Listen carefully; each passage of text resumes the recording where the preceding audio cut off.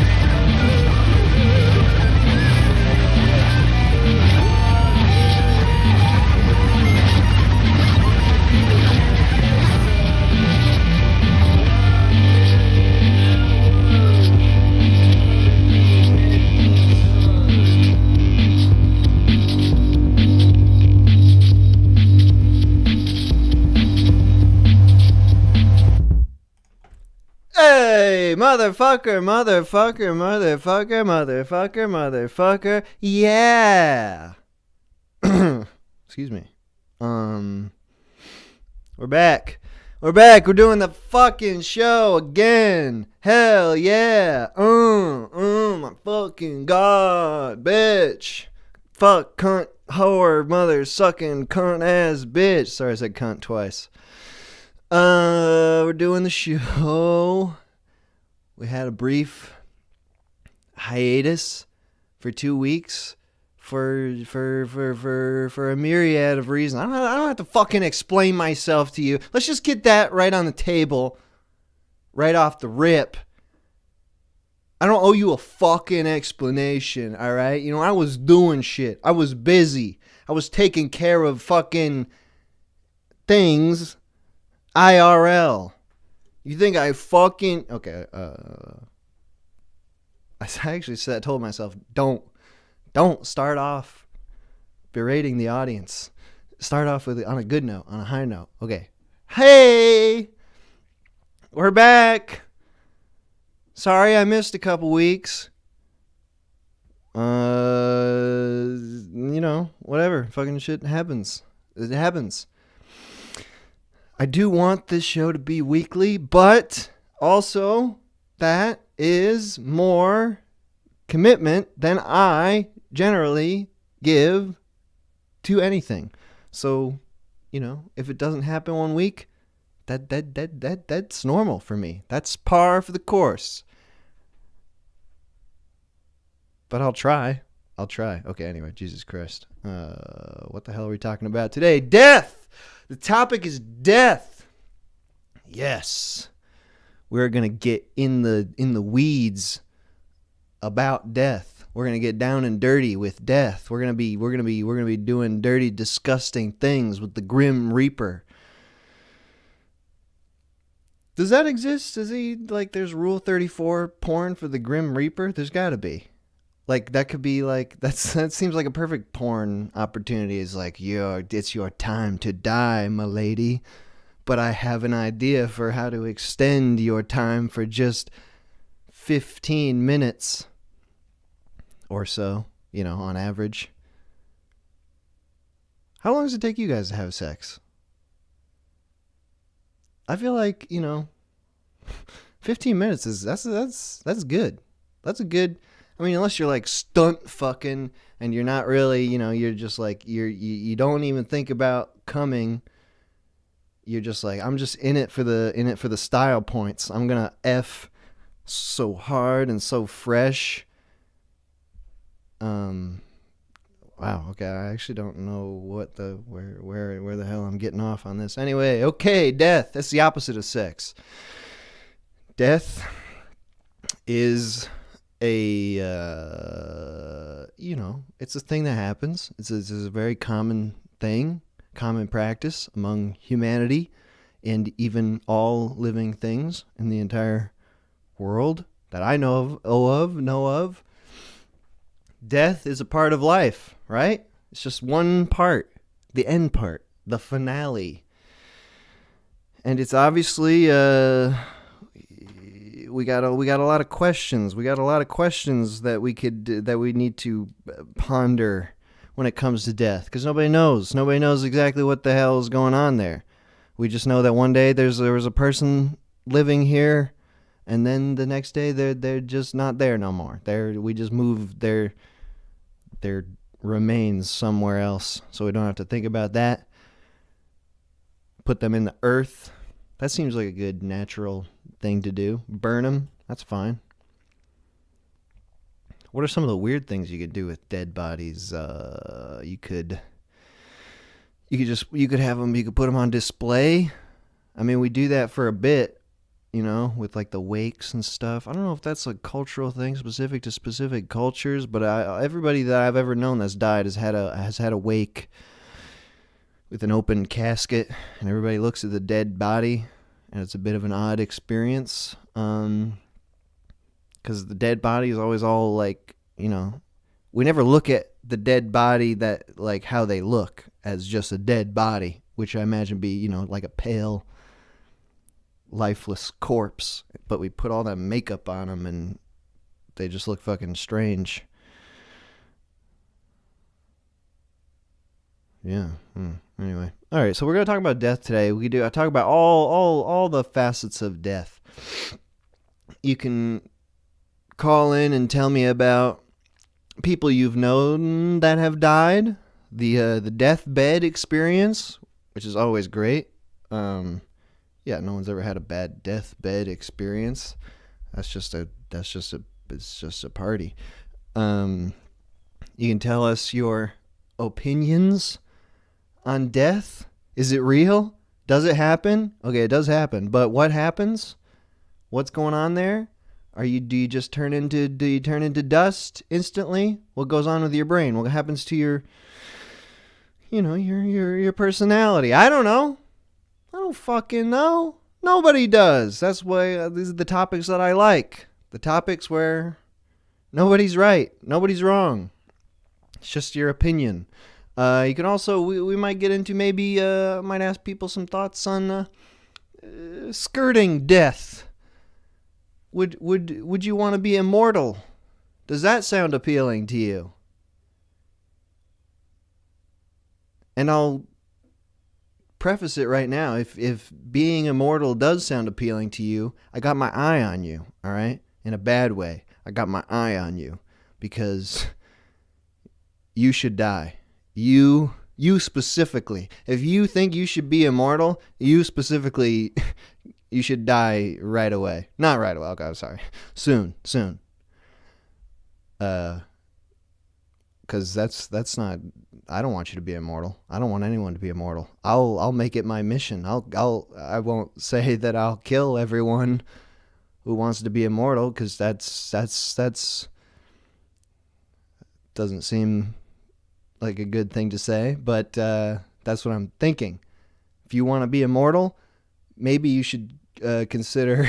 Okay, actually, this is getting into bad territory here. Hey, anyway, we're talking about death. Death. It's not going to be depressing. It's not going to be upsetting. This is just a thing that happens to everybody ever in the entire history of everything. So it's, it's fine. It's normal. Okay. Hold on. Oh God. I will be putting the number up for the call-ins.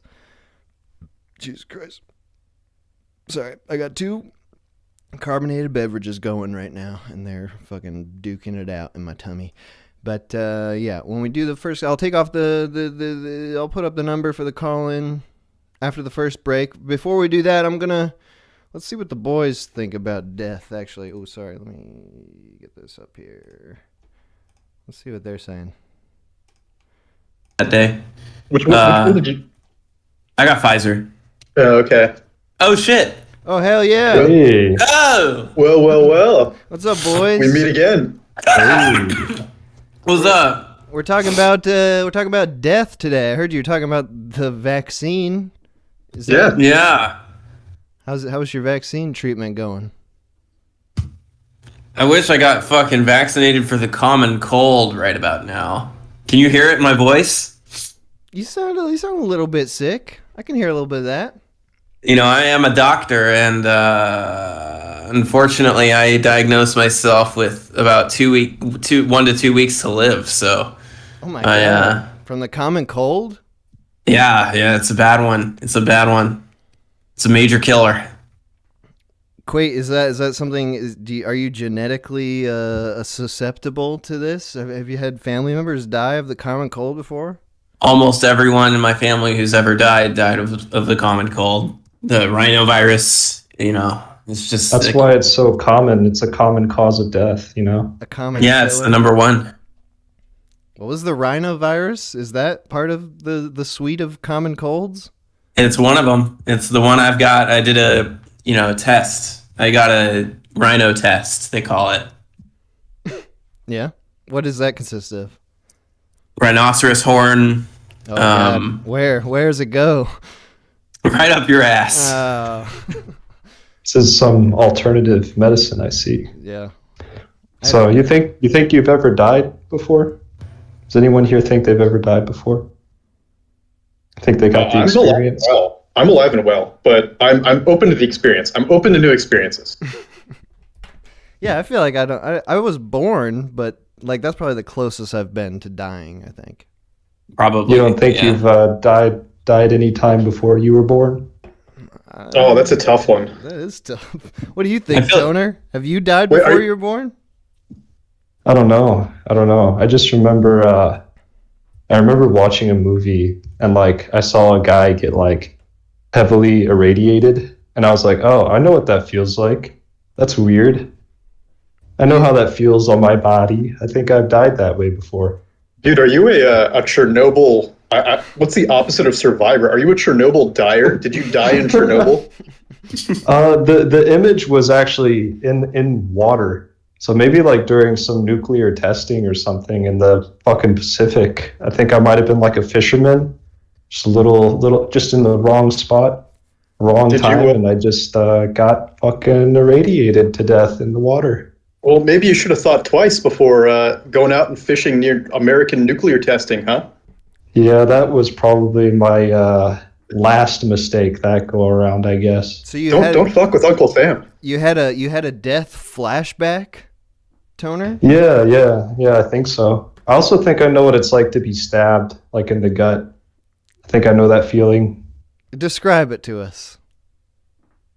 So, particularly in the like lower left part of my abdomen, like having a sizable kitchen knife rammed in there. I mean, you can imagine it like being a sort of sharp pain, as you would expect. But like, there's also like a very hot and dull and kind of ickiness to having those kind of organs severed. A very like acidic sort of. I don't know. It almost sounds similar to the rhino test that Dr. Quate went through.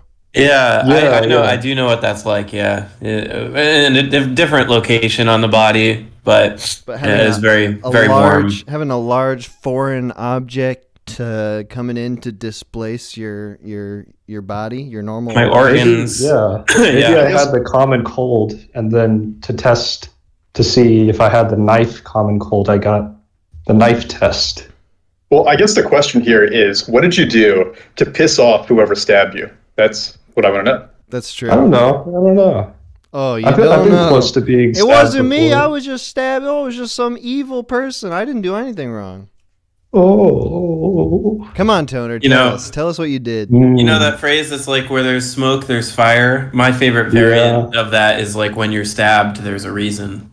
So, If it was like a kitchen knife, must have been probably in the kitchen. A domestic quarrel. Potentially. Maybe. Maybe your mom. Maybe infanticide. What I'm hearing is, if it was in the kitchen, it was a domestic dispute, and you probably deserved it. I don't want to have to say that, but I don't know. I think there's a hint of accept that comes with being stabbed. So maybe I saw it coming. Maybe you wanted Dude, it. Nostradamus. You know what? It could be future death. That is true. Oh, shit. stay away from knives. Just if you see a kitchen knife, run the other direction. Yeah, just try to be a nice person, Toner, for the rest of your life. Then you won't ever be involved in conflict. I mean, I'm already kind of living that way, and it's okay. Taxing, but it's getting me there. Sure. I believe you. So you don't think you've ever died before? I'm trying to think. Like, I never even really die in my dreams. I had a dream. Oh, really? I die all the time. In almost all of my dreams. Straight up, the end definitely. of most of my dreams is me getting shot. Jeez. Do you have? Is that like? Is you waking up the exact moment of you dying? Are you like? Yes. It really is. It's like someone pulls out a gun. I go, oh fuck, he has a gun. I could die at any moment and not even know it. And then I die at any moment and don't even know it. In the dream. Dude, I had this dream last night that I was looking for a bathroom so bad, and I had to keep going into different restaurants and ordering things at every single place, and they always changed their mind about letting me into the bathroom after I ordered and ate. It didn't have anything to do with death, but it was pissing me off, for real. Could have killed those guys in the restaurants.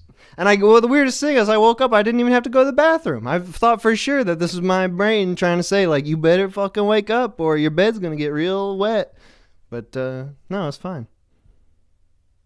Yeah, dying in dreams is it's always guns for me. I never really get, like, stabbed or anything like that. I always just get shot or some shit. So it's kind of boring, no pain involved. But you ever get killed by like supernatural things in your dreams, like ghosts and stuff? That happens to me most of the time. I've never been involved with a ghost. You never jump off like a cliff or something? That happens to me sometimes in dreams. Oh yeah. You know what? I fall off things or like get stuck in an elevator that's gonna fall. It's always the instantaneous type of deaths that get me, though. I guess I should say. I do have a recurring thing in dreams where, like, I can't fly, but I can like jump super high and like slowly float down. Dude, me too. And Yeah. gravity's really not working, but you can run and jump pretty far and you just kind of slowly float. But it always reaches a point where it's like gravity kicks back in when I'm like 100,000 feet in the air. And I'm like, no, my fucking powers were fucking bullshit this whole time. But I never hit the ground. I always wake up from the terror. Yeah, that falling feeling. Do you ever get that falling feeling and your ears go "Ee," and then you wake up? You ever get the ear part? No. No, that's new. That's new? Okay. I've never heard of that before. Your ears make You ever noise to you? When I'm dreaming and I'm like falling off a cliff or something, as you accelerate, it the ears, increasing of the ringing. Oh. So it sounds What like about it sounds like a dive bomber. Yeah, it's like it's more like a bomb exploding kind of ringing, I'm not really familiar. Yeah. Go to Boston Marathon 2015. Nice. Good.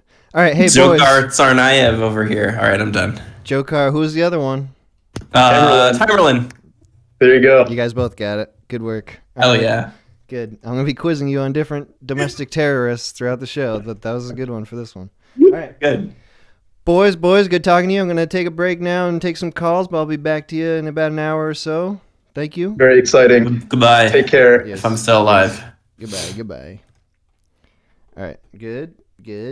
All right, we're taking a break here. 5-6 minute break. I'll put the number on the screen right now. There it is. But you're not going to get in until after the break is over. So if you call in now, it's futile. Excuse me. Before I go to break, wanted to quickly mention the music from the stream is all coming from artist Fricko Braun. Nearly all of it, 99% of it, is from one album called Divorced from the World. I have linked that album in the description. You can look at it on Bandcamp. You can listen to it a couple times, and then Bandcamp makes you buy it. It's like $5. So if you're enjoying the music, please support the artist Fricko Braun. Also, the HUD/overlay from the screen, or from the stream that you're looking at, is by Slouch. Slouch, very talented animator, YouTuber. His YouTube channel is also linked in the description of this video. I think that's that. All right, I'm going to take a break now. When we get back, we will be taking calls from the audience. And, we'll be talking about death. And I will see you in a couple minutes here. Boy, ain't worth the brimstone and the time you made me give you. It's a shame you made me do this, but oh well, it's for the better now. How'd it do? Maybe I told you it was done a long time ago. You would know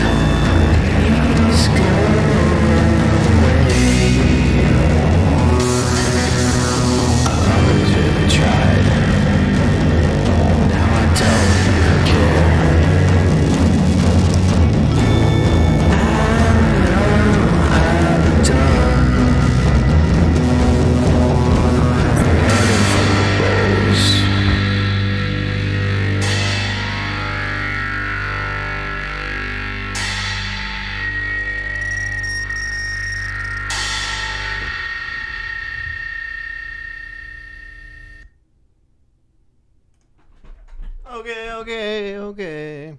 We're back. We're doing it. Oh shit, here we go. Call from Jet. Jet. to accept. Press. Yo, Jet. Hey, what's happening, dude? What up, regular caller, Jet? Good to hear from you. Good to hear from you too, man. Gnarly thunder today. Say what?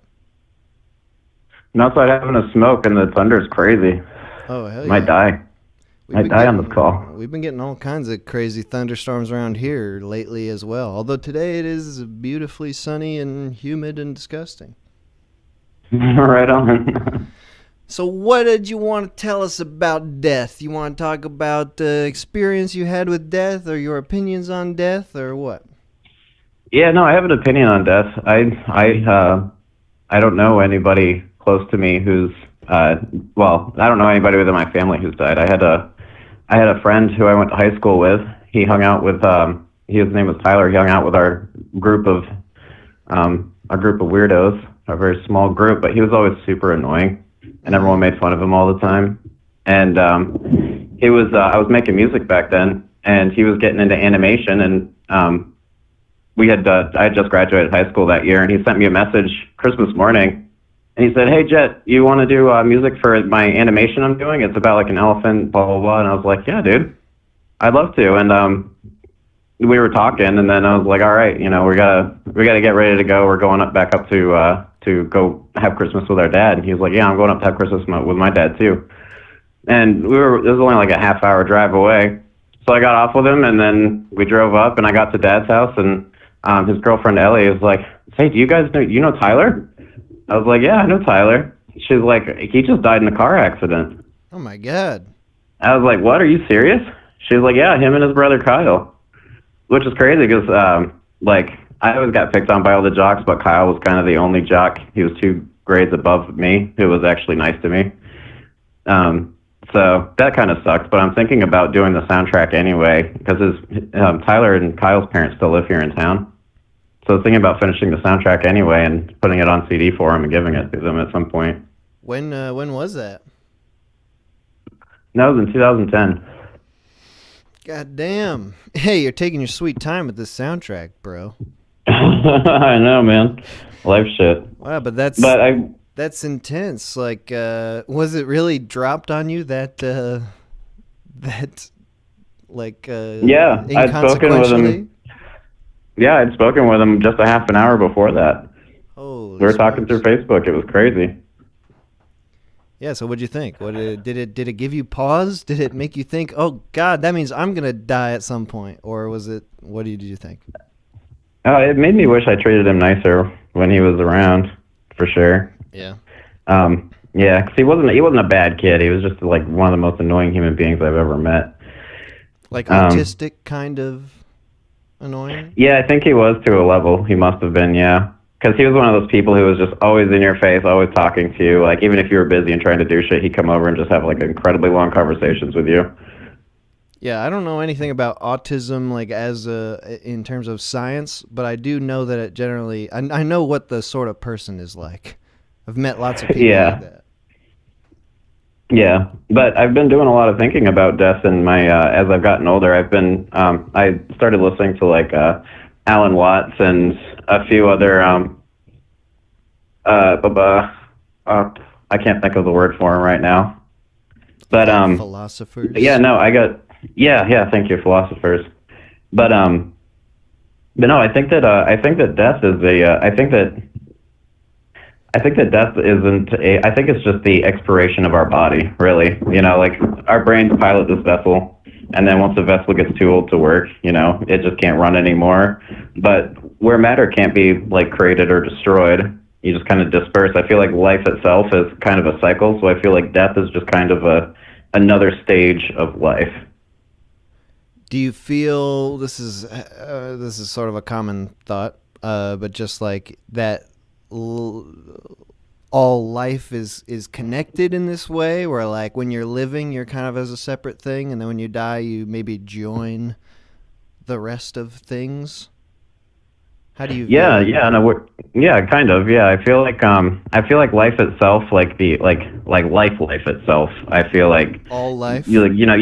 All life. Yeah, you see it in everything. You see it in trees and bugs, and you see it out in outer space. You see it in us. It's in microorganisms and shit. And I think that life itself is just so malleable that like we inhabit, like the life that we're experiencing right now is inhabiting a human body. And then once this vessel expires, I think that the consciousness that we have would go on and inhabit another kind of form that was, or something else that could hold life. Damn, dude. Some nasty thunder. I love it. Oh, I heard that. Yeah. All right. So this is something I was thinking about yesterday. Actually, I was watching these couple of deer, these young deer in the backyard where we're nibbling on some vegetation, and I was mesmerized because they're just beautiful deer, and they were young deer, and there was a male and a female deer. What's the singular of deer? Is it just deer? Is it door? I think it's deer. I think it's just deer. All right, that makes sense. I was trying to figure this out. Was like, I was just making up this whole elaborate story in my head about these deer because I was watching them. They just so damn cute. And I was like, do these deer love each other? Is that a possibility that like animals have love? Yeah, for sure, man. Tell me your thoughts on such a thing. Yeah, I think that animals are totally capable of loving. Dogs and cats, and well, maybe not cats, but dogs show it all the time. but yeah, and I feel like animals in particular approach death much differently than human beings do. Like we view it as a very scary thing. We think it's the end. We can't imagine living without what we have, when realistically, when we die, we won't really be able to worry or be upset that we lost everything anyway. Right. I was thinking I was thinking with these deer was like, I think a lot of humans have the opinion that like, creatures that are living a more primal life like don't have access to what we might think of as like these sort of heady feelings such as love, like something where like you've got to digest it in your brain and mull it over and think about it and understand it. But really, like, people don't really understand love. They just make up a bunch of thoughts about it. So I almost feel like creatures living more primal lives can have like way more intense feelings than humans do even. Whereas, like, we can sit around and think about, like, do I actually feel this way? Whereas, like, a deer is just like, I love this deer. I know nothing else. Like, my entire life is just going and eating and loving this deer. And, like, it would just, I don't know. Yeah, dude, I agree. I feel like when it comes to creatures who are of a more primal nature, like human beings are more susceptible to loss in the way that we attach ourselves to material things.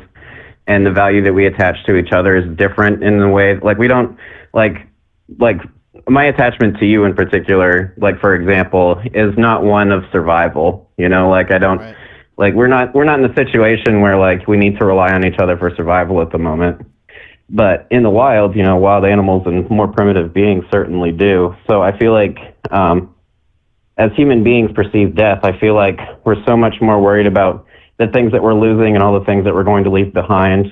Whereas in that kind of environment, they don't really, they've got each other and that's pretty much it. But they also don't really have access to so many things that, like, so many scary influences of death, I should say. Like, animals see a dead animal outside, you know, and they're just like, oh, you know, that's food.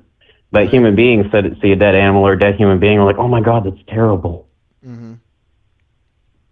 It's unbelievable. Someone died. Yeah, what the fuck? What's the story here? What the hell happened? Yeah. Is that gonna happen to me? Holy shit. You said you never had a family member died though? Your grandparents are all kicking still? Yeah, all my grandparents are still kicking. All my parents are still kicking. My Jeez. siblings are still kicking. Congratulations. But just for now. It's happening. Oh yeah, no, I know it's gonna happen, and I've already kind of started to prepare myself mentally for when it does happen. But I feel like when it does happen, I don't know. I can't say for certain whether or not all this preparation is actually going to have the effect I hope it does. Sure. What about for yourself? Do you think about your own circumstances with dying? Do you think death is like a far off thing that you don't worry about, or is it something that's in your mind? It's something that I don't try to provoke any situation that would lead to my demise purposely, but I don't live in a state of fear of death on a normal basis, or I don't think about it a whole lot. You know, Why like not? sometimes I do think Why about not? like how my well, because I got so much life to live, you know. Yeah, If I'm right. thinking about- Until tomorrow when someone fucking guns you down. Yeah, just but a if it does, fucking then at brick least falls on I'll your head. get gunned down, fucking thinking, Yeah, you know, that's too cool. unexpectedly enjoying life. That's actually a pretty cool But- way to die. But yeah, no, I forgot what I was gonna say. Sorry, I was rudely interrupting you. Oh no, it's totally good. I'm excruciatingly hungover today as well, so my mind is quite blank. Oh, nice. I haven't drank beers in 5 days, bro. I'm drinking beer right now. I feel amazing. So good. Hell yeah, dude! I'm proud of you. I'm yeah, you living got life. double carbonation going on. Yeah, I got my bang. I got my brews. Like this is why this show exists, as an excuse for me to get tanked on a Friday night. Hell yeah, dude! Hey, real quick before we go, have you seen the CEO of Bang? Have you seen what he looks like? Oh no, no. He looks exactly how you'd expect the CEO of like a crazy energy drink to look. I'm Like imagining his hair's all fucking crazy. Yeah, I was imagining like a Richard Branson type, but with perhaps like even more crazy hair. Dude, who's gonna be the first astronaut to bring Bang into space? Fucking Elon Musk. Hell yeah. At the rate he's going. All right, hey Jet, it's great talking to you again. Yeah, it was good talking to you too, dude. Have an awesome stream. Thanks, man. See ya. Nice. Death. See? We can talk about death. It's normal. It's fine. I gotta talk a little less. The bang has got me. It's got me. I want to say things. But I gotta let the callers talk, I guess. What a fucking dilemma. Let the callers talk? Then what do I do? I guess ask questions. It's fine. All right, yeah, we're talking about death today. Call in 518-288-7938. That is the number. Tell us what you think about death. Or if you've known someone who's died, tell us the excruciating details of what that was like. I've seen 3 of my grandparents on their deathbed. And it ain't pretty, really. Kind of wish that I didn't see them on their deathbed. I kind of feel like it'd be better if they just died and my last memory of them was being alive and well and not like being full of pain and medical tubes and whatnot. That's a little disturbing. The calls are not coming through. I see calls being made, but they're not working. Thank you, Google. If this doesn't work in a second here, I'll call one of these numbers back.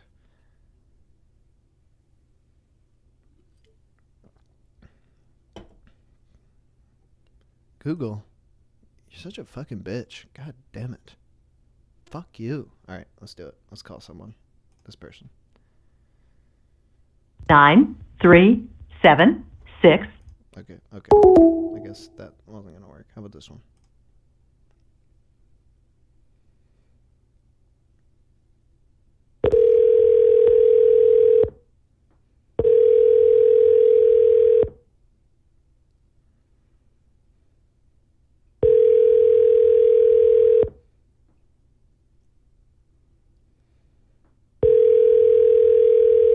What the fuck?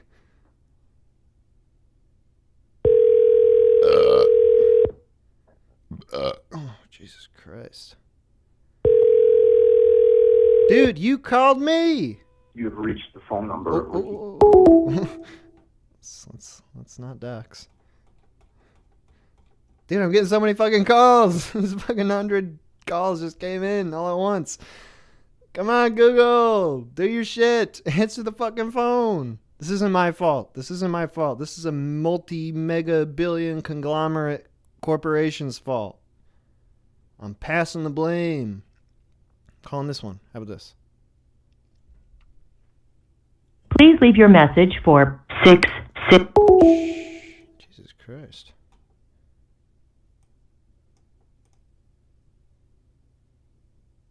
Is there something I have to do?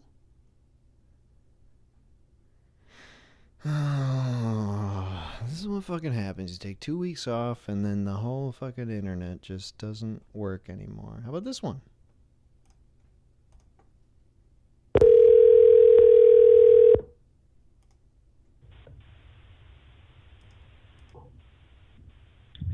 Hello? Yo! Yes? Yo, what's up? It's the Minute Hour. For fucking real? Yeah, fuck yeah, Oh, bro. Okay. Okay, so we talking about death? Yeah, dude. Go for it. All right. Go off. So I guess I've come close to dying several times. Oh, yeah? Like a few months ago, I got a knife pulled on me. You got a what? A knife pulled on me. What's the situation? Like a little. Okay, so I was with my friends, all right, and they were tripping on shrooms. I wasn't, I wasn't about that. But you were the guardian. Not the guardian. I was still fucked up, but I wasn't that fucked up. Okay. All right. Sure. So there was this. We were this real fucking shady part. All right. There's a store just around this park that sells drinks to minors and everything. Everybody from this town is fucked up. And there was this one dude over this park table, and he was singing to himself and just screaming. And we thought it was pretty funny, Sure. So we walked over there, and then, basically, I couldn't understand nothing they were saying because they were all speaking Spanish and shit. But I heard him say cocaina. That's what he likes, He wanted some cocaine from us. Okay. I guess I'll just skip to the point. He started. Dude, We didn't go for that. all right, hold on. Yeah. You're going in and out a little bit. All right, you're good now. Never mind.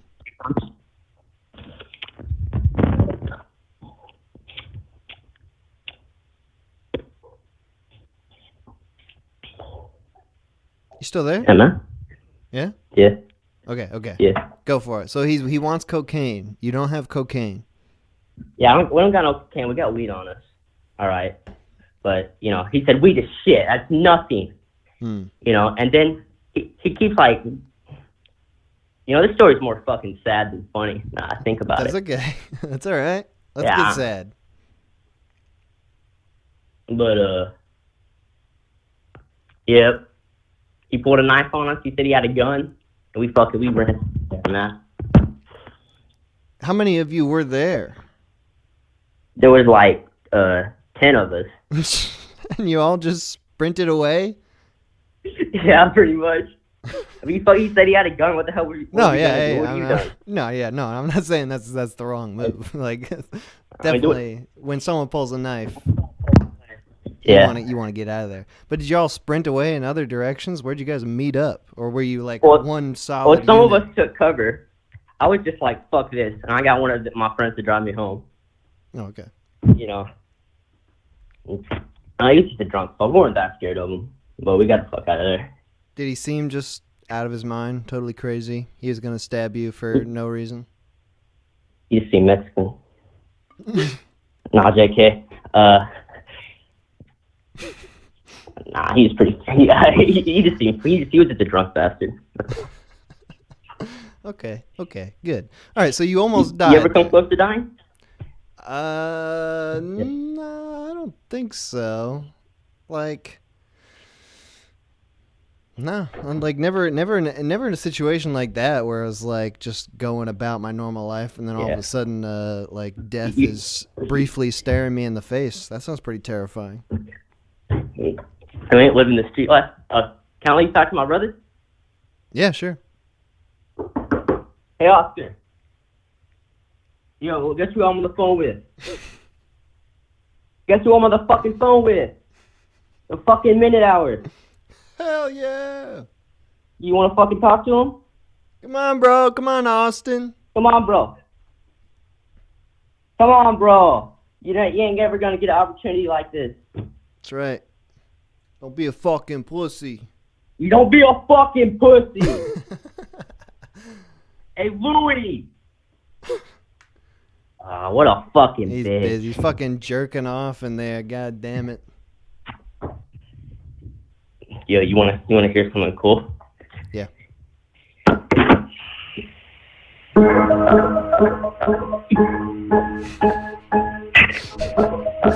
Is that the X-Files theme? It is! Are you playing that on a piano? Can you do that? I heard that. Is that you? Are you playing that? Yeah. Like on a piano? Huh?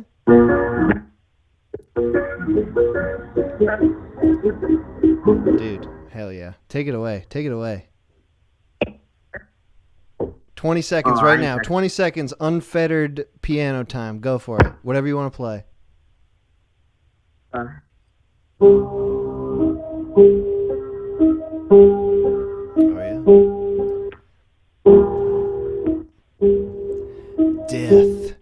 Death is a real thing.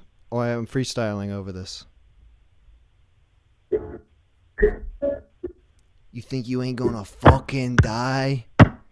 Guess again, you little fucking bitch. And then it fucking drops.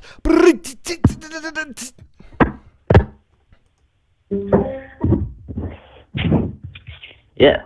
All right, dude, I'm gonna let you go now. It was good talking to you. I love you. Hey, I love you too. Thank you. Thank you for saying that. Love you, Joe. Bye. All right, bye. Nice. Okay.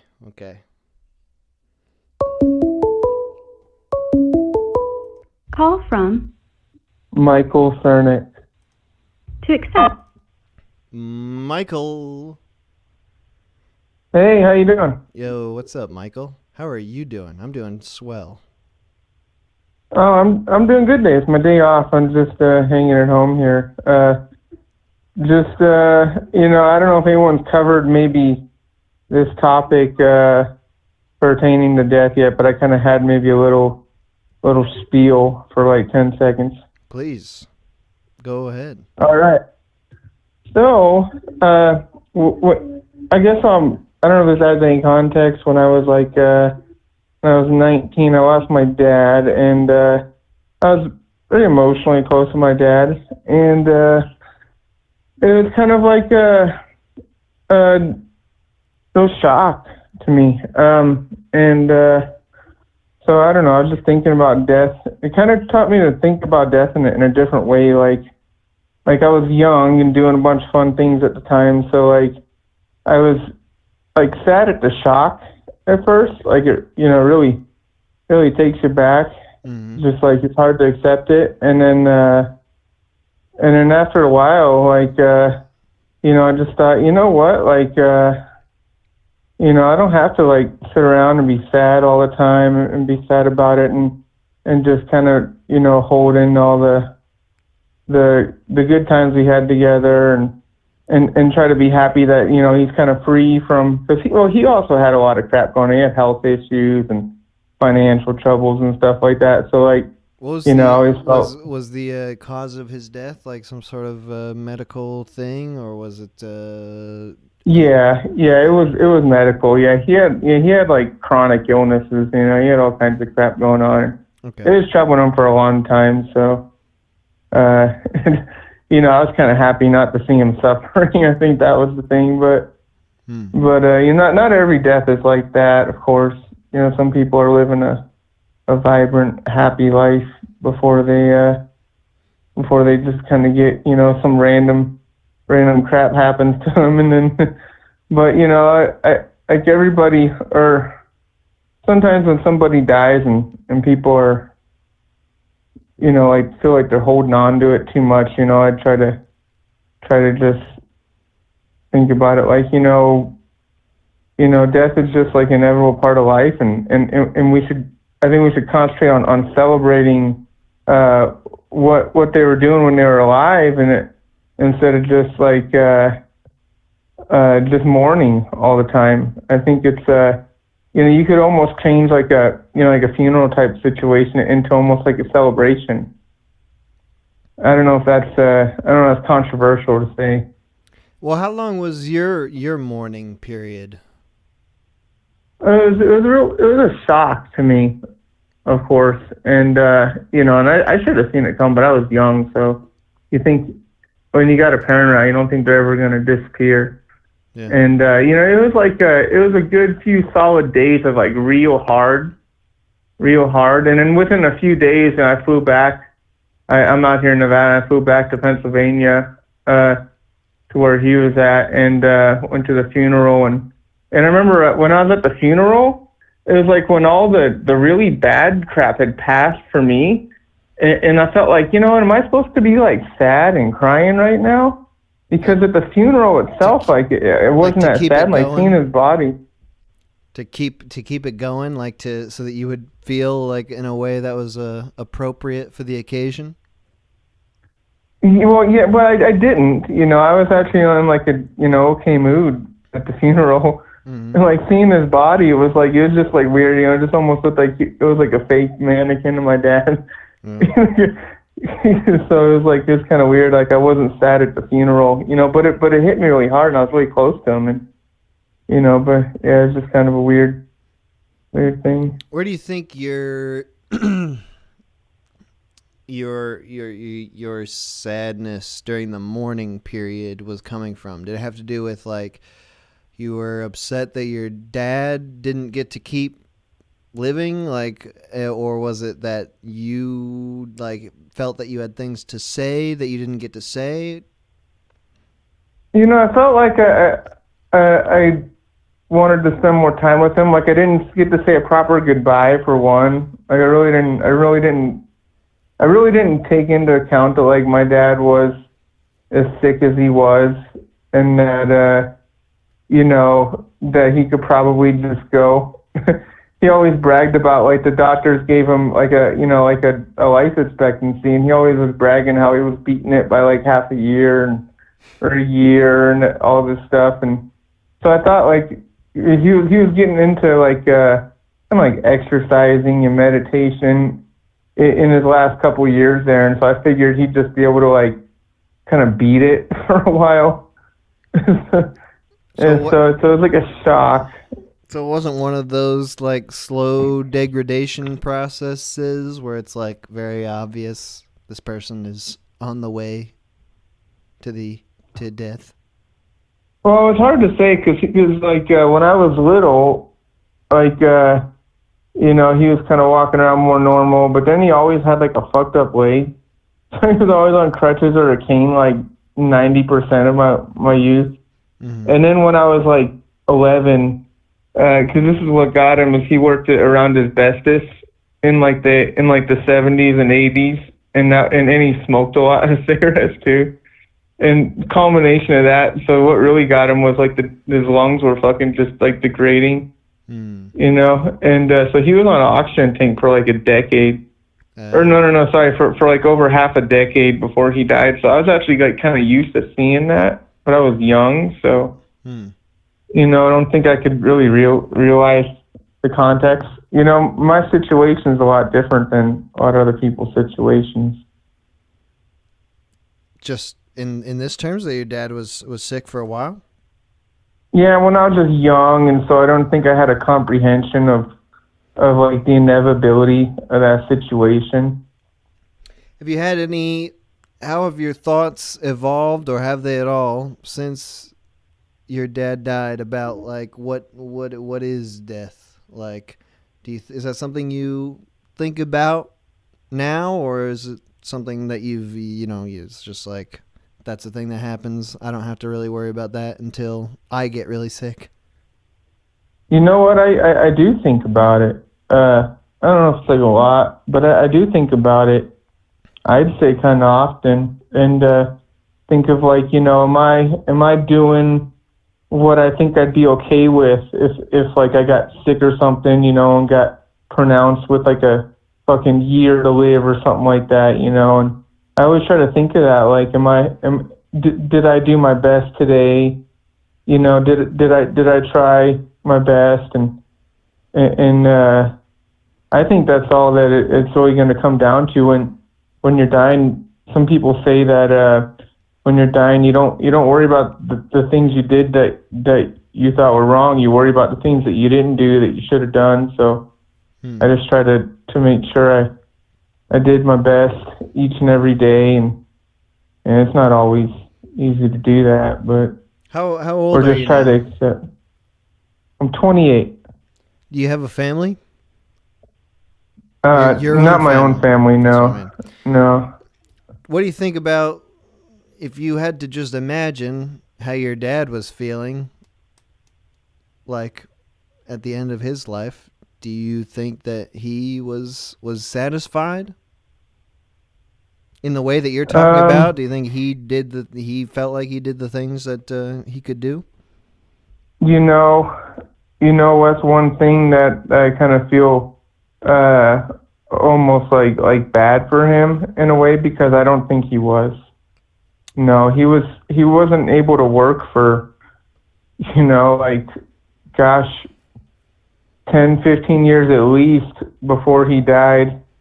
Almost 2 decades before he died, he wasn't able to work because of like his leg, and you know, and my parents divorced at a young age, so he's you know, on the lonely side, I think, and he seemed like he was always disappointed at things, but he really loved his sons, you know, and he tried to be there for us as much as he could, but I don't think he was very satisfied. No. How close to the end were you in contact with him? So, well, he was, you know, pretty much on the other side of the country. So I'm in Nevada, and he was in West Pennsylvania, and but I'd go see him like every summer.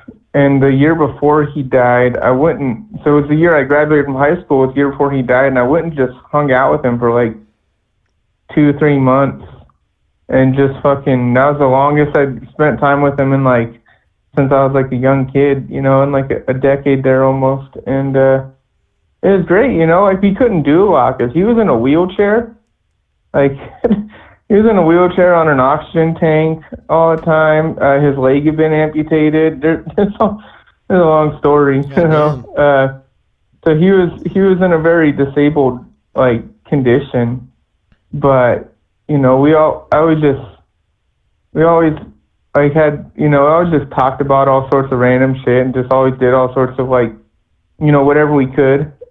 But it was kind of inspiring because like to see him in that condition, he still wanted to like go out and do shit. Like, you know, he went out camping and stuff like that, and he got in a fucking canoe like that. Like, so I was kind of inspired by it. I thought he was like a badass for like, you know, like fucking, you know, keep going like that. Yeah. That's, you know, does that give you, I mean, you're saying but he wasn't feeling fulfilled because he wasn't working? Like, does that seem, what is that tied to exactly? Like not being able to support the family or what? You know, I don't know. He like for a long time, like when I was younger, and it's hard for me to understand all those like, you know, adult struggles when I was younger. well, he had a bad drinking problem for a long time. Woo! And Sorry. yeah, he got bad. It's part of the reason, like, I don't know, he'd always say that, like, my family, it's every other generation has drinking problems. And, like, I always say, yeah, no, I just didn't want to be like that, but I just, I like to drink, but I never have a problem with it. so yeah, he wasn't correct? Huh? And he wasn't correct about that? He might have been here because his dad, my grandpa, never drank, and then his great grandpa or his grandpa, sorry, my great grandpa apparently was also an alcoholic. So apparently that what about you? That theory has been true. I like to drink, pretty much only on the weekends. I have like a drink after work occasionally, but definitely not every day. Sometimes I go weeks at a time without drinking. That's quite reasonable, I would have to say. Yeah, just one thing I never had a problem with. It was always a smoking weed was my vice. Nice. Yeah. All right, so you're not really. Death is not something that's so present in your mind for you at this point. You're just trying to live life. I always think about it. I don't know.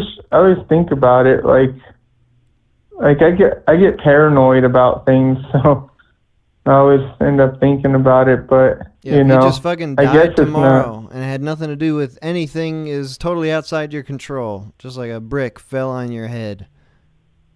Do you think you would be satisfied, or would you be like, God damn it, what the fuck? I had all this living I was getting ready to do. Or have you already done, do you feel like you're already engaged in the sort of life that you want to be living? I think I've done a lot for myself to improve myself throughout my life. In my careers and, in my personal life, my health, wellness, mental well-being, and I think I've done a lot for that. So I think I'd be satisfied, yeah. But I don't think I'm done. If it doesn't happen, of course, but you never know. I'm sending hit squads out to everybody who calls in today. So I hope you're fucking feeling good. Because everyone who calls in is going to be dead. Oh, yeah, I'm ready. Yeah, they'll make it quick, right? I mean, I didn't give them strict instructions, really. I just said, go fucking kill everybody who calls in. All right, well, tell them to be ready, because I got the 9. Hell yeah. All right, hey, Michael, it was good talking to you. It's Michael, right? That's correct. All right. Michael, thank you for calling in. Yeah, thanks for having me on the show. Yeah, talk to you soon.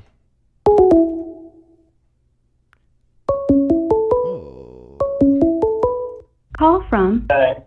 Hey, dude. To accept, press 1. What? Hello? Oh, wait, is this the minute hour? Yo, you're on. Actually on. Dog, what's up? Hey, so, you want to bring up that, I remember you talking about, that traumatic drama when you said you're at the bedside before? Yeah, deathbeds? Yeah, because that's basically where I work at all the time. Oh, yeah? You're where do you work? A hospital or a elder care facility? Elder care is vague enough, yeah. Okay. So you see a lot of people on the road to Valhalla? Yeah, basically it's it's this very weird game. It's just a patient waiting game. It's I'm incubating these people until they die. That's my job.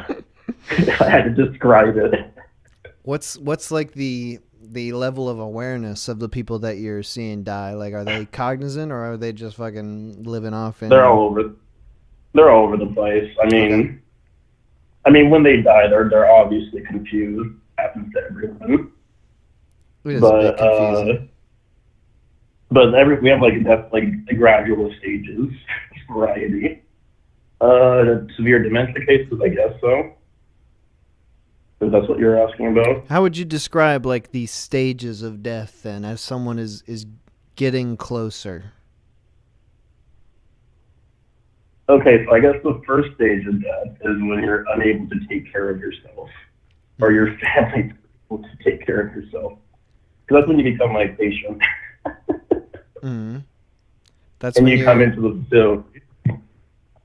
At that point, Because that's the point where you're in the bed, people are coming to you, feeding you, and making sure that you stay alive for a little bit longer. Well, the thing is, you could live for years, but it's like this dormant state. It really depends, because some people break completely fast. Some people will be fine for 5 years and then tank within a year. Mm-hmm. There's just all this variety of, like I said, incubating time until they die. Yeah, it's interesting. Like, I mean, you're the literal life support of, like, these people. Oh, yeah, no, like, half of them within 48 hours, if I disappeared, they'd probably...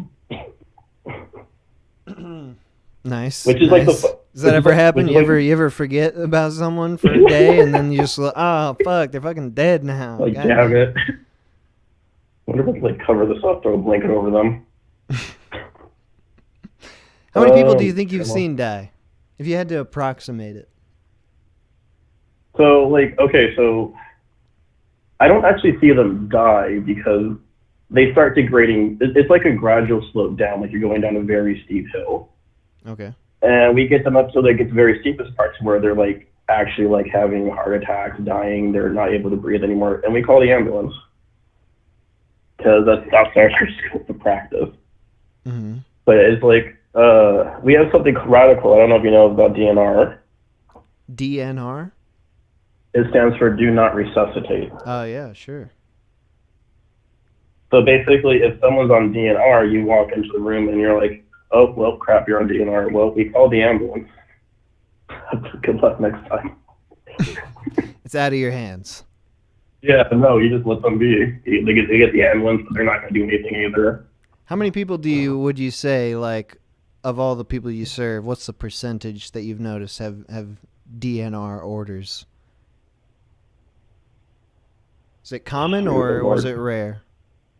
It's especially common because of where I work at, but eventually at a certain point, you lose your mental state to where you lose the power of the attorney.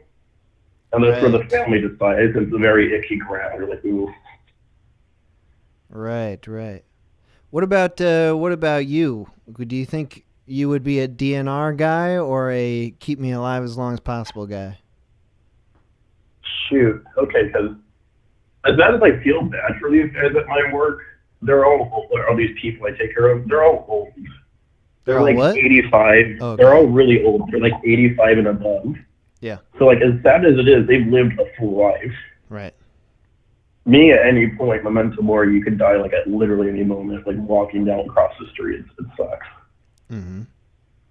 So there's definitely varying degrees. Like, as long as I still have my head, like, I can still think and talk and annoy people, I want to keep living. So you think, for now, you would be keep me alive. If I was just walking down the street and a brick fell on my head, don't just leave me there to die in the street. Please keep me alive. Probably a little bit. Just give me a shot, please.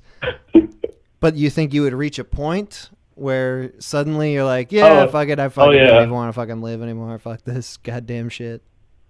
There's so many patients. At my patients, I just look at them like, I wish you would just die for your own sake. But do you really feel like you'll reach that point at some point where you're just like, fuck it? If I'm lucky, that's the thing. If you're lucky enough to be 85? Yeah, if I'm lucky enough. What do you think is the age? Like, not to say that we should exterminate the elderly. I just want to preface before I start this. What do you think is the age where we should just stop caring, where we should stop being... It has to be summertime where they jump off the cliff. Sorry, say that again? There's like Summerdale, there's like some movie, there's a cult movie where they execute the old people. Like at 70, it's just a cultural thing. They all commit suicide by jumping off the cliff. Yeah, that's the way it has to be done. Or like you turn them into feed for the youngers. All right, I'm not saying we have to do that. I'm not saying that's a great idea, but do you think that there would be an age where it's just like, all right, fucker, you've had your chance. It's clearly too long now. It's costing thousands of dollars a week just to keep you vegetative. Well, luckily we don't live in the socialist country, so we don't have to care about the cost. Nice. Fuck it, I guess. I don't know. Way too political. What's it called? So everyone ages differently. Sure. Based on their life. Mm-hmm. I've seen I have like a 90-year-old who's like, I'm not sure how much too delves into it. If he wasn't confused, he'd be fine. He could do everything himself. He's just confused. But he's perfectly fine. He's having a good, happy life. But then I have a 6-year-old who they're one of the people where I'm like, please just like compute. But aren't those the ones that aren't satisfied? They didn't get to live their big happy life?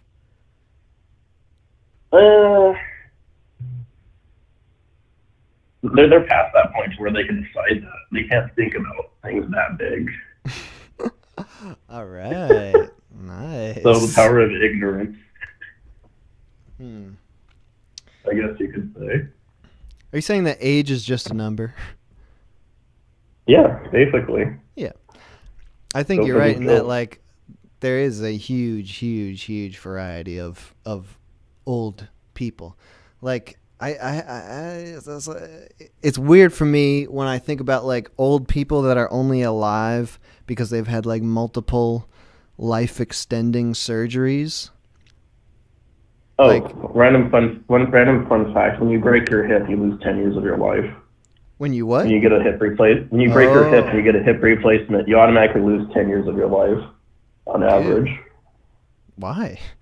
It's a fucking hip. It's invasive. I mean, it's a hip. It's just, you know how big your hip is? Going in there and fixing it and shit. That's a lot of your body. That's true. Lots of stuff that could go wrong. Yeah.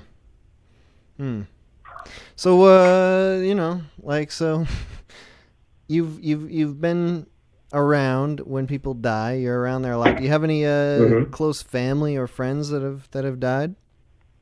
That's the lucky part. I really haven't had any. Like, I had the grandma who died, but I was too young to understand that. Oh, okay. So you still got 3 grandparents kicking? Oh, I'm actually, shoot. He was dead before I was born. Okay. That doesn't count. I only got 2 left. Closest one is a nephew, which was tragic, but that's like a 2nd degree. I guess I never had like a 1st degree kind of loss yet. I see. It'd be me. Dude, it will be when the hit squads drop down on your position, which I'm triangulating from your call right now. It's good at work, so okay, good. Best chance of living. They'll take out everyone there. Everyone who's close to death. Burn it to the ground for me. With me in it. Nice. Hey, what was your name, dude? Jesus. Jesus. It was good talking to you, Jesus. Hey, thank you for having me on. Of course. Thank you for calling in. See ya. I gotta pee soon. Let's see if I can put on Do Not Disturb mode before someone calls me. Did it work? Yes. No. All right, fine. Call from Ishan. To accept. Ishan. I remember you from the ex-girlfriend email stream. Yeah, I was just gonna say. I was wondering, how did that ever end up going?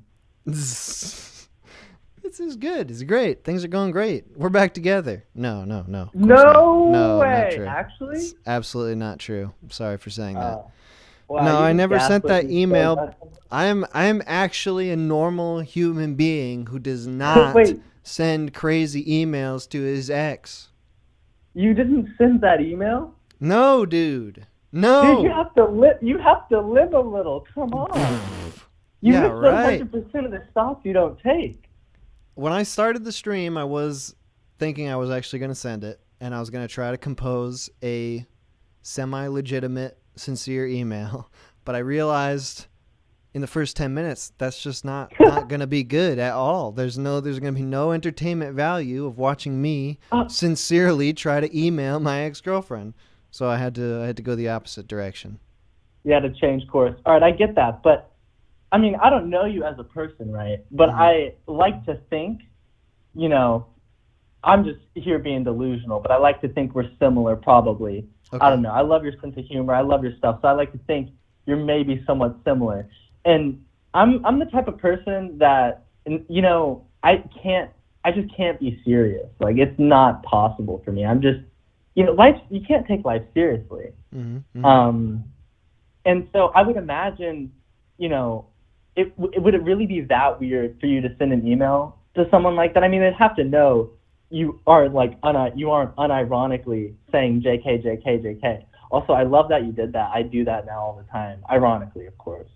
Yeah, JK LaMau.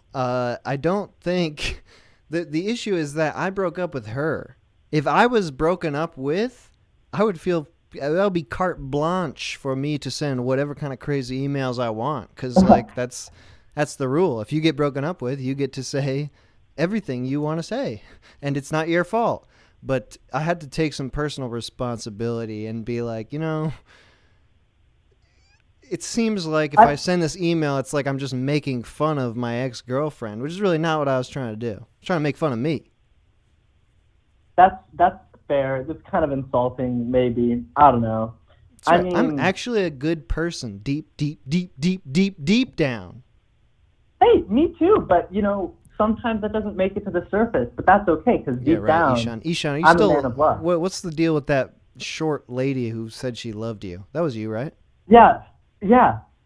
So there's news on that for sure. Definitely, lots of developments. Oh, you know, it's been several many months and everything. Married? What's the news? No. But it's funny that you mentioned the thing about breaking up and everything with someone. And I feel like, you know, like I get where you're coming from, but even if someone's broken up with, it doesn't mean it's not their fault. Like, I mean, come on. But also, I think it's unfair to like judge a relationship based on one person. I think the most important thing is how people mesh together. You know, it's all about the match. But people can always work on themselves, of course. But yeah, but dude, I'm telling you, like as someone who was 50% of that relationship, I'm telling you, they don't deserve a big stupid jokey email that I did for like my YouTube audience. It's rude. It's rude. Yeah, you know, it's your life. The people, you know, I wouldn't know them, and maybe if I was in your shoes, I'd probably say the same thing then. So I can't blame you, but you do. I love you a good do prank. Regardless. I love a good prank, and sometimes you just gotta. I mean, like it's not like mean spirited. It's like, you know, good, fun spirited fun that ends up hurting people, and it's not your fault. You know, when they get hurt. I don't know. I've got other ex-girlfriends. I'll write emails to them. The ones that there was more their fault. The problems in our relationship. I'll get back at them with a killer email. I don't want to get super sidetracked. I do want to go into my life a little bit, but I am curious. Like you know, that relationship kind of ended because of issues you had with, you know, going on with yourself or whatever, more on your side.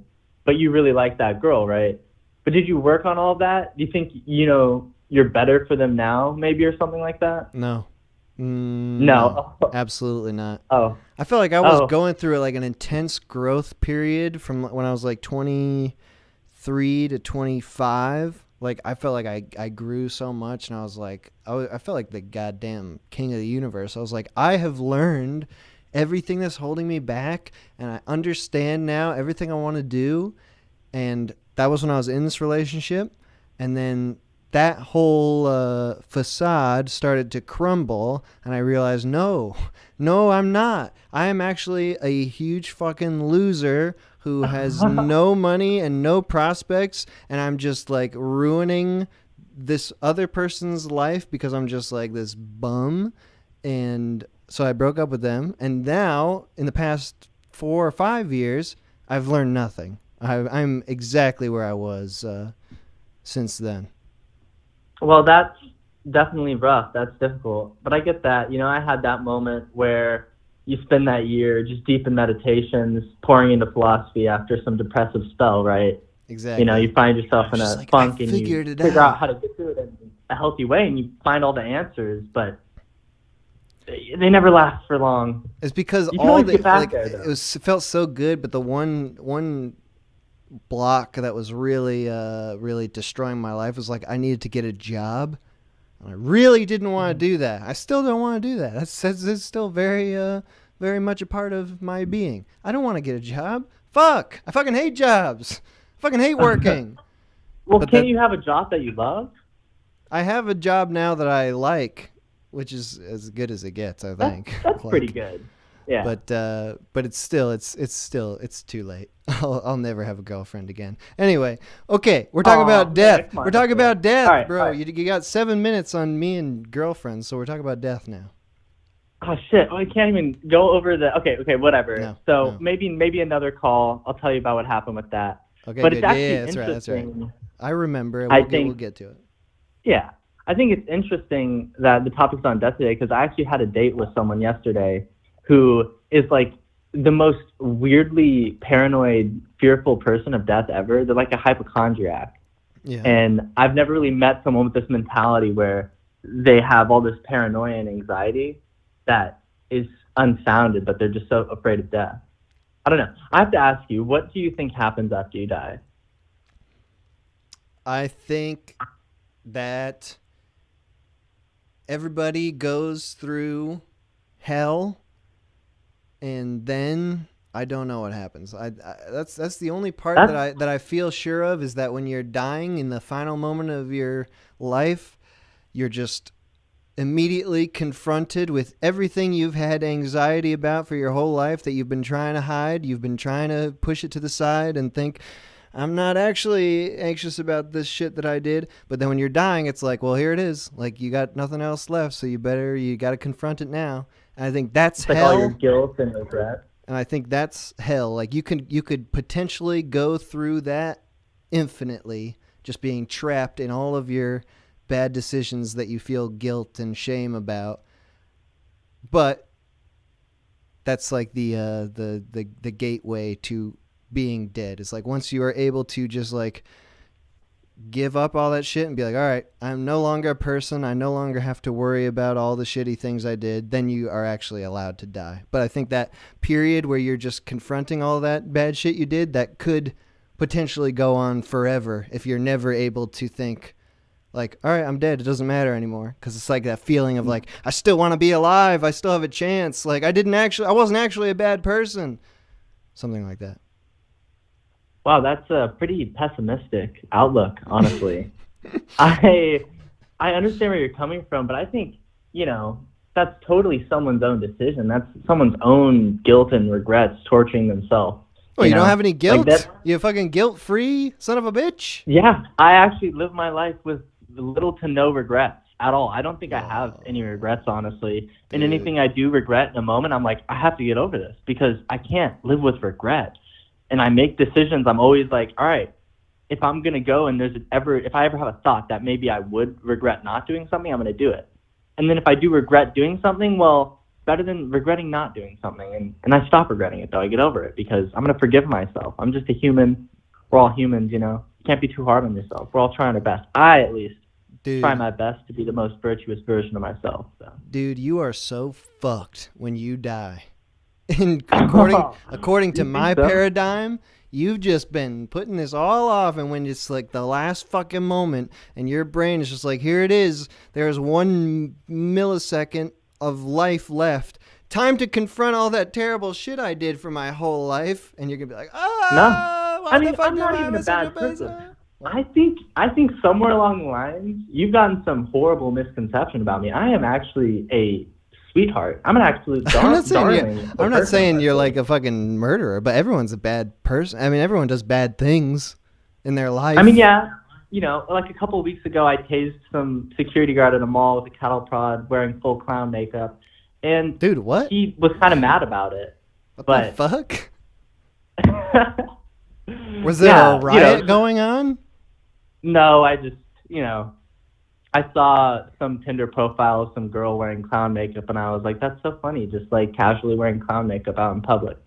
And then, somewhere along the lines, one of my friends had like a cattle prod, and we were in a mall, and the idea just came to me, and I thought it'd be funny. Dude, and that's it was fucking funny. psycho. That is psychotic. You're gonna call yourself a sweetheart, but you just randomly cattle prod people in It's clown not an makeup? actual cattle prod. It's like It's like a joke zapper. Okay. It's not painful. Like it was handshake all in zappers, like lighthearted fun. the clown thing. Yeah, exactly. It was just some clown fun, but he didn't take time to do it. And I was wearing the clown makeup. I was like, how can you be mad at a clown? Like, I don't understand. I'm just clowning around. But that excuse wasn't valid, apparently. Yeah, I guess that sort of makes sense. Okay. But I came to terms with it, and I was like, I would do it again just because I just feel like you can't take anything back in life, You just have to accept everything. And also, I mean, I think it's kind of hard to even come to terms with the thought of free will because everything is like dictated by physical laws and chemical reactions or atomic principles. Are we really in control of anything? I mean, there's so many studies that show obviously that your stomach's microbiome, like the microorganisms you have in your stomach, can directly dictate your behavior, at least when it comes to the kind of food you eat and the cravings you have. Like, that's literally not even in your control a lot of the time. So, I mean, how much of ourselves are really in control? I don't buy it. Wait, you think it's like a natural chemical reaction I'm going to hang up on you right now? Yeah, maybe. No, but see, I can stop myself. I just stopped myself. From doing it. Maybe my that's own just free how will. things went. Okay, but back to death though. All right. So for me, I think that after you die, one of two things happens. Okay. And it's hard. I can't make a decision, but I don't think there's any other options. I think either it's poof, kaput. Everything's gone. You vanish, stop existing. It's back in. It's back to before you were born. You didn't exist before you were born. Sure. Or, like Jet was kind of talking about, some sort of a cycle, maybe kind of Buddhist in a way, where there's this special life force, this energy that stimulates our life or our consciousness, which is something we can't perceive, but works outside of the laws of our understood reality. It's not matter or energy. It's something else, something special, something further. And that can't be created or destroyed either, probably. And so when you die, that energy gets transferred, perhaps, and in a way, your life force is preserved and transported into someone or something new. I see. Like, and maybe there's like a universal pool of that. Perhaps you join with the all of everything, and then you're reborn into just some, other life vessel. There's some galactic pool of life juice that is getting cycled throughout everything. That's pretty cool. All right. Hey, it was great talking to you again, Ishan. Yeah. I got to cut it off now here because I really have to urinate. All right. Go have a fun urination. Right. Enjoy that vacation. All right. Later. See you, dude. Good.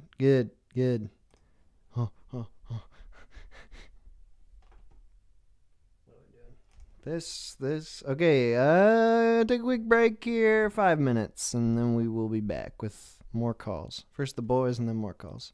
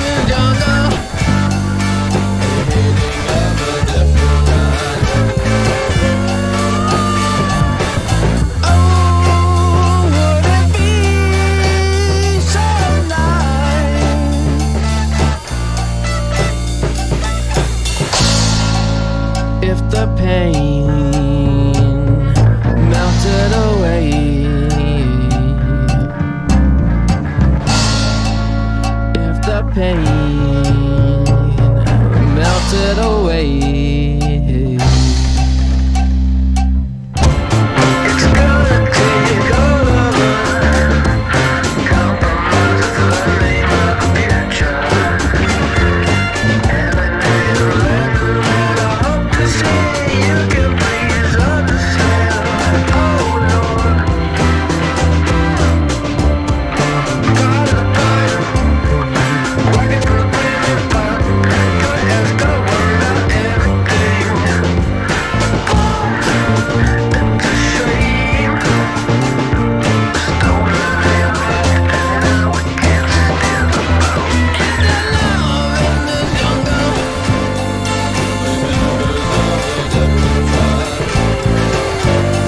Is there love in this jungle? Are you hating on the jungle?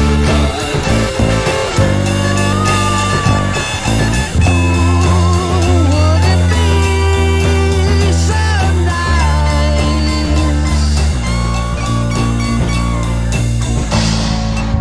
if the pain melted away?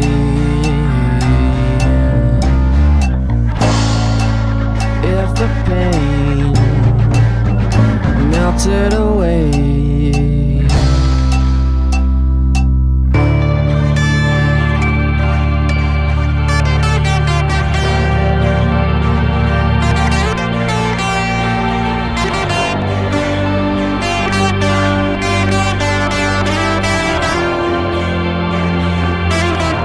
Is there love in this jungle? Are you making me down the jungle? Is there love in this jungle? Are you hating on the jungle?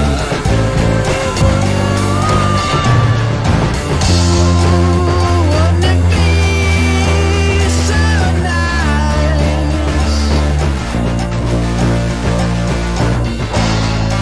if the pain melted away?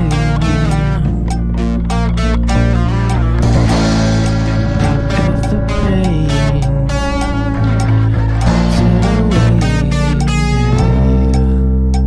Is there love in this jungle?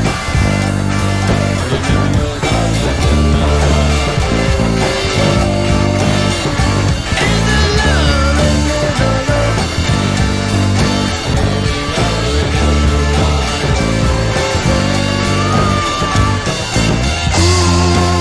Wouldn't it be so nice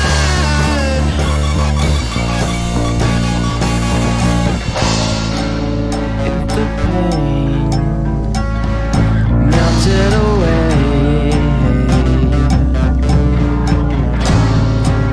If the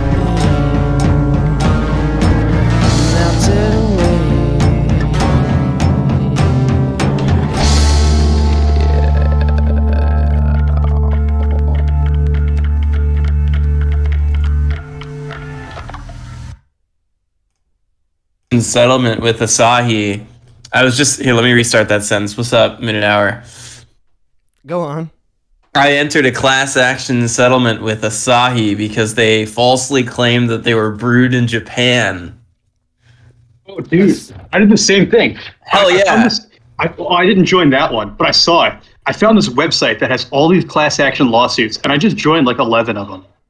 Fuck doesn't yeah, you even- can get like $20 times 11. Dude, I That's got- 220. I joined this one for like fertilizer, and it advertised one thing but said another thing. I got $11.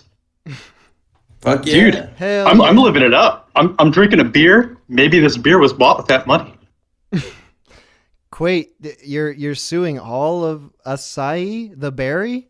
It already happened. Asahi, we were talking about Japanese shit, and because Toner is doing that, and we were talking about Asahi beer. Bubba's getting a beer, or already got one. So There's Acai beer? you never had it? Asahi. Asahi. Asahi. Wait, what? I thought you were talking about ACIA. No, we're talking about beer. That's Not some acai. superfood shit, some super beer shit. Dude, Dude, acai's pretty good. I like it. I don't know what the frig you're talking about, man. Dude. Let's go back to death. Yeah. Okay. So, All right. you fear death? Do you fear death? Do you think you're ready? Someone said you want to die. You're ready to die right now. Do you feel like you've done enough? Open question for the boys. Dude, no fucking way. I got so much work to do. Like Yeah, what? nah, that's a no. Yeah, I haven't accomplished anything yet. I gotta at least write one book before I go. I gotta leave something behind. Bubba, what Dude, what are you trying to do before you perish? I want the Golden Globes. I want both All those of them? globes. I just want every Golden Globe. Dude, I don't know, man. Collect every Golden Globe in existence. All of them. That means retroactively too. I want those Golden Globes that already got awarded to someone else. You want to be buried in your Golden Globes at the wake? I want to be. You open it up and it's just 100 Golden Globes in the coffin. You can't even find me beneath all those globes. It's like being buried with the terracotta soldiers. You just got all the Golden Globes. Well, I'm gonna have my terracotta boys with me too. You guys are gonna be there.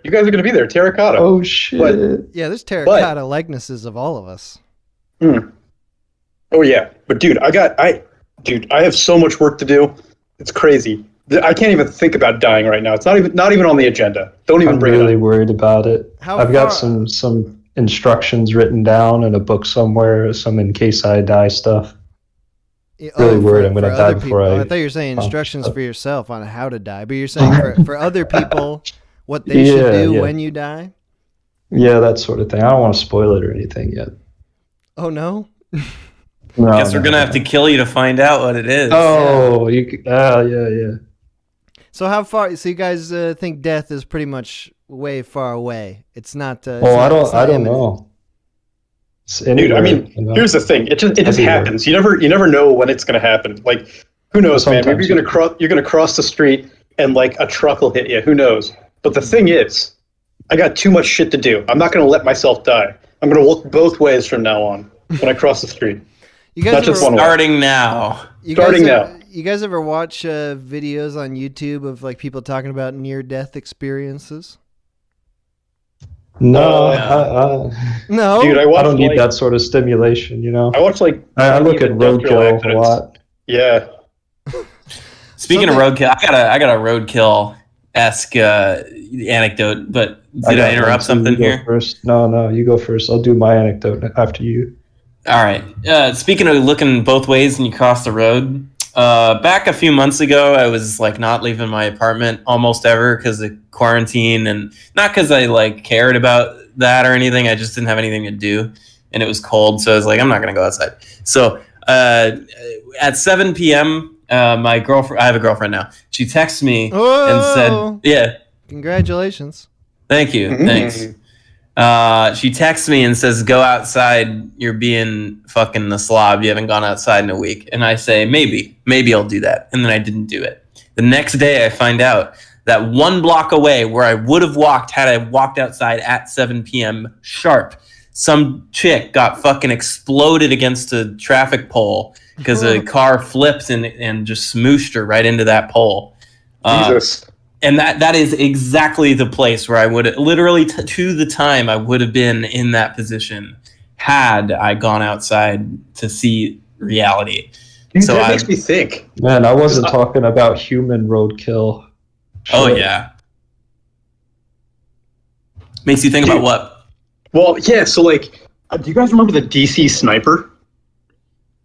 No. So back in like we were gonna get quizzed on domestic terror. Yeah, there you go. Yeah, here's another DC or here's another domestic terrorist for you, dude. So back in like when I was in high school, there were these 2 snipers that are going around DC just killing people randomly, and I think they killed like 17 people. Jesus. So what if it wasn't random? What if they're all connected? What if they wronged the wrong person? Well, I'm sure there was some sort of connection. I don't remember it because I was just a kid. But there was this one time, the very first killing, it was at my bus stop. And so the bus dropped me off and my mom picked me up. And then 30 minutes later, the DC sniper killed someone there, like right there where I was. It was crazy. And I never thought about it that way, that if I'd been there like just a little bit later, he could have gotten me. But like, dude, he could have. Who knows? Yeah, this isn't my roadkill anecdote, but like October of last year, a lot of people either got shot and died, like immediately outside my apartment complex. And I remember that first time. I remember when you were talking about that. Yeah, Some sort of gangland dispute. I don't really know. There used to be like a club or two like right outside my apartment. The whole lot's being demolished now, but even so, I saw a guy with a gun like a week or two ago. So I mean, there's still that, but dude, either way, shit. Yeah. But I don't know, and like there's like it was that sound a gunshot or a car crash, that sort of thing happens a lot, and but I've seen like the police, right outside my window where someone died, like vertically like 50 feet away from me or whatever, and then the first time someone was shot right on like the crosswalk where my apartment is, and I walked past the place like a day or two later, and I saw the broken glass where the gun was shot, and I was like, oh yeah, that's this is real. The person was just shot right here a while ago. So you've all have had sort of close encounters with death. You've all have been meant to be in a place where death was about to rain down, and you got out of there just in time. Yeah, absolutely. I feel like, you know what? Life is, if you live to 70, 80, life is so long that you probabilistically have to go through at least a couple of those, like, within 20, 30 minutes of death kind of situations. You know what I mean? Like, it's more likely than not. Common.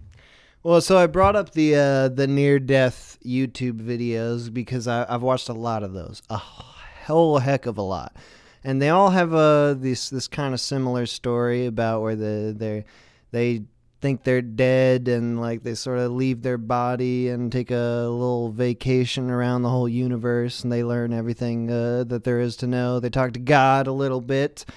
They all end the same way, though, because none of these people who have near-death experiences actually die, because they have to come back to tell us the story. They all have this moment where they're talking to God, and God is like, "Hey, do you want to die right now? Is that like, it could be pretty cool if you died right now, but you can also go back to Earth if you want. We can put you back in your body. You'll be all fucking disfigured and shit, but you'll love life because all that shit." So do you guys think that's something that could possibly happen, whereas like if your body isn't actually destroyed, if there is any amount of chance that you could live, do you think you get to choose when you're in that near-death state where you're like, nah, I'm going to go back, or I'm going to, nah, fucking die right now, I've had enough? Yeah, I think you get to, I think that could happen if your body was still able to keep going. I don't know. It could be your choice?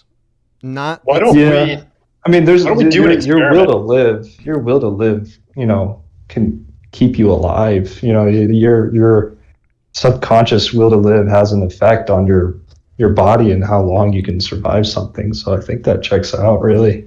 Bubba, what do you think? Oh, I was just thinking, why don't we do an experiment and just beat one of the boys really badly until he's on the verge of death, and we'll ask him. Yeah. I don't know. I did the illnesses last time. That was kind of rough on me. But I had to deal with all the spiders and the DMT smoke. So I'll let someone else subject them to the near-death experiment. I mean, that sounds like it makes you the easiest target. I mean, it sounds like you're the boy battle royale. All right. Battle. All right, I'll near-death myself. I can report back. I know for sure, let's not do it to me, because I know for sure that if I was near death, I would choose death.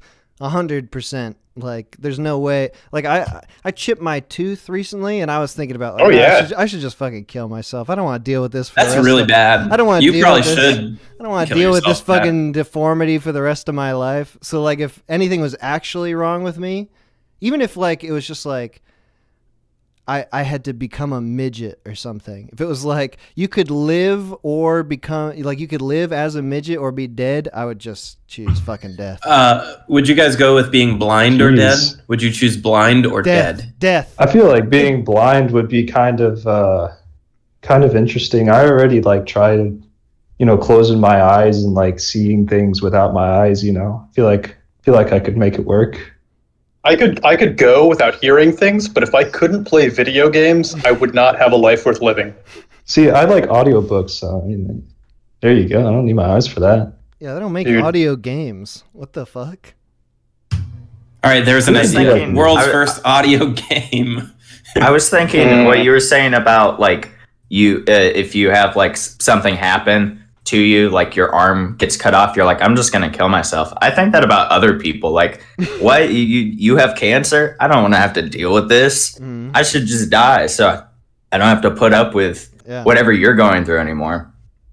Dude, that's like what those like bug chasers, the guys who gave themselves AIDS so they wouldn't have to worry about getting AIDS later. Have you guys ever heard of that? Vaguely. I didn't. That was like the 80s, right? No, dude, that's like right now. There are They these still do guys that? who are they're so worried about getting AIDS that they just go out and get AIDS so they don't need to worry about getting AIDS anymore. Sounds like COVID. It's like the ultimate liberation. Like, remember that Fillmore Graves guy that called in the COVID cast? He wanted COVID. Oh yeah, he was a bug chaser. That's right. Yeah, that's Wait, right. who? What? Fillmore Graves. We He couldn't get sick, so he tried as much as he could, but It was an couldn't catch COVID. It was an expert we had call into one of the Corona casts. Oh yeah. I remember him. Okay, yes. Yeah, I don't know what if he's alive now. I mean, he seemed like he had a death wish, but it's like I feel like any minor inconvenience, and I'm already thinking about death. No matter what it is, it's just like traffic, having to wait any amount of time that's not planned. I'm just like, why am I even fucking here? Why do I even just Lord, please take me out of this right now. You guys get the kill yourself thoughts often, like a minor inconvenience. You're just like, I fucking kill myself.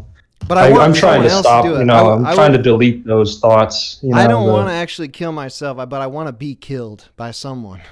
Oh, that's good. Yeah, I have that thought too. Yeah. Like, I don't, like, there are times when I get, like, really frustrated and angry, and, like, I don't want to die.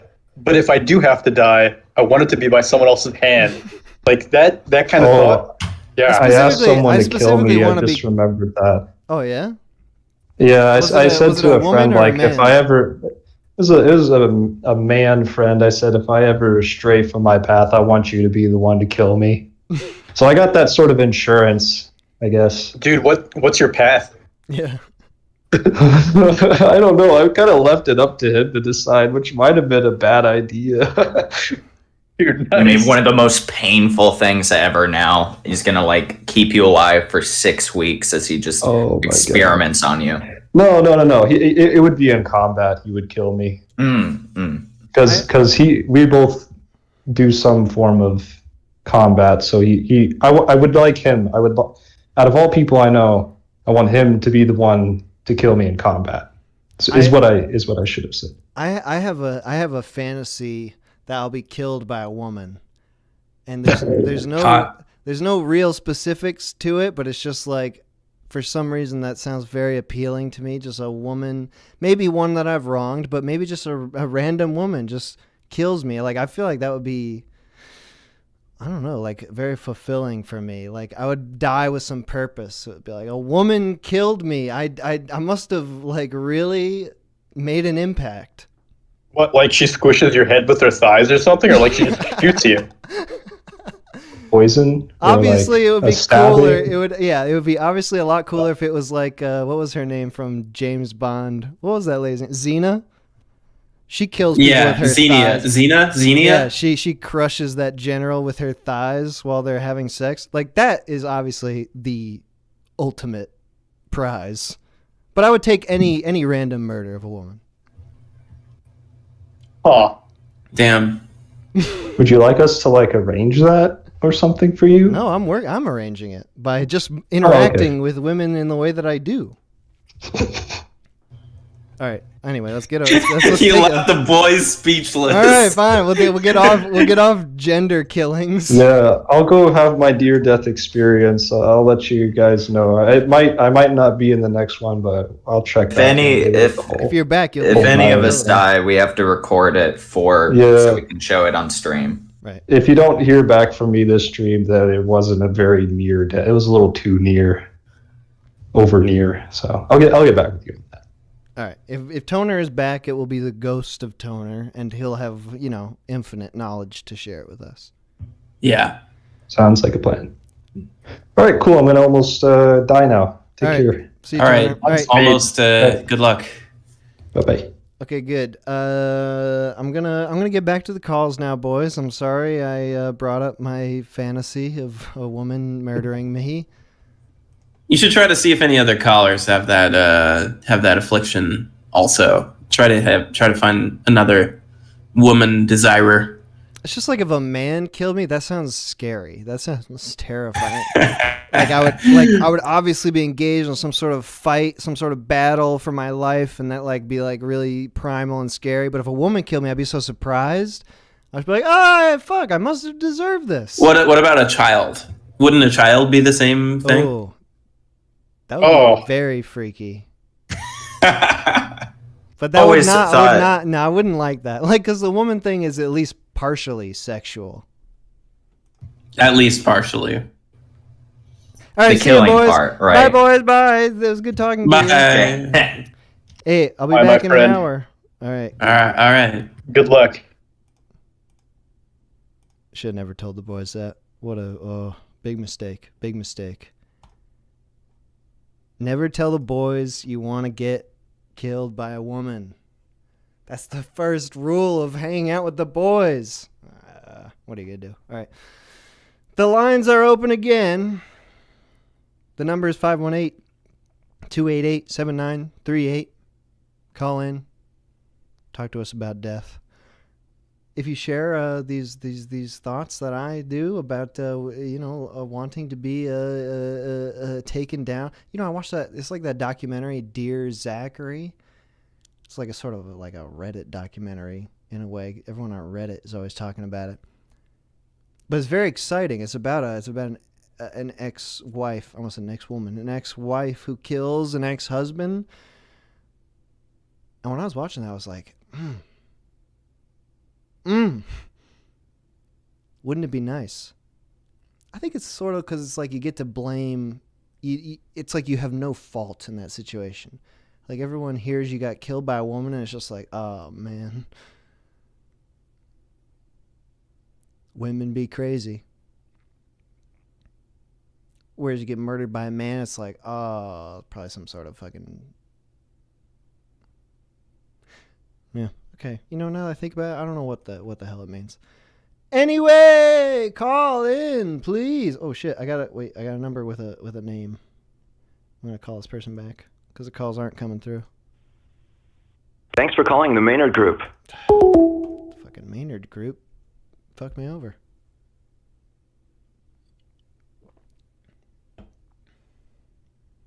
Oh, it's because they were calling again.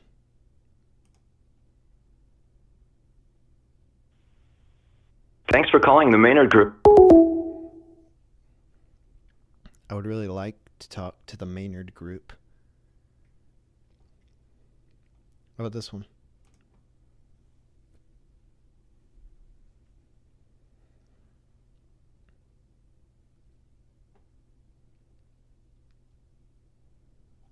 What the fuck? Call the people. This one? Please leave your message for...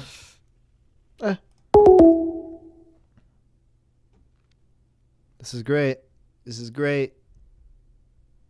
We're celebrating the death show with dead air. How about this one? I'm trying to call people back because the calls aren't coming through. Hello? Yo! Hey! Hey, I got one! Yeah! Yo! Hell yeah! What's up? I recognize his voice. Who's this?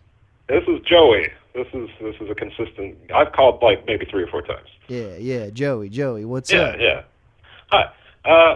Well, death is a very, very fun topic. I mean, everybody loves to talk about death, but hell yeah. You know, one of the usual original ways that I've heard it argued is like, well, you don't remember what happened when you were born or before you were born, so it's probably just like that. There's just nothing, you know. It's such a deathless.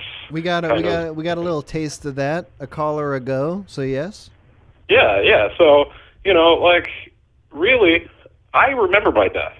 It took a lot of meditation and drugs and stuff like that, but it was extremely loud and painful. It was like when we make a memory, we don't always have the foundations of reality to make that memory. So like we didn't know language, we didn't know what a sound was, we didn't know what the sun was, we didn't know what temperatures were and stuff like that. So when we were born, we're just like, okay, this is experience instantly. Like it's loud as fucking all this shit. I don't have words for this. So when you're storing that information, when you're going to try to like locate that shit, you have to like not be in a mode of information that you're familiar with after you've aged and learned all the shit that humans think that thought is, you know, like logic and left versus right and all these different axioms that we build up over the course of our lives. Those kind of eclipse our ability to really experience on the unfiltered level. But we kind of slowly develop a filter of ourselves. Anyway, I think there's a process that is the body, right? Okay, the temple almost, or the ship. You know, somebody said a vessel earlier, and I think that's a good verse for it. But essentially, this ship is the culmination of organic sciences and evolution and living itself, and it almost mints or like creates an awareness, and this awareness exists on a frequency that is above the frequencies that we're fairly familiar with in terms of standard physics. But are you saying that it's a non-physical thing, that its properties yes, non-local, kind of like a wavelength on a radio station. I mean, it's still there, but it's not. We're not looking at it in the right way. You know what I mean? So we have our actual concepts are existing in this plane. Little pieces of ourselves are kind of left diffuse, scattered after we stop, so to speak, broadcasting in that particular frequency. Because as we go to sleep, as we age, our frequencies change. We don't occupy the same channels. But over the course of our existence and what we've left behind in scattered waves as it's diffused and turned into static is all composed of all of the data that we have ever thought, ever experienced, ever existed in. And that is the composition of the soul. That is the entirety of the soul. That is all the information. And that, like in a stream of all of the humans together, is kind of God. I mean, so to speak. It's the distillation from all of that and the matter on which that condensed region exists. Are you saying that kind of God line? Are you saying that it's the collective experience of all living souls that are God, or is it that they come from God? This is sort of the question I have. Just real quick. We create it and we come from it. We create it ourselves. Well, so you were talking about life is self.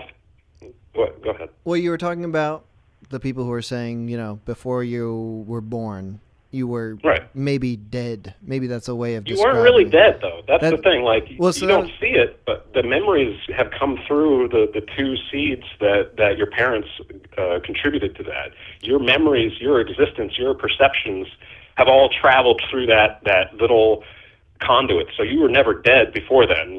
That was just one level of abstraction that you don't really comprehend because you haven't lived through your parents, the past iteration of yourself yet. So what is it that, like, where is the well of life that you come from? Is it just from, like, is it like this series of history where it's like your parents and their parents and it was like this thing that was passed down to you, or is there some extra dimensional, like, bunch of energy that's just like you come from there? Where do you think you come from? I think that the configuration of like reality and the fact that biology has existence as we understand it, essentially. I mean, it's kind of a tough question, but like it's basically we come of ourselves because of ourselves. It's because of the complexity of the universe that we live in. As things bounce off of each other, it just happens. It fucking happens. It's a chance. I mean, it's not necessarily, there's not like necessarily an answer for that kind of a question, like why or what was the first life. You know, I mean, that my suspicions on that was like, well, there's these quasi-crystals that come from explosive detonations, and there were a couple that were found in like test sites, and as well as meteorites. And I think that they basically have symmetrical, five-fold symmetrical geometrical structures that exist in a way that we didn't conceive of naturally before. So I think that somehow as those biodegraded, that they probably had some influence on the origins of like life forms being crystallized and floating around. I think we're going to find that maybe abiogenesis happens all the time and we just don't see it because we're not looking in the right way. So is the perspective that you're telling us about, is that are you saying that it's like it's just entirely natural, like it has nothing to do with some outside force? It's just like the culmination of millions and billions of years of organic matter being explained that way. Yeah, I think it can exist in that sense. It can also be explained in a different way. I mean, I think that we could still be inside some broader machine, say, that has such a dimensionality that it can exist while containing all of the dimensions of our own existence, but still be insulated from it while operating on different rules than what we're familiar with. So it could be anything. I mean, basically, it's whatever you can imagine. It's true. You might as well just say that. Whether or not those paths are the best for progress as a species or something like that, our old notions of stories and morals and all of that are very, very haggard at this point, and we start to have to look to the future and try to forge our own paths of goodness in this world, I think. Well, the reason I ask about the where do we come from question, like the what was it like before we were born, is because I think it is tied to the where do we go when we're gone. It's just a different level of abstraction that we don't understand yet. We become diffuse in a way. Our energies become diffuse in a way that we don't comprehend.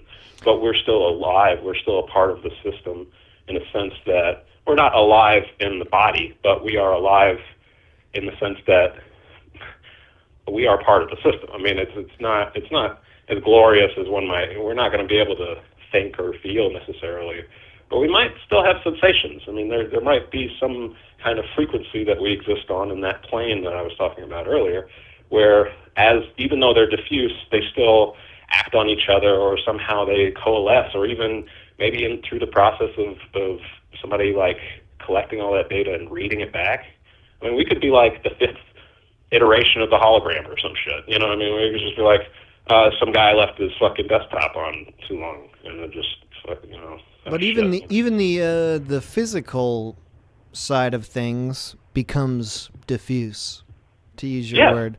Like, you know, like our body decomposes and becomes part of other life. It turns into earth and a lot of people take a lot of comfort from that. That they're like, I think a lot of people like choose to get themselves burned, you know, like, or, you know, they have cremated. You know, and what happened to getting buried? Like, nobody gets buried anymore. Everybody's like, oh, I'm just gonna get cremated. Like, what happened to be like worm food? You know, like become one with the earth. But I guess it's slightly different because we put those bodies in boxes. That sort of ruin the whole idea of like grind me up and put me in an emulsion for fish and fish. Just please. Compost. Yeah, there we go. Make specify that I'm actually food. So what do you think then about your own personal experience? Like, is it something that you think about? Like, what's going to happen when you die, or is it just outside of your purview? Oh, absolutely. I was just talking the other day with an older lady, my friend's grandmother. She had this really sagacious position on this whole thing. She had polished away all of the shit.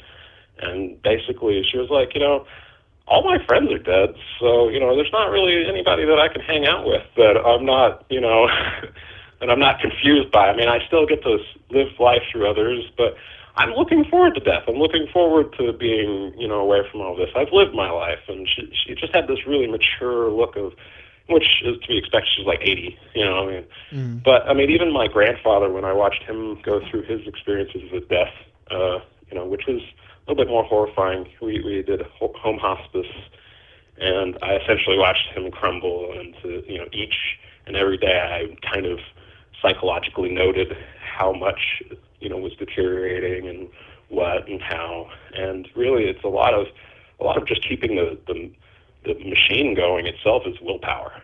You know, the guy had, you know, anyway, willpower and the, you know, most expensive processes science can buy. Anyway, he had a much less mature sense of death, and I think it all came crashing down on him, like you were talking about with, you know, the more we face these things now while we're living, and we look at them, but not, you know, dwell on them or look at them in a negative way, the more we can eventually, when it does come time for death, we can look at it with a seasoned eye and say, this is a good thing.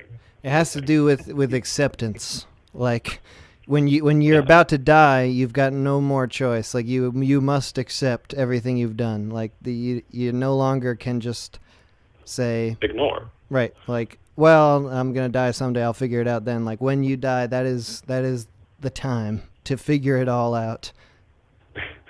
And what's fucked up though is that some deaths can last a lot longer than others. So like you can have like all that experience in like the blip of an eye, you know, as the gargoyle is falling off of the fucking cathedral or whatever. I remember I had read something a while ago that was like trying to explain through some sort of rational scientific way the theory of your life flashing before you die. And it has to, the thesis or hypothesis that was presented was that, like, when you're about to die, your brain, like, recognizes, like, this is, okay, there's something crazy is happening right here. Like, we're trying, and it, like, it indexes all of your memories. And it's like, what is like this that has ever happened to me? Like, so that I can just have, like, some sort of, like, protocol for what I should do right now as I'm dying. Which I always thought was funny, because then it's like your brain is only going to look through the worst, most painful moments of your life that are somewhat related to the feeling of dying. So right before you die, it's just like, here's every terrible thing that ever happened to you. Is it like this? Is it like this? Is it like this? Just checking it really fast. You know, okay, how can I get out of the situation is usually, I think, the sought of perception. Mm-hmm. But no, I mean, it's amazing what our brains are doing. That's a whole fucking can of worms by itself. I mean, how we're running and like how we live and the idea of death and how we conceive of reality and how we built these concepts and axioms out of nothing. I mean, people were eating shit and throwing sticks, and people are still doing that. But right, those people were dying just the same as we are. Yeah, it's amazing. It's amazing. But I'm going to be happy whenever I can leave this model airplane out of here and kind of just like float in the galaxy of the winds and dimensionality. And I mean, I've gone to some pretty nice places just meditating about nothing. I mean, there's something in nothing that we don't see. Do you think you have any sort of, it's probably the wrong way to put it, but like responsibility to live like until you die of chance or some old age, like rather than taking your own life? I absolutely do. I think you have the responsibility of your flesh itself. If you think of it like a pet that has been with you since you were born, that you kind of owe it something for just hanging around for this long before you even knew what you wanted. You kind of owe it to treat it right. It's like a horse. I mean, it's like your beast ship that you can, go to and feed it information, and it'll like lock it up, and like whenever you wake up tomorrow, it'll still be there, and you can check, and you're like, oh shit, you still remember that? You're amazing. I mean, we're not doing any of that shit. We're not. That is all like an automated process. Awareness itself is one little fucking candle light, and it's like an eye that's not connected to any of this. It is literally disconnected from like the material realm. It is somewhere else, and that thing is what we really like. It's not what we really are totally, but it's a lot. It's a big deal. Like anyway. I don't know. Well, hey Joey, it was great talking to you, man. Yeah, thank you. I love your show. I'm glad you're back. Man. Thanks for calling in again. See you soon. Yeah. Bye. Nice. Calls are working, perhaps. Another one coming in, maybe. Yeah. Ooh, international. Call from Dean the Rabbit Boy. To accept, press 1. Yo, what? Who? What? I was the kid, remember, was on the job thing, the guy whose grandma got him to genocide a bunch of rabbits. You had like the snares and you were shooting them point blank range? That actually wasn't real. That was actually for a sketch I was trying to think of, like this. Dude, what the fuck? I know, right? You fucking lied to me? I'm sorry. I thought I should clarify that now. I'm pissed. My apologies, Mr. Minute Hour. I'm starting the call pissed. Okay, fine. So you don't actually murder rabbits for... I don't. I eat them. I don't murder them. Okay. So you don't have anything to say about the death of rabbits then? Not of rabbits, of humans. Now that makes me sound like a fucking psycho, but that's what we're doing today. All right, good. So you're talking about near-death experiences and like remembering your deaths, right?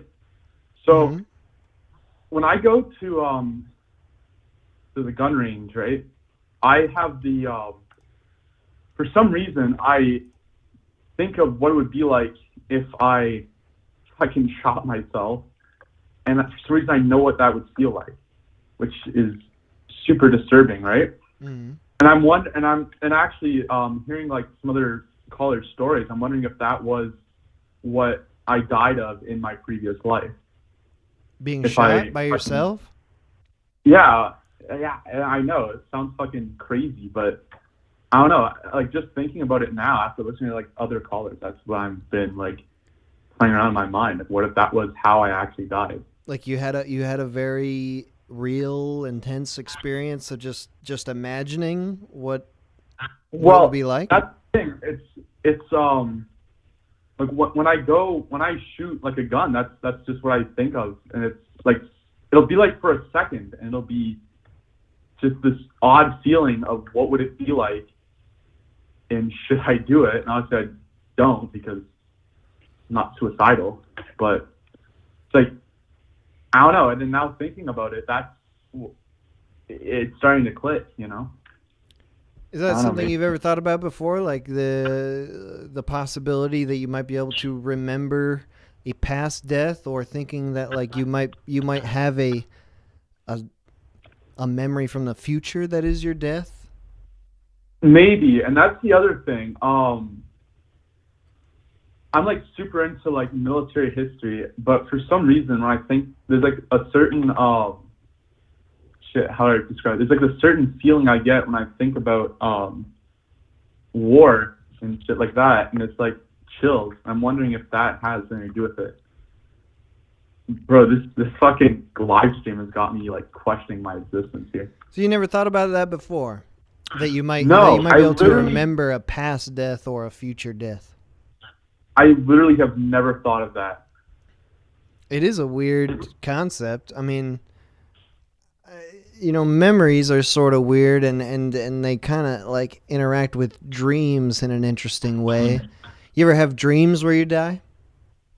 I'm trying to think of. Well, there was one where I was in a car crash, but I don't think it really had anything to do with it because I woke up before I could even experience anything. So it's just all I remember was getting like the car was about to hit a train, and that's it. How old are you? I'm 16. Jesus Christ! Yeah, I know. But bro, I wasn't expecting that. I know. Bro, you see me in person, I look like I'm fucking 40.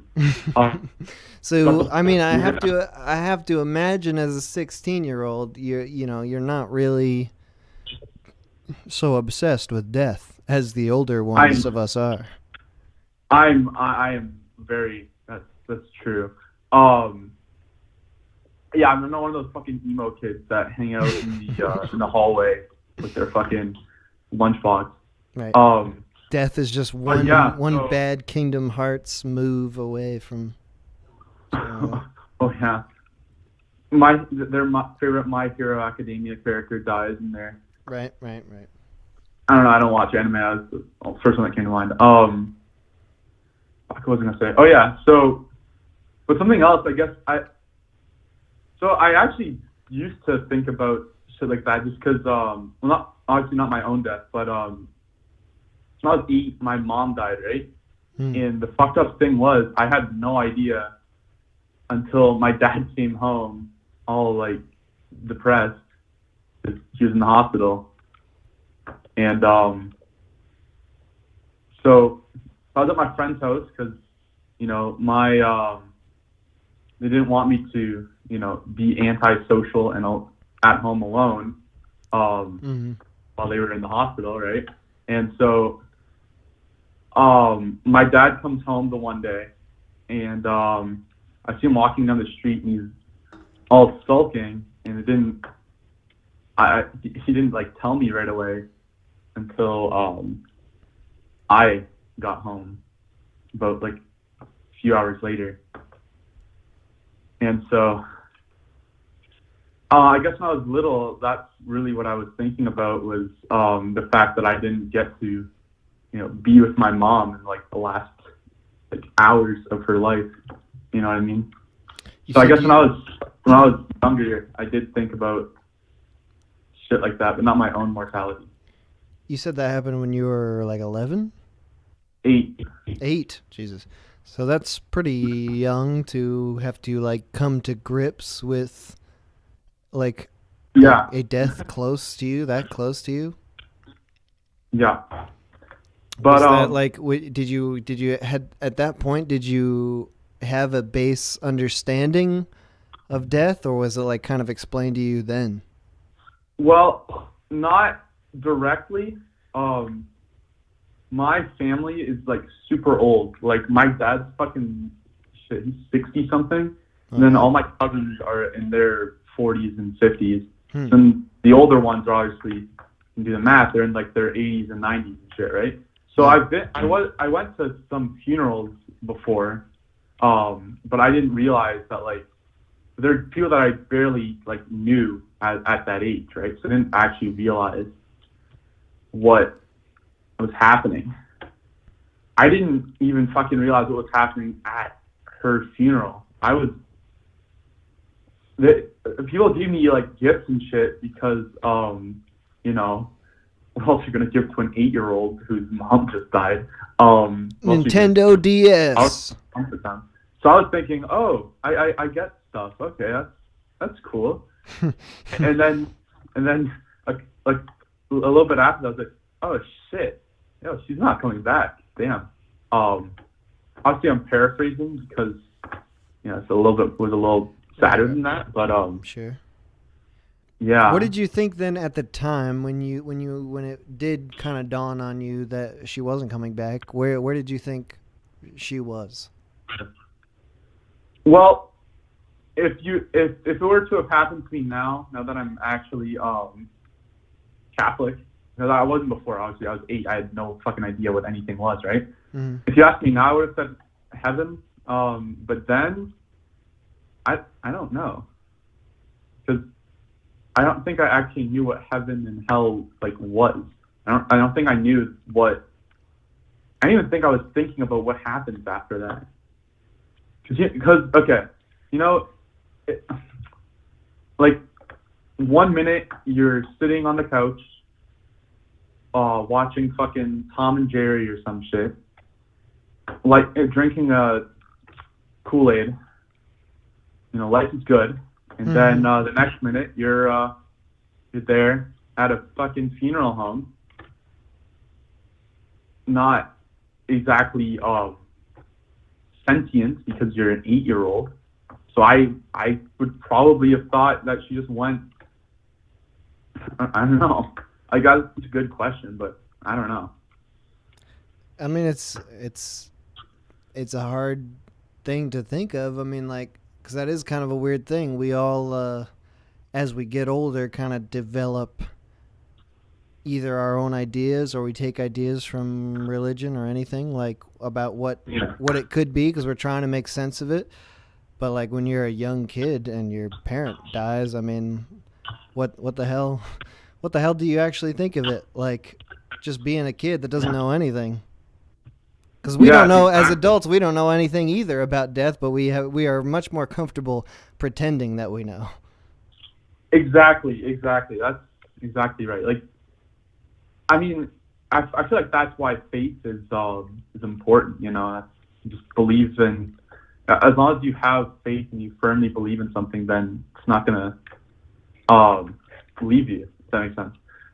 And actually, I was listening to some of your older stuff. I was listening to the Judgment album with the "I Believe in You, Jesus." Yeah. I just wanted to say that the theology in that isn't actually that off from actually some good theology. But anyways, if it were to have happened to me now, I probably could have given you a better answer. But yeah, well, that was a good answer. This is a good call. Hey, thank you for calling in, man. Yeah, I felt like we haven't had any other Catholics on this yet, so. Hey, we're still waiting for Joe. You know Joe the Catholic?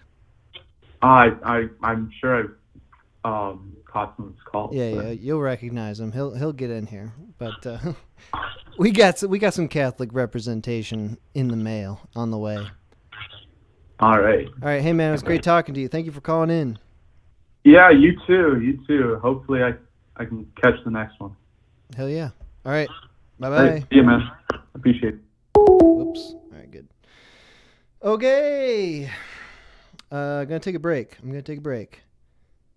Do a little music here. What do we got? About 5 minutes. 5-minute break. We'll be back with the boys and then back with the callers. All right.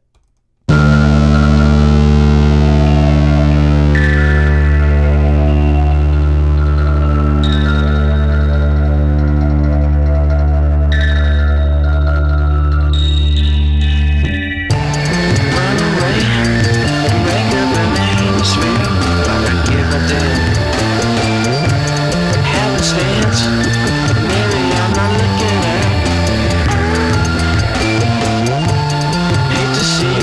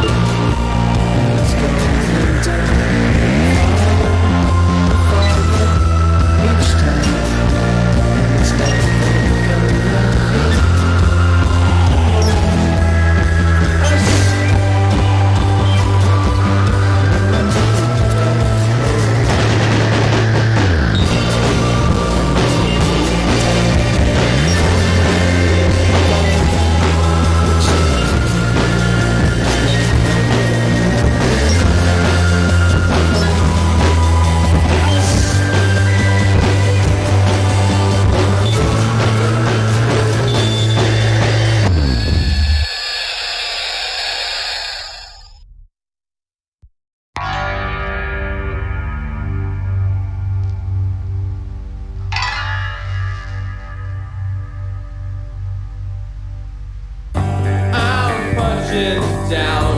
How could you? I know it's there. Oh, what a shame. Not fighting. Oh, well, you're fucked. I guess you're hurt in every way, and I'm useless. Oh, it's an implosion. Oh, it's an implosion of what we once had. Let me tell you how it's done. No, no.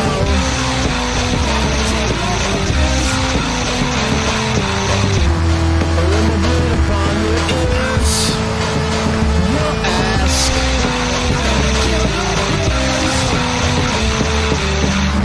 I'm fucking done with your constant pity parties. You're a fucking tool. How could I ever see that before? I guess you're hurt in every way, and I'm useless. Go get high and just go ahead and die. Let me tell you how it's done. No, no.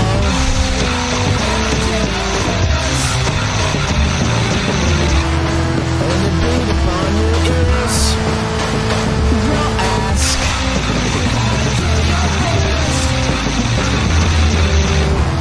When they do all your drugs, you'll see.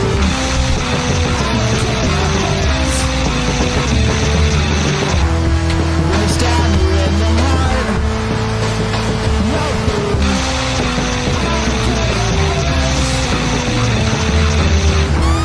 When you don't want anyone to fuck around, you'll seek.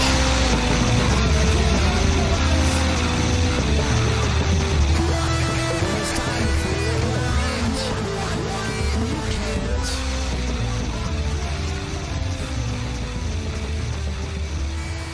It's time to eat the fun.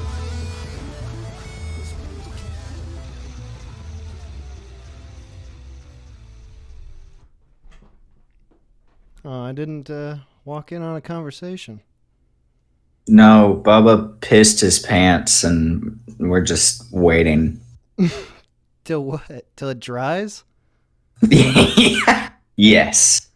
Dude, I've been trying to open this fucking beer for 2 minutes now. I can't get it. Fuck. My hands Well, are I'm too on. I just opened number 2. I'm trying to catch up to Bubba. He's on 5, I think. Hell yeah. I'm around there. I got to the boys late, so I had to. Shalom, run. gamers. Dude, these screw cap tops actually like cut holes in my hands because they're like got these razor sharp. I tried so hard to open it. Fuck. Dude, I've had 5 Coronas so far. Also, a little wine. It's also 4:30. I'm feeling accomplished. I got it. Wait, listen. Oh shit, fuck. God damn it! I really can't open. You got this it, buddy. Beer. You got it. I'm really pissed right now. I want to drink this fucking beer. All right, sorry. Anyway, Dude, I got some thoughts on death. As Daryl and I were talking, I had this. I remember this movie that I saw last year, this Shirley Temple movie, and it made me really upset. So after The Wizard of Oz, I think Fox realized that they had to have like some sort of response to this, and so they made this weird Shirley Temple remake of The Wizard of Oz, where Shirley Temple goes to visit her dead grandparents. Nice. And so she goes to visit them, and they're really nice, and they're in their like little German lederhosen, and they're great, and they love it. This movie is called The Bluebird. I think it came out in 1940, and Shirley Temple has this like wonderful time with her grandparents, and then as she leaves, they fall asleep, and they say, "Oh, when you're not thinking about us, we sleep and we disappear forever." And it made me really feel horrible. This idea that if you're not thinking about your dead grandparents, they're dead, like they're asleep. They're gone. They're not doing anything. You're the only thing holding them, tethering them to reality. To existence, yeah. That Isn't movie, that kind of sounds frightening, like that's all on you. Like I feel like if I was dead and someone kept bringing me back to this mortal world, I'd be upset at them. Like, are you kidding me? I was just like in infinite bliss. it's actually the exact opposite. Like, they were so elated for this like brief moment of being alive with their granddaughter. Like, it was the best thing in the world. Like, I'm so glad that you remembered me. Spending time with me. And they were just like so overjoyed to spend 5 minutes of the afterlife with their granddaughter. Shirley Temple, we are in hell. We are in hell. You have to bring us back. Dude, that's what it was. And then she pranced off. And then when she was gone, they fell back asleep. And there was like a minute of them sleeping. And they were just gone. They were dead again. Like, it made me feel so fucking bad. So now, every single day, because of this fucking movie, I have to think about all the people that I know who have died. My entire fucking family is dead. Everyone in my family is dead. So every day, because of this Shirley Temple movie, I have to think about them. So they're alive in the afterlife. It makes me feel like shit. Do you think Shirley Temple makes me feel awful about myself. Is there possibly some is there any part of that you sincerely agree with, where like if someone died and their energy just dispersed off into the universe, could you actually refocus their energy just by like remembering them really hard? Well, I mean, that was the whole concept of that scene. Like, your grandparents, they don't exist until you think about them. Like, that was the whole concept. Felt about my grandparents when they were alive. Does that imply? Yeah. Does that imply that your grandparents do not actually exist? Like, they're a figment of your imagination? Dude, the idea behind that question is that you willed yourself into existence. And I don't think I have that will. Not necessarily. What if it's just like you were willed into existence by something, you don't understand it, so you have to like rationalize it. So you say, "Oh, I just came from someone above me, someone older than me." That makes sense. Dude, I've had too many beers to answer questions like this. All I know is that Shirley Temple has ruined my fucking life, and I don't need any more of her shit. Okay, but to be fair, your grandparents only exist while you're while they're alive. They only exist when you think of them. Dude, like, you're hurting me. You're taking like Shirley Temple's fucking bullshit premise and taking it to the furthest extent of its logic. You never think like, maybe they were right. Maybe they were 100% right. In 1940 something, that they had it perfectly figured out. It's been downhill since then. Your parents will you into existence. They had to, besides doing that disgusting, terrible thing that creates babies, they had to really think hard about you living to keep you alive. Dude, I don't want to think about my parents in that kind of way. When parents are like, you don't know how much I sacrifice for you. Right. They're being genuine. Like, like I wanted to go golfing, but I had to think and fixate my thoughts on you all day to make sure that you're still alive when I come home. It's almost true. It's like 60% true. This is too far beyond my pay grade. All right, fine. Shirley Temple. I don't get paid for this. Fuck Shirley Temple. Shirley Temple actually came to Fox and was like, "Look, I have this script. It's based off of my real life, and I just need you to follow me around with a camera." My grandparents really need us to make this movie, or else they'll actually. They told me. My dead grandparents begged me in a dream to make this movie. Because then everybody starts thinking about them. Everyone who watches the movie, it makes them more powerful than ever. I'm just saying, like, do you have any proof that your grandparents existed before this movie came out? That's a tough one. Hey, wait. So we got all these extra boys in here. Moxie, Lordy. What's up, boys? Oh, just here now. Yep. This is what's up currently. Oh, dude, I dropped out. What happened? I was introducing the new boys. Boys, what do you think about death? Hey, wait, actually, let me ask you about immortality, because we haven't gotten to that yet, which is something I wanted to talk about. Would any of you boys like to be immortal? Oh, is this like your offer? Yes. No way 100%. Okay, I'm hearing no. Wait, let's hear from MoxieFamous first. Well, I really do not like the idea of eternal life. I just want to die and have it end, you know? Like, death is a big thing that motivates me in life, because I think, I might not be able to, I might die tomorrow, so I better get shit done today. Eternal life doesn't really sound very appetizing to me. I'd rather just die and be done with it and have one good life, you know? So if someone told you that, like, we just, while you were asleep, we injected you with some special serum, you're never going to die, well, how would that affect your life? Oh, that's just a challenge to figure out how to kill myself. Exactly. It's homework. That would become your life's work? Is figuring out? Once I was done with life, where I got rid of, I lived the life I wanted to have, and I was like, I think I kind of like to die now, then yeah, I'd be trying to figure out how to kill myself, for sure. What about you, Lordy? If someone told you you were immortal through some magic of science, how would that affect your life? Depends on the definition of immortal. Like, do I Gotta be the Highlander. No, but do I live past the heat of the universe? Do I just fly around nothingness? That is a good question. Let's say it's just that you're never gonna die of natural illness or degradation of your body, but you could still jump off a cliff and perhaps die. Well, then I'd probably be more afraid of dying.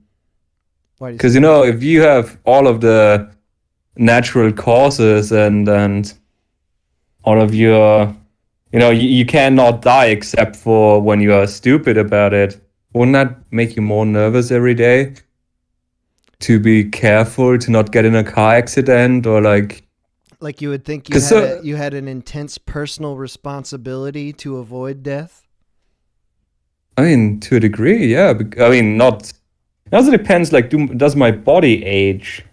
Do I become more and more frail? Oh, you get older and more disgusting every day. By the time you're 500, you're just you're 3 feet tall and you're just like a sack of saggy skin. And then I'd probably throw myself off a cliff, with 80-ish. You just say that because you're not fucking in charge of everybody. What if you were a multi-billionaire living whatever kind of crazy life you wanted to live for 300? Well, but then, if I'm at 300, my mental capacity is shit. All right. So let's say you don't mentally degrade either. And then your body is 3 feet tall. You can barely move, and you're the mind of a young person. Maybe all right. I'm mixing up the different scenarios. Thank you. You're really bad at making up how immortality works. All right, Are you talking vampires now? You want us to be vampires, right? Eternal pretty boys? Yeah. Let's say vampire. You don't actually. Your body is perfectly preserved, but you have to deal with the infinite loneliness because you're the only person who's like this. Well, Neil Gaiman wrote in The Sandman, there's a passage where he meets a dude in 1700s and his sister is deaf, and he's the Sandman's sister is deaf, and he makes a pact that the dude doesn't die, and every 100 years the Sandman comes to the dude and asks him if he wants to live on, and the dude always lives on because he always learns from his past mistakes and just wants to experience more life, which I think, probably be nice to just, see what's going on in like 500 years. So that's something. I don't know. That's something you identify with. You don't think? I mean, like, think of your life now. Like, are you so excited to live for every coming day that, like, because you're going to learn more and more? Like, is that something you actually feel? No, because currently I think currently the squandering of time that I have, wasting my shitty time with some stupid internet assholes. Yes. Streaming some retarded shit is probably not a good use of my time. But if I had infinite time, this wouldn't bother me. It's an excellent use of your time. You're incorrect. I just want to let you know. Well, that's what you say to feel better. Yeah, I agree. Didn't catch any of that. Whatever you just said, I'm totally agreeing with that. True. That sounded cool. Wow. So if you had more time, you would feel less bad about wasting time. Sure, because now, like, I'm old, ancient, nearly, in internet terms. Yeah. And I kind of think back about, how much time I wasted playing World of Warcraft and now playing World of Warcraft again. Just, and if you don't have this ticking down where you feel like, okay, it's fucking half of the year is over again and nothing is happening. Yeah, we have 169 days until 2022. You have 169 days to get this year correct, guys. Well, Germany is currently drowning, from what I heard. Dude, I saw pictures of that. You got to fix it. That's your job. That's you. You dropped the ball, dude. But so being alive and knowing that you have an incredibly finite amount of time, that doesn't motivate you at all in its own sense It just gives me anxiety. Okay.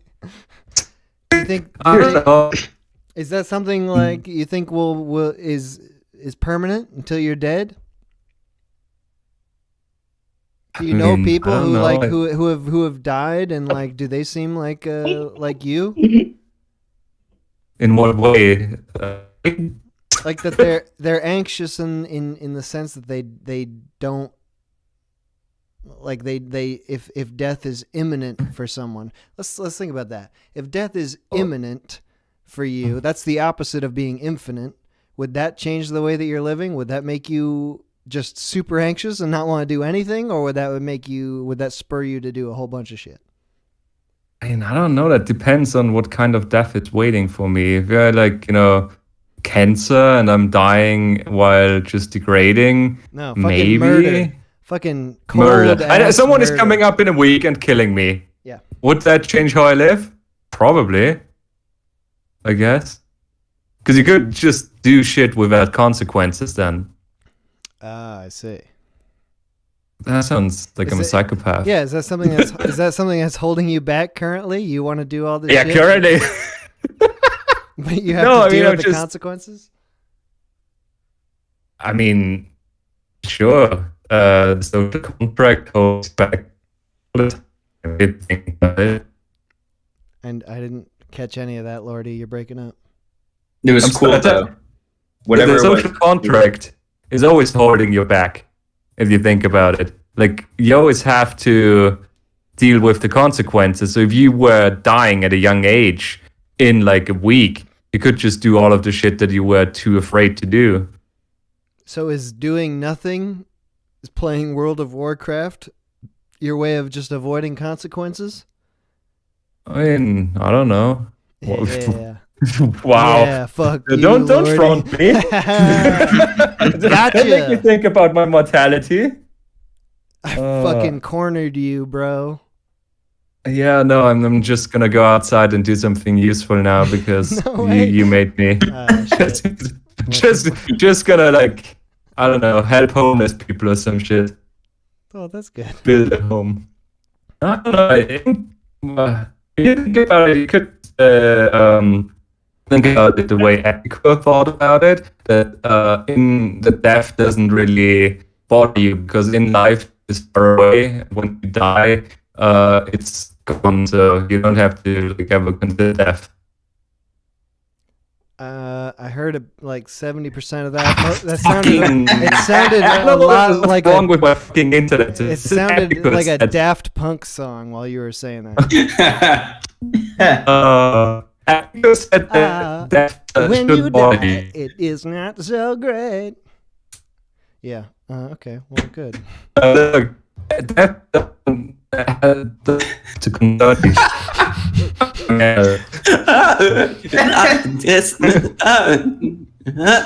You gotta listen. You gotta listen to this.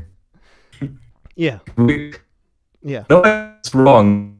He just revealed to us like how to live forever, and we missed it. We got some of the words. That can be the things with Stop. It's not working. It's not working. His internet is dying. Fuck. It's not working. Fuck. We got that. All right. We got that in loud enough. All right. Good. It's like it's not even working, but he sounds cooler than all of us. It sucks, man. Yeah. Because we can just imagine the other 50% of what he's saying, and we're like, oh shit, like this is some deep Philosophical. Shit. All right, good. All right, boys. Any other thoughts here on death or immortality before I get the hell out?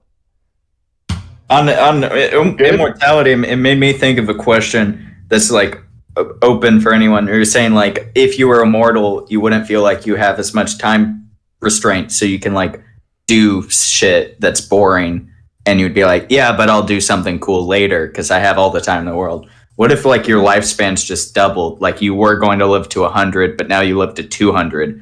Would you still feel like you're wasting your time if you play World of Warcraft all day? Nah, I think 200 is not enough. I think that's just the same thing, right? That gives you a good 100 years to figure out how to kill yourself in a good way. Exactly. Have you ever read those like fantasy books and the elves are there and they're always shit talking how short-lived humans are? That's exactly what your question is. Like you get to be an elf. That's what you're saying. So you role play as an elf, but you get to live longer. And the elves always sound really boring, like no fun to hang out with. They just got sticks up their asses. Dude, they just sit around all day. They don't do shit. They prophesize. They talk about what's going to happen. Leaves. Let's think about leaves for a week. Wouldn't that be cool? No, it wouldn't be cool. The elves do. They always talk about the wars that they lived through like 1,000 years ago, and they're like, "Yeah, that was awesome." Anyway, like nothing has happened of interest. Dude, fuck the elves. Fuck the elves. I'm gonna say it. Fuck elves. Honestly, all right. I would say if I like die and there's a heaven and I'm there, I'm gonna be so mad. I'm gonna be pissed off because like living forever, that sounds awful. Especially because it's like, oh, in heaven, like all of your family's gonna be there, everything like that. Dude, they're gonna drug you to make you think it's good. You're gonna be like, hell yeah, I want to live forever and this rocks, but it won't even. Like, no, I wanted to be over. I want it to be over right now. Honestly, actually, yeah.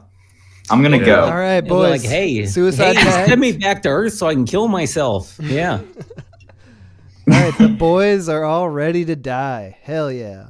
Hell yeah. All right. Well, I like this interesting thought. Next time we come back, let's talk a little bit about heaven. What heaven could be, our ideas of heaven. But I'm gonna take some calls now, boys. All right. Be back later. All right. Bye. All right.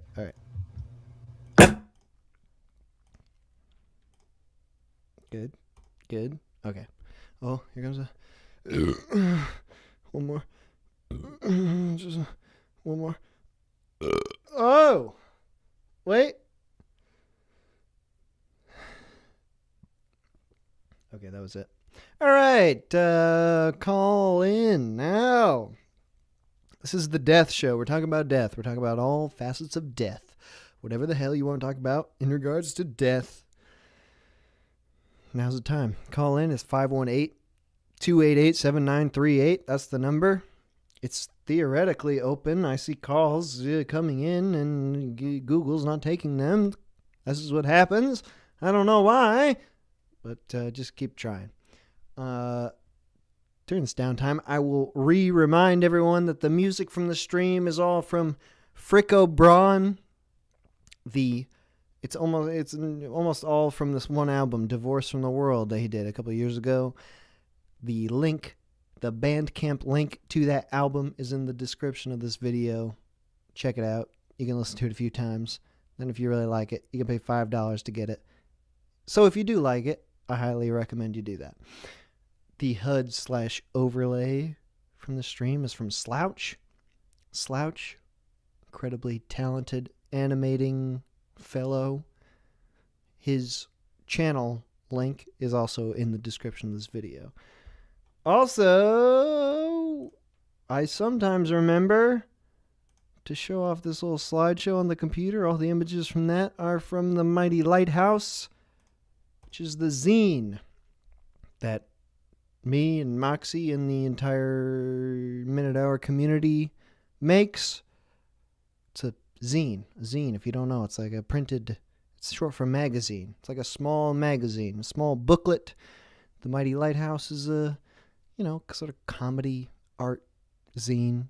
There's funny writing.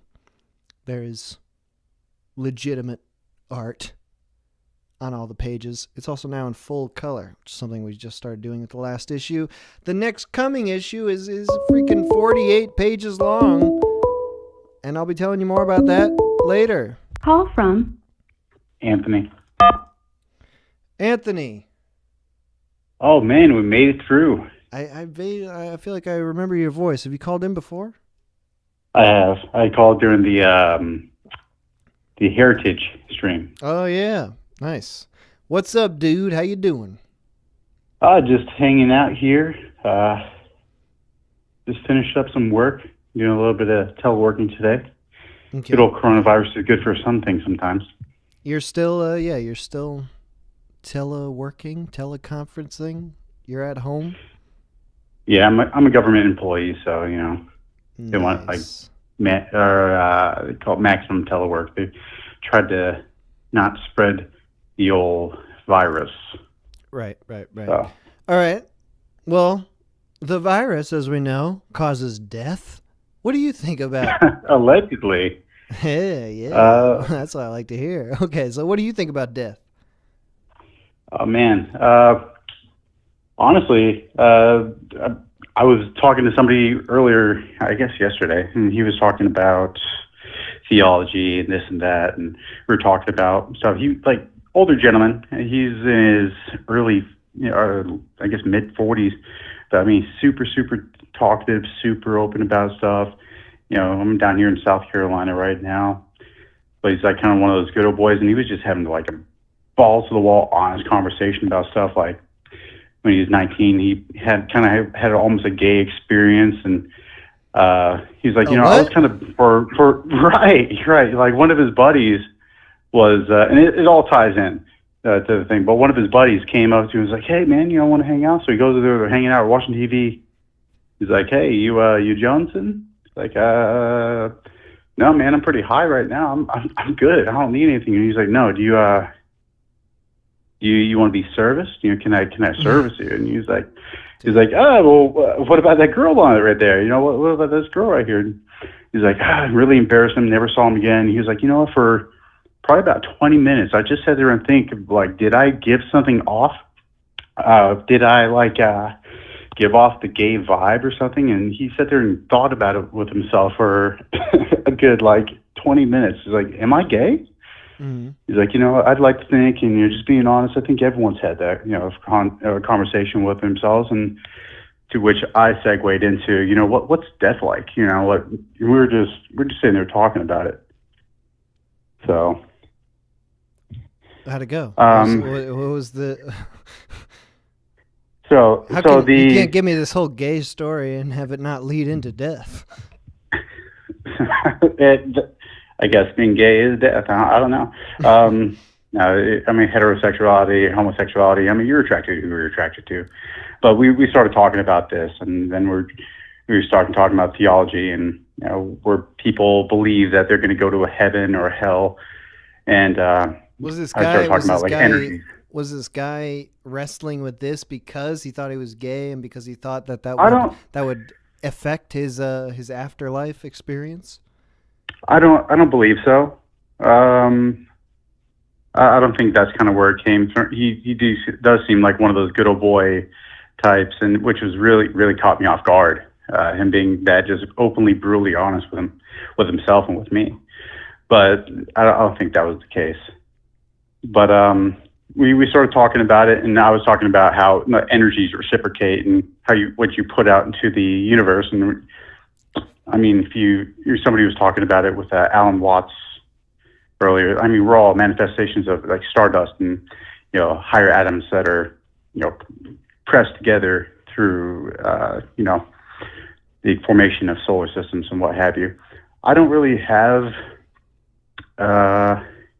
religion, but faith, and it kind of ties into it. And some people will call it a cop out. Some people will call that I'm just being a pussy about it. But I think that all religions, in essence, are have some similar or truth to them. But I think that like our energies will just go on to the next post. Maybe somebody would call it reincarnation. I'm not sure. I'm really open to anything, really. You're down with a sort of rebirth idea? Yeah. Why not? Well, some people, I mean, it could be tinfoil hats. They can be saying that, like, whenever you die, like people have measured people, like when they're actually passing, and there's actually like a visible or not like difference in weight, a measurable difference in weight from when somebody's living and when they expire, and that's like the weight of a soul. So. Well, what do you think? I think what are your own personal opinions on this? I think we're all just all one part of this universe. We are the universe experiencing itself. I mean, in essence, going back to the stardust, I mean, it's exactly what we are, scientifically speaking. What do you think about, this is something I was thinking about recently, was like, not that this is like some original thought. This is something I was thinking about, was how we are only able to consciously live in a single moment. It's like the past is something else, the future doesn't exist. All that we're presently aware of is like the exact current moment that we're living in, and obviously the moment keeps moving with us along the timeline. We're always then it like branches off into its own thing as like situations or choices differ or like change, possibly. There's part of it that's that, but the thought is like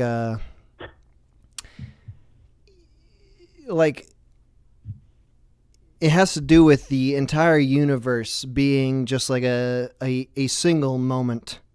That like I thought of this because you were talking about the universe like being self-reflexive or like acknowledging itself, reflecting upon itself. Sort of what I think about is like the past is things that we've experienced in prior moments, but we can only possibly live in the current moment. We can I guess remember things and think about what could happen in the future, but there's only one thing that's for sure, and that's what's happening right now. This exact moment, and it keeps going and going and going. So it's sort of like it makes me think like I remember when there was that video that was going around that was like the sound of a black hole. It was like scientists had discovered the sound that a black hole makes, and it sounds just like a drop of water coming out of a faucet, like a single drop, just blip. And that's sort of like how I think of the universe, is like it's just like one little drop of water, and it's just zip, it just drops, and that's the entirety of everything. Have you ever been in a physical altercation or anything like that where you actually like lost consciousness, or maybe get an intravenous injection and like you just like kind of fade to black? I have lost consciousness suddenly, never through physical altercation, but I think I know what you're talking about here. Like you're getting a tooth taken out, like they're taking out your wisdom teeth or what have you. Like And you are briefly just gone. I was in the shower once, Right. and I like very briefly went unconscious, and I like heard myself hitting the wall of the shower and then the floor of the shower, and that's what woke me up. But like there was that period of just like, I'm gone. I'm not anywhere. It's very Right. strange. I feel like that's what dying's like, you know? Just being displaced like that very suddenly. You're just so suddenly like fading to nothing. And there's been a couple different instances that now I won't get into all of them, but I'll just pick one. I was at my grandparents' house, and luckily enough, they're still alive. And I was the one who called about the doing the ancestry and found my grandparents, and that my father saw in the family, all that good stuff. So I went to my grandparents' house. I'm over here playing the card game War with my girlfriend, and we're just having a good time. I'm so elated. I'm just having the best time. And we went to we drew the same card. We had to go and put down 3 cards, flip another card. We went to like triple war, and she won. And she took all my cards, so she got like a dozen or so cards. And I was laughing so hard, and like the stress of the situation. I mean, it was eustress. It wasn't distress, but the stress of the situation like was so heavy. And I was laughing, just a sudden burst of like emotion and laughter and joy. I felt actually like I felt myself fading and losing consciousness, and I kind of mumbled and murmured, "Don't let me go, grab me." I was afraid. In that moment, I was just so much at peace, but I was also so afraid. And I felt myself fading, and probably for like 5 seconds, she said, like the whites of my eyes just kind of went, there was the only thing that showed. My eyes rolled back in my head, and I just sat there for a second. I was like, whoa. But coming to, I felt like so much peace. I was so afraid to go, but then when I got there, I was so relieved to be.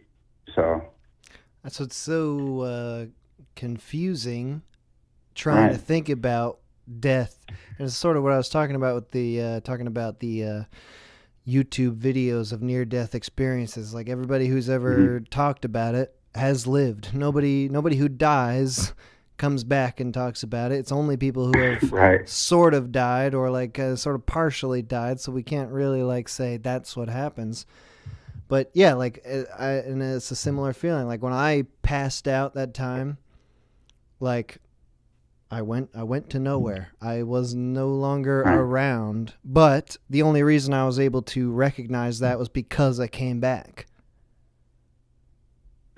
So what is it that happens when you don't come back? Because that's like the blackout part that you can't remember. Like what is that when you don't actually come back to remember it? Right. What is it? Tell me. What is it? What do we do? Where do we go? Nothingness. It could be a transfer of energy. I mean, the manifestation of like energy could be transferred into something else. It could be floating around. People talk about apparitions or orbs of light, or feeling. If you ever go into like the graveyard of the deceased, you go over there and there's sometimes you feel like you can feel the presence. I don't know. I think the energy leaves us and it goes somewhere, but I don't think it goes anywhere at the same time. I mean, it's so complicated. What do you think the deal is with an apparition then? If that's something that you think occurs, what do you think is the reason? That's something that the energy would stick around. It's I mean, going back to, it's not like an original thought or anything. It's kind of parroted. It's like maybe unsettled business. Maybe there's too much damage and it's not ready to move on to the next host or the next life force that it's going to go into. I don't have those answers, and it's really interesting. I know you don't know for sure, but nobody has the answers. we'll just come up with whatever random answers we think sound good.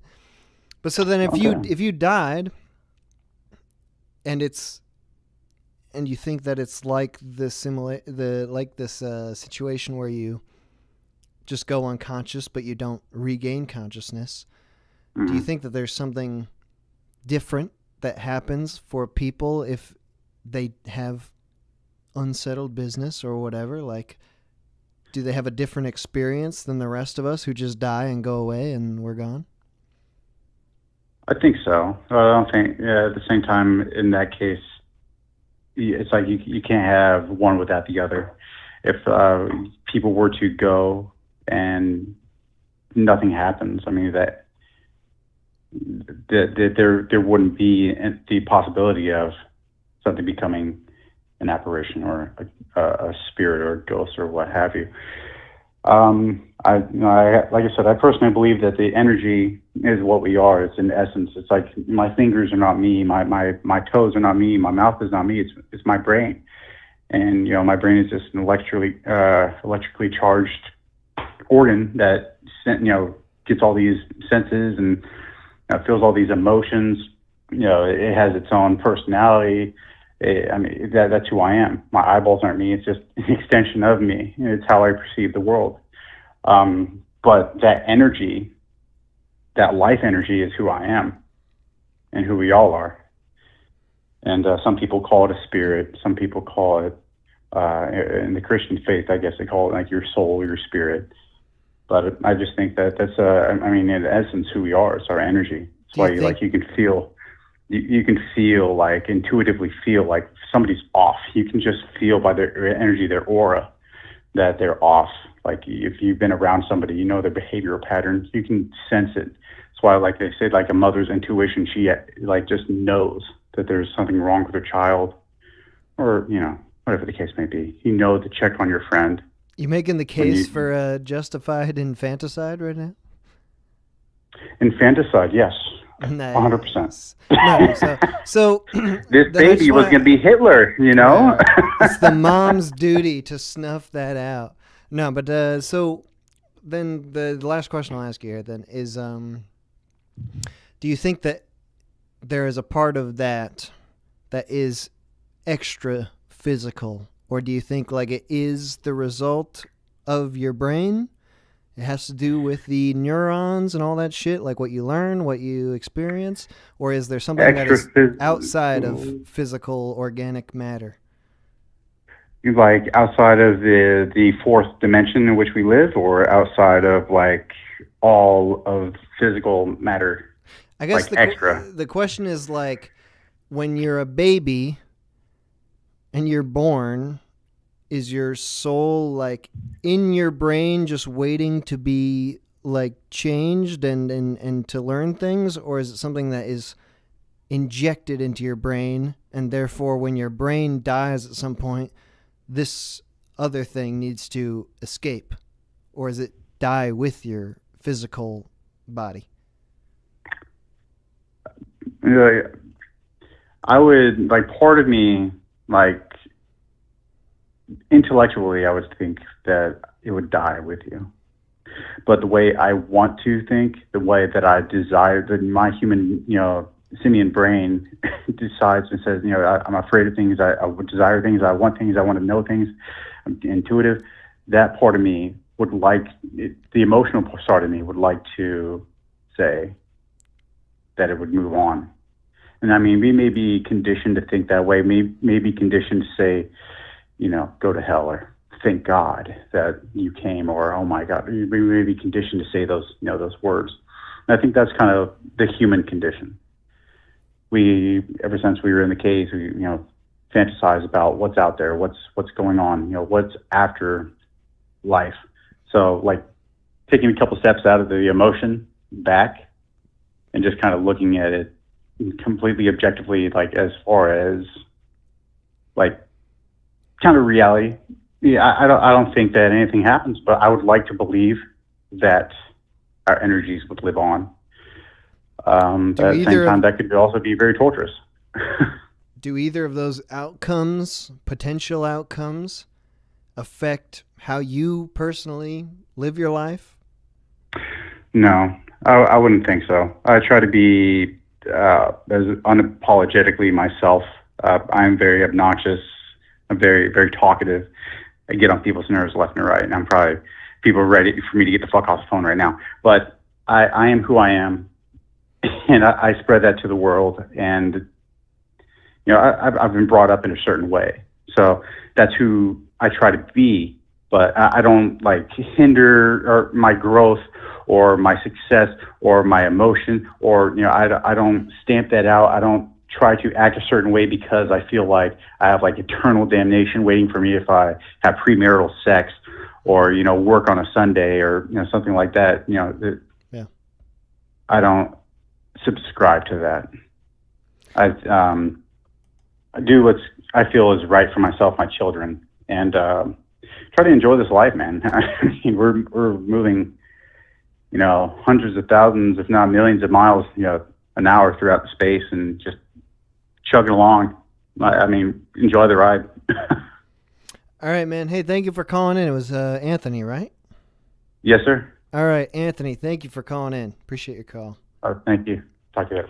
Bye. Bye. Nice. Oh, death.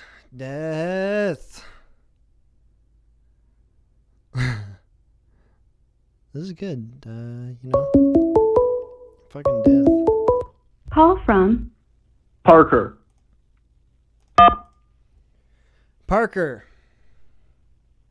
Oh, hey, am I on? Yo, dude, what's up? Yeah, you're on. Dude, awesome, man. Yeah. Been a while. I called months ago, probably. When was the last show you were on? Yeah, that was about women. Say what?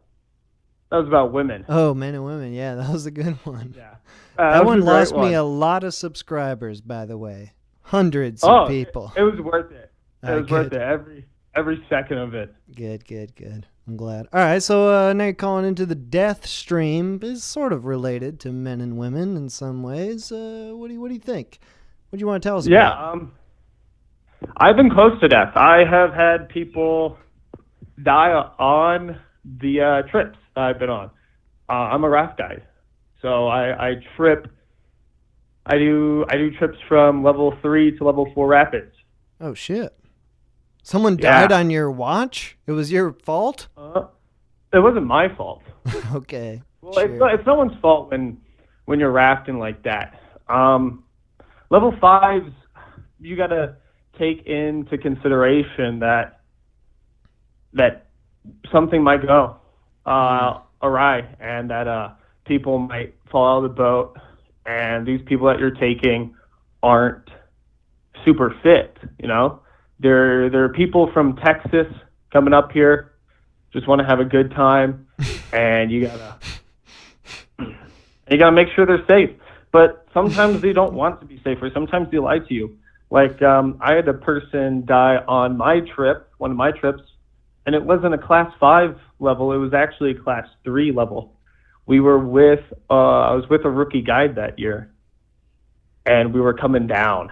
Level 3 rapid, and you have to go left on one side. You have to go left to one side of the rapid, or else you'll hit this rock, and the rock will turn the boat, dumping everybody in the water. Mm-hmm. And it's not a big deal or anything because it's a level 3. But the problem is that this river is ice water from the snow, from the mountains. And so it's cold. It's real cold. So if you have heart problems or a heart condition, it could offset that a lot. And so half his boat falls out. Half of his boat falls out, which isn't considered a big deal because, it happens. Like rafting, people fall out all the time. Okay. But the problem was that this older gentleman had a heart condition that he didn't tell us before, and he also refused to wear a wetsuit. Oh wow. Yeah, so what happened was when he hit the water, he went into cardiac arrest just instantly. The water was around 41, 43 degrees. Wow. So it's cold. It's cold. Yeah. It will take your breath away automatically.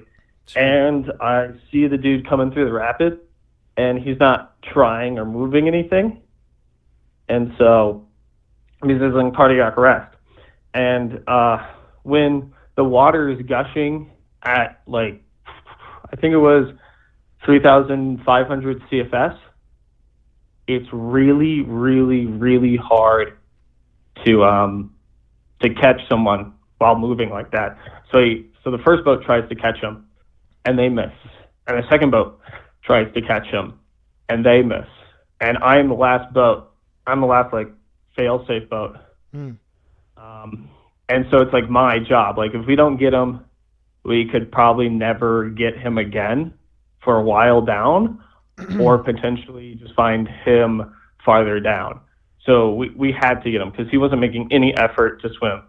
So I just remember cranking on my oars to get this guy. I actually hit one of the other guests in the head with my oar by accident. Because when you have oars, they kind of like go forwards, and you fill the boat up. You fill like a 15 boat up with 8 people on high days, or maybe 10.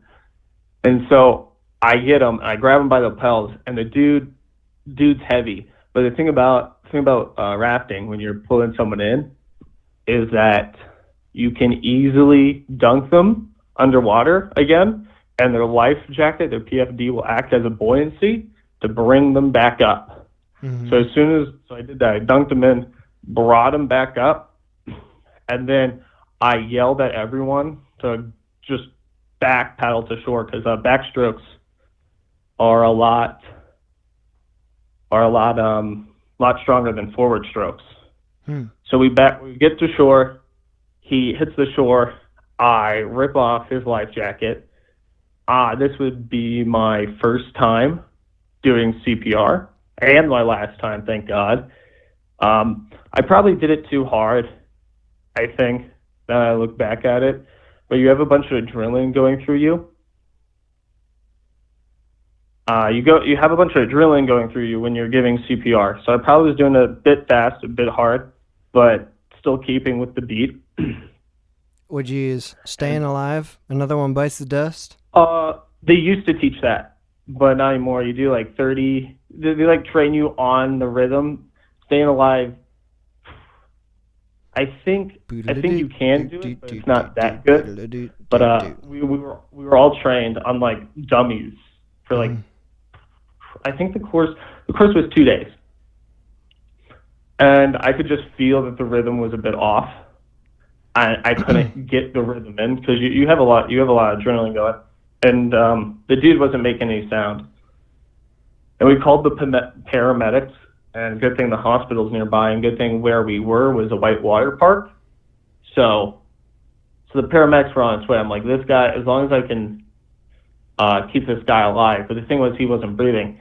I just kept pushing on his chest. Like when you give someone CPR, you can hear their chest break apart, like their bones break. And it's a very familiar feeling to me because I played hockey, so I've broken a lot of bones, a lot of ribs. I mean. Okay. And so I'm just pounding on this guy's chest, and it's supposed to go like 2 inches deep, and then you're supposed to, I think, they did that for like 30 times, and then you're supposed to give him 2 breaths of life, and you can either do it on the mouth or in the nose, or none if you want. What'd you choose? So I did.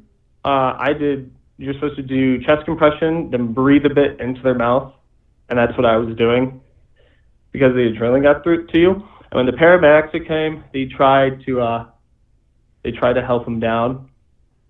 They tried to help him, but they just called him dead. He just kind of died of cardiac arrest right there in the river. And didn't die of drowning. They thought he died in the water, really.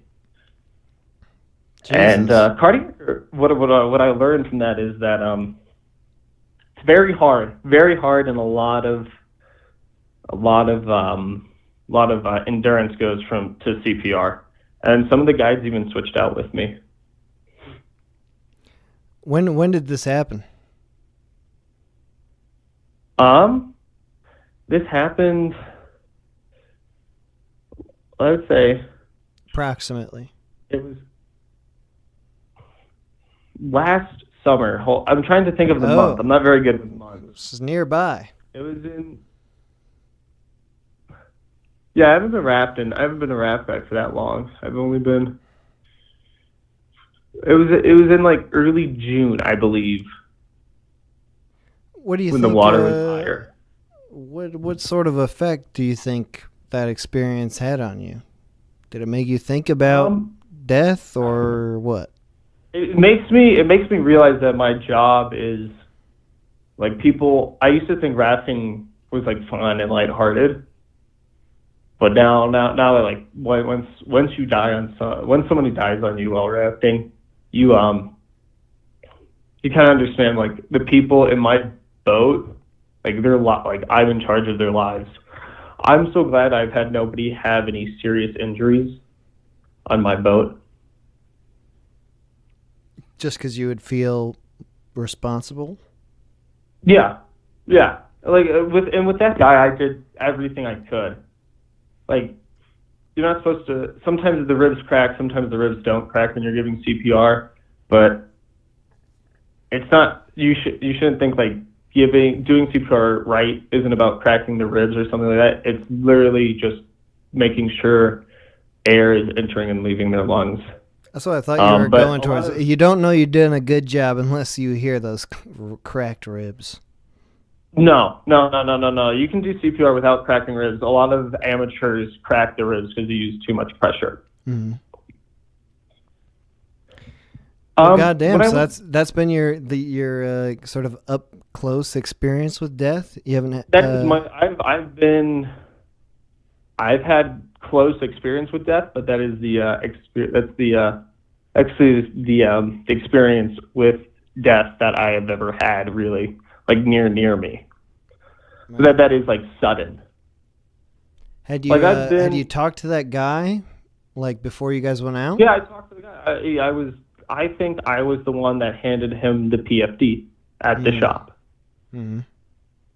But the thing is I have 400 people coming through a day, so I don't remember everyone.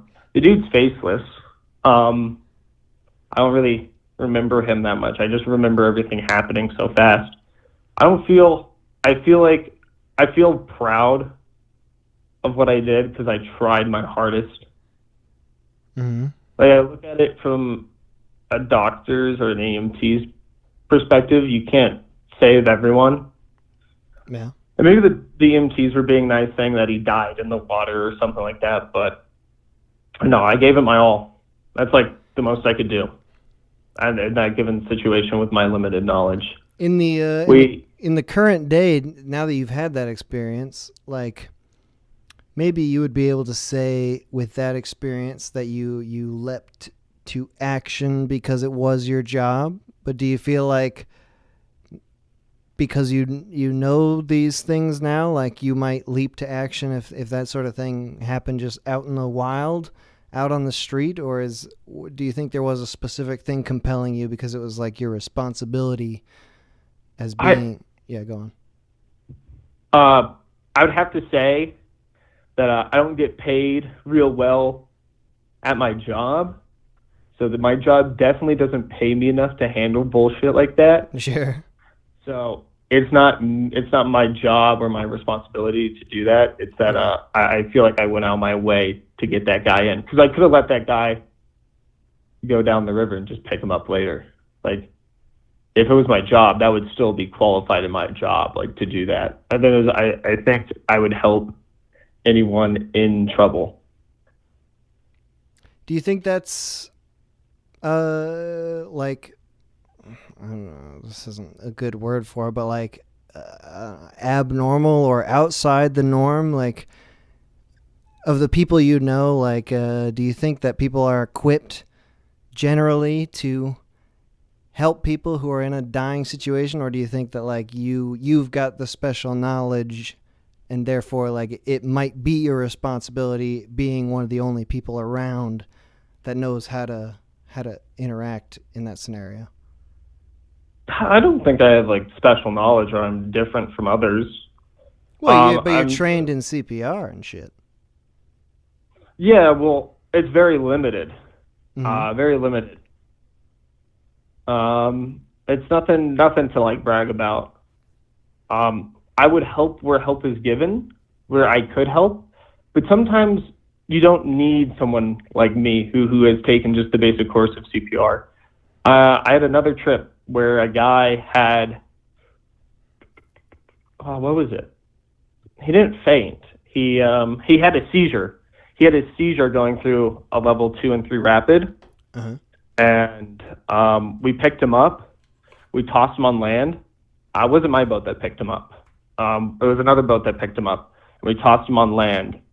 And I asked if there was any nurses in my boat. And nurses it's amazing how calm those women and men are helping people. They ask them like hundreds and hundreds of questions really nicely. And they don't freak out at all. And luckily I had 2 nurses. So they sat there, and the dude who had a seizure through the rapid, he didn't hit his head on anything. He just cleanly went through. He didn't get any water in his lungs. So the paramedics came and they took him away. He actually walked out walking, so that was really cool. Man. But yeah, a lot of situations I've noticed is that when somebody's in danger, there's always a way better professional nearby than me to give them CPR.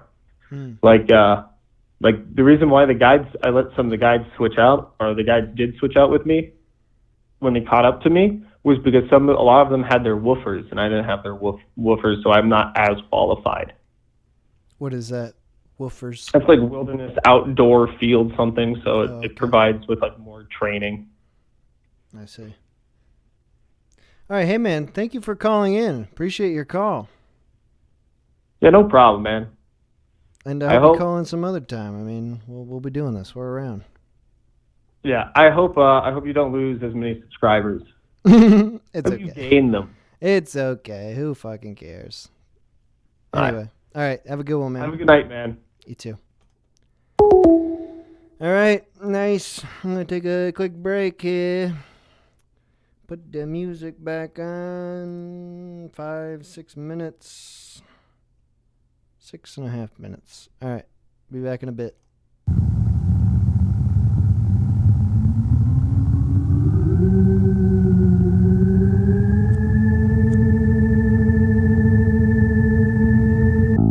As I see you now, as I never saw it then, I won't ever need the lights again. Light the candles, back away everything else. Being here is being alone in a sense.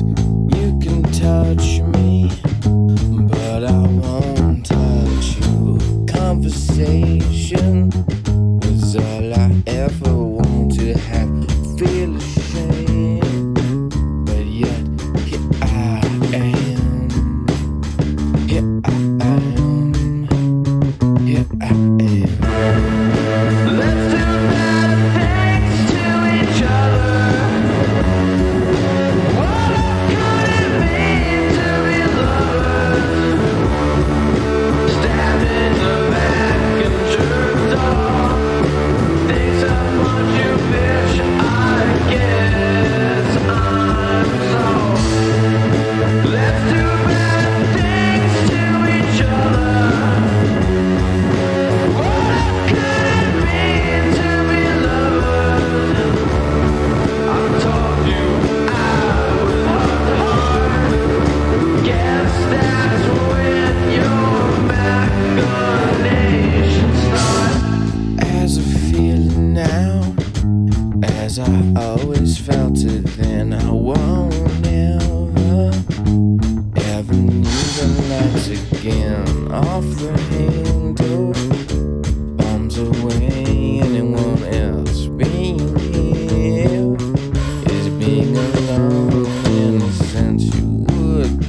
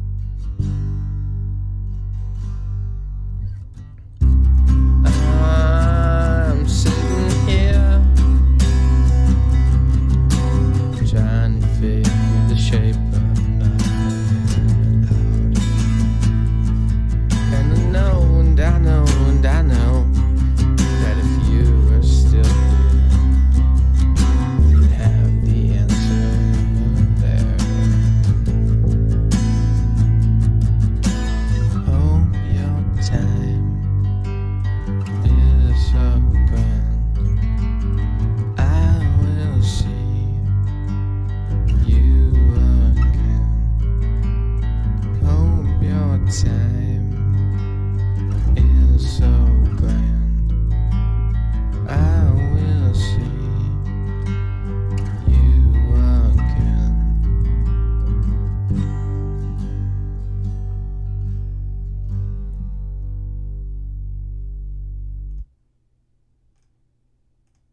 I came from him 200 years ago.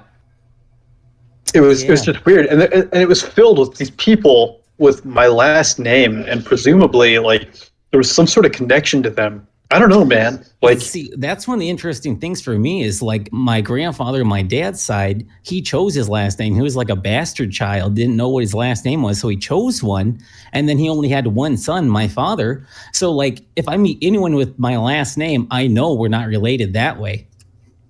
Huh. Hey, boys. Oh, Hey. Yo. Shalom. How's it going? Oh, pretty good. goes. Just talking Good. about shit. Yeah, We're talking about death. just shitting around. Just farting around. Did you guys think about heaven at all? I saw heaven. Not really. I thought about it, Okay. but I know didn't what say it's anything. like. Well, what do you want to talk about, boys? I was thinking about that stuff you guys were saying before about like, you know, your grandparents and all that sort of stuff. The Shirley Temple thing I came in the middle of. And that made me think a little bit about how, like, I only know one of my grandparents really, like hardly. All the other ones I don't really know. So it's like, I was thinking about that where, like sometimes my mother will be like, hey, you want to visit my father's grave? And I never met the guy. I don't know the guy. And I'm usually busy, so it's like, yeah, I don't really want to take the time to go visit a grave of a guy I don't know, even though I'm related to him. And that got me thinking about what I want to do when I die, so that people want to visit my grave. You know? What are you thinking? What sort of excitement do you have planned? Okay, so here's the thing, right?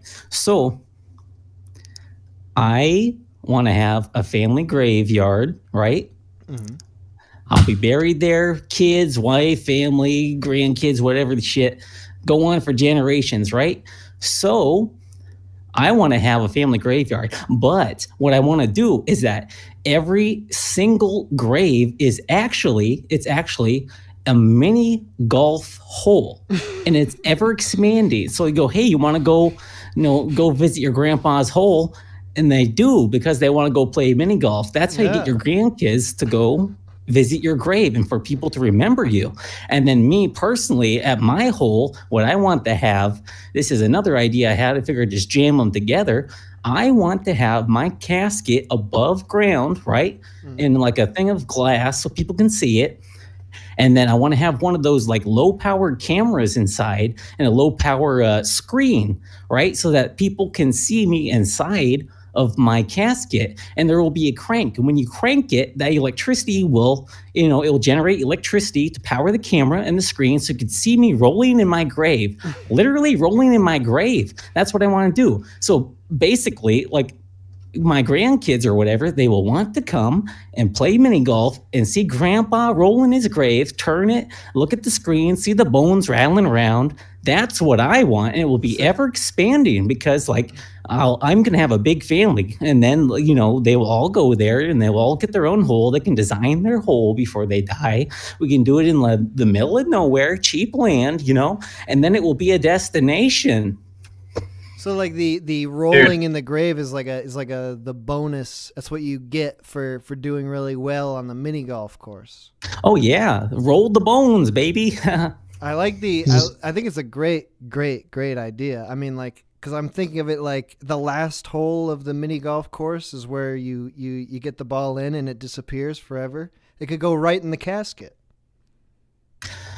Yeah, it could go under my casket. Just collect balls there. Yeah, that could be good. And it's like the more you get, the more memories people are they're remembering you more and more. You're getting more and more powerful with each sunken putt. Yeah, and can you imagine having grandkids going, hey, can we please go to grandpa's grave? So many grandpas want that in life. I'm going to get it. I'm telling you. Do you think That's like true? I've only been to my grandpa's grave 2 times. When I think about it, and if there was a putt-putt course on my grandpa's grave, it would probably be 10 times that. I would have gone 20 times. So Yeah, and I'm real close. I'm like, imagine the family reunions. You can also put like a little picnic area, a barbecue area nearby. Everyone can gather there every year, play mini golf, respect the dead, etc., and then just have a good time. Because, like, you know, don't you want your family to have a good time after you pass? I'm gonna be dead. I don't give a shit what they do to my bones. Make them roll. make them roll. dude, I am so into that. I like that very much. Maybe I'll even start visiting your grave. Yeah, I was going to ask. It's like you're saying, family only. All of us should do it. Yeah, it would become a destination spot. Like being able to, because then you're not just putt-putting for no reason. Like you're putt-putting in remembrance. Yeah, it's respectful, man. Remorseful putt-putt. Kind of like a... Yeah. I was wondering when you were saying that, Moxie, though, like you said, you didn't remember your grandparents at all, but then that, like, how that conflicts with the idea of you must remember your grandparents in order for them to have ghosts or something. That's sort of where we landed. So do you think if you misremember your grandparents or you just make up your own memory of them, does that affect their ghost? Does that change them? Oh God, that's a good question. Do they come back like deformed? They have like wings and talons. I'm just thinking of a vulture. I'm not even thinking of my grandparents anymore. I think I just like think of generic shit, just like sitting on the porch in a rocking chair drinking a Faygo. Moxie, I have a question about your putt-putt. Would it be like, you know how there's different attractions at each putt-putt play, like there's the windmill, the lighthouse, and stuff like that. Would they all be based off of like memories of you? Like there's this one event that you did on a cruise ship, and so there's a massive cruise ship that you putt-putt into and stuff like that. Oh God, I haven't really thought about that much because I don't have like the money or the land or anything to make it. But I would probably think of themes for each individual hole and do the original 18 holes and have mine at the end of it. And then, whoever my family who want to have their graves tacked onto it, they can do whatever they want after that. Like, let it speak to what they were.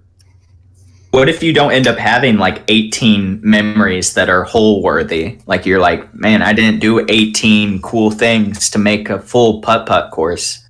Oh, bullshit. They're not gonna fucking know. You're dead. They can't ask. And it's putt. How would you feel? They're not even gonna pay attention. They're gonna be looking at the ground the whole time at Dude, their like ball. 30% of putt-putt is windmills. How many people have like some sort of windmill accomplishment in their life? Don Quixote. Dude. What you could do, because like once it gets to a certain point in the generations go by and by, you have like your great grandkids coming over to this putt-putt course. They're not going to actually know anything about you. So you could just make up whatever and be like, man, I can't believe that Moxie went to space and fought God. This is such a cool putt-putt course. Oh yeah, I'm gonna like make it sound really cool. Yeah, I'm not gonna tell them all the boring shit in life. Oh, he went to bed at 10 p.m., woke up at 6 a.m. every day. None of that boring shit. It'll be like this mythological experience where you're going through like this heightened reality of your grandparents' life. You could go through like each major stage. Like you could have a putt-putt where the first hole is putting through a vagina and you're being born into. You guys know what I'm talking about? You know, another good idea that is unrelated. I think I've played that before. Related to death, you have a putt-putt course that's like the 5 stages of grief. Oh yeah. Each hole, like the first hole is it denial is first? That sounds like every time I play putt-putt in the first place. Yeah, where it's strictly about your ability to play putt-putt, what you're in denial about. But this is like a whole other level. Well, usually I just skip straight to anger. Or depression. I'm thinking denial is like it's in denial that it's the first hole. So the first well, will be like hole number 7. It'll be like, no, I'm not the first hole. It's the It's first not one is even- labeled 7. It's not even a themed putt-putt. It's not like related to the 5 stages of grief. You are just like in denial immediately. Like, hey, we're gonna play putt-putt. And you're like, no, we're not. They're like, no, we are. We're at the putt-putt course. And you're like, no, I deny this. You're stuck in that phase until you win, until you hear the bones rattling as they roll over. That's acceptance. But Yes. there's no in between phases. There's a lot of grief. What you could have is you could have 18 holes, but like none of them have holes until the 18th one, because the 18 is where you can sink it in. How do they retrieve? This is a very important question. How do you get the ball out of your grave once you knock it in there? You don't. It joins you gone forever. for good. That's it. It's gone for good. So by the end, it'll just be mostly balls? You're sacrificing your ball to... How much does a golf ball cost? Come on, I made a mini golf course. But then the grave will mostly be holes, right? Balls, right? Like it'll be like 99% balls, 1% bones. Yeah, I think that's a beautiful Evan. thing. Yeah. We all come from balls, and to balls will return. That is So, true. What I'm envisioning is that like you get like they go under the grave or under the casket. So then like the balls keep accumulating, and eventually there's enough that it starts slowly pushing your casket for like up into the like till it returns to the earth again, because there's so many balls underneath that it becomes like this. Oh yeah, and that's when I know I've made it. I've made it at that point. And that's when life starts. Your corpse is valuable when it becomes a hazard on the putt course. Oh yeah, and then also, if they turn me in my grave enough, like I'll just be dust. They can like That's slowly true. watch me get ground down to dust. That would be cool. Every year, go, oh wow, look at how much more dusty it is in there. Yeah, I've always wanted. Okay, I just had 2 thoughts. One, I've always wanted to like be cremated and then like have someone like eat my ashes or something, so that I can continue to live through them or something. Yeah, but is that what people say? Eat my ash? I just had another thought that is unrelated. Because not everyone has the money for a golf course or a putt-putt course, they can pay to be cremated and their ashes be put in a ball, and then there's that send-off on the 18th hole when they putt them into the hole under your casket. That is them like burying this person because their ashes are in the ball. Dude, that's interesting because ashes. My to mom ashes, had this. balls to balls. My mom had this childhood friend, and when that friend died, they cremated her, and they shot her ashes out of a cannon, and that sounds very similar to Like that. a circus cannon? Is that also how she died? Millions of people. I mean, I don't think she got hit by a cannonball, but I mean, like once she died, they put like when you get cremated. This is really weird. Like, but they cremate you, and there's actually like 50 pounds of ashes. You get like an insane amount of ashes, and they just like put it into the cannon, and they just shot it all out, and it was just tons and tons of ashes everywhere. And then the little kids ran up and stuck their tongue out, and whoever got the most pounds of ashes won and gets to live. Dude, it's another like year. it's human confetti. That's what it is. Yeah, she wanted to go out with a bang for real. Yeah, it's your final celebration. You're giving one last gift to the world. I'd like to I'd like to be cremated and then like instead of doing a bump of salt whenever people are taking shots or something, they do hot sauce. Do or a anything, line. they do ashes. Do a Yes. line of your ashes. Half line. Tequila and ashes shot. This is actually kind of similar, like this whole eating ashes. I had an idea of what I wanted to do before I thought of the mini golf course. And I mean, I'm sure this is in bad taste, but you know me. Taste. I was thinking, oh man, when I die, I would love to like have all my friends and family take my body out into international waters and barbecue me and eat me. And then they can just throw whatever over the side of the boat. I don't give a shit. I'm dead. But then, I was like, I don't think people would want to do that. Plus, also, my friends and family don't cook. I cook. I'm the cooking guy. They'd probably burn the shit out of me and ruin everything. So you're ready for anybody who's close to you when they die. You're ready to cook them. Well, if they wanted me to, I would figure it out. I wouldn't half-ass that. I'll tell you that. Is it important to go out to boat out into the water? Is that like an international what did that have to do with it? thing? I feel like you would have to do international waters so that it's like, like no law of some country where it's just like illegal to eat someone or some shit. I don't know. I'm pretty sure research different countries and who they allow you to eat or what, but Maritime international law, water seems like the easiest way to do it. Plus, you can make it into like a whole cruise ship sort of thing, so that people can go and eat at the buffet after having to taste my toes or whatever. I'm going to preface this with saying that I'm not a lawyer, but I think that anything you put in your will is legal. So you can probably just have him barbecue you in the back. Well, you're allowed to like consensual cannibalism. When you have a child, you're able to like eat the placenta or whatever. People do that. So why can't you just eat after you die? And also, like, there's so many bodies that just go to waste in general. Like, we just let them lie around. Literally, they just lie around on the ground. Yeah, okay, well, how about this? I want my family and friends to have a cruise, and we'll just leave it at that. Give them an excuse to go on a cruise. Yeah, and then that'll be the cruise ship. Hole. The hole in your mini golf course will be that cruise ship. That is some people would get. Sorry. Some intense fine print that you're gonna go on a cruise, but you must eat my body along the way. You gotta at least taste it. You can, taste and spit. I don't know. I don't care. I'll People be dead. would really want you to die though if there's like incentive, like, hey, you're going on a cruise ship as soon as I die, and people will be like, okay. How can we speed that Deal. up? Yeah, like I'm hungry. Let's make it happen. That sounds like a fun life. Always in fear. I honestly like. I need some kind of excitement in my life where it's like I'm running for my life, about to be murdered at every second that I'm alive. Yeah, my friends and family might kill me for a cruise. Ooh, spicy. Dude, you guys seen... Now I can finally start living. Hell yeah. Dude, like that scene in Apocalypto where the guy's running away from the panther, the jaguar. That's a guy who is loving his life. Like he's like, right now, in the moment, I am living. I am running for my entire life.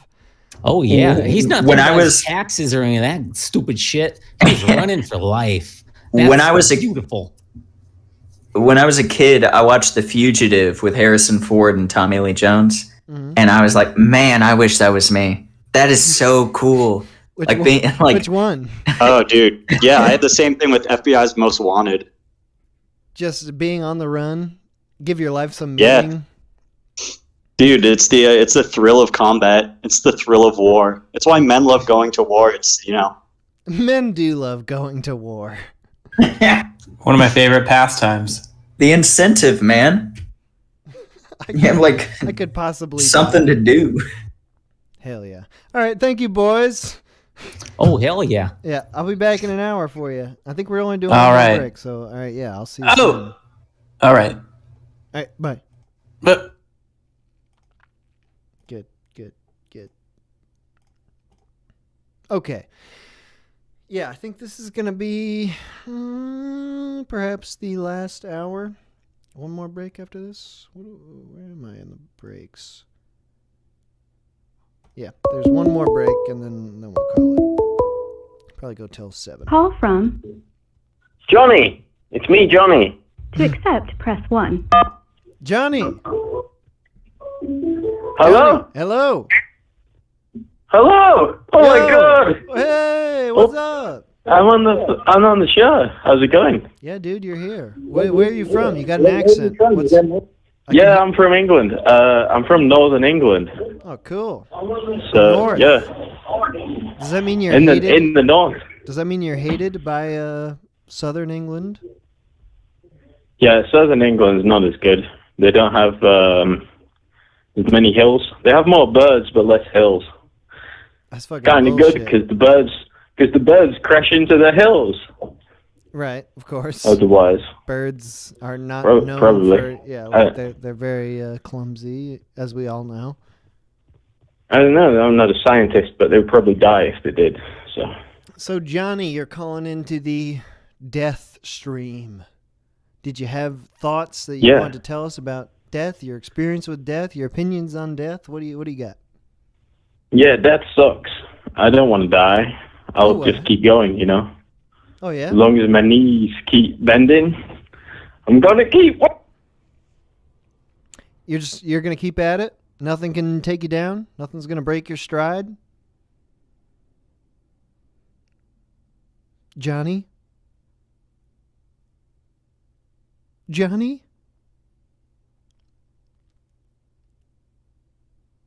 Johnny. Northern England is fucking you right now. I can't hear you. I'm going to give Northern England 10 more seconds to get their shit together.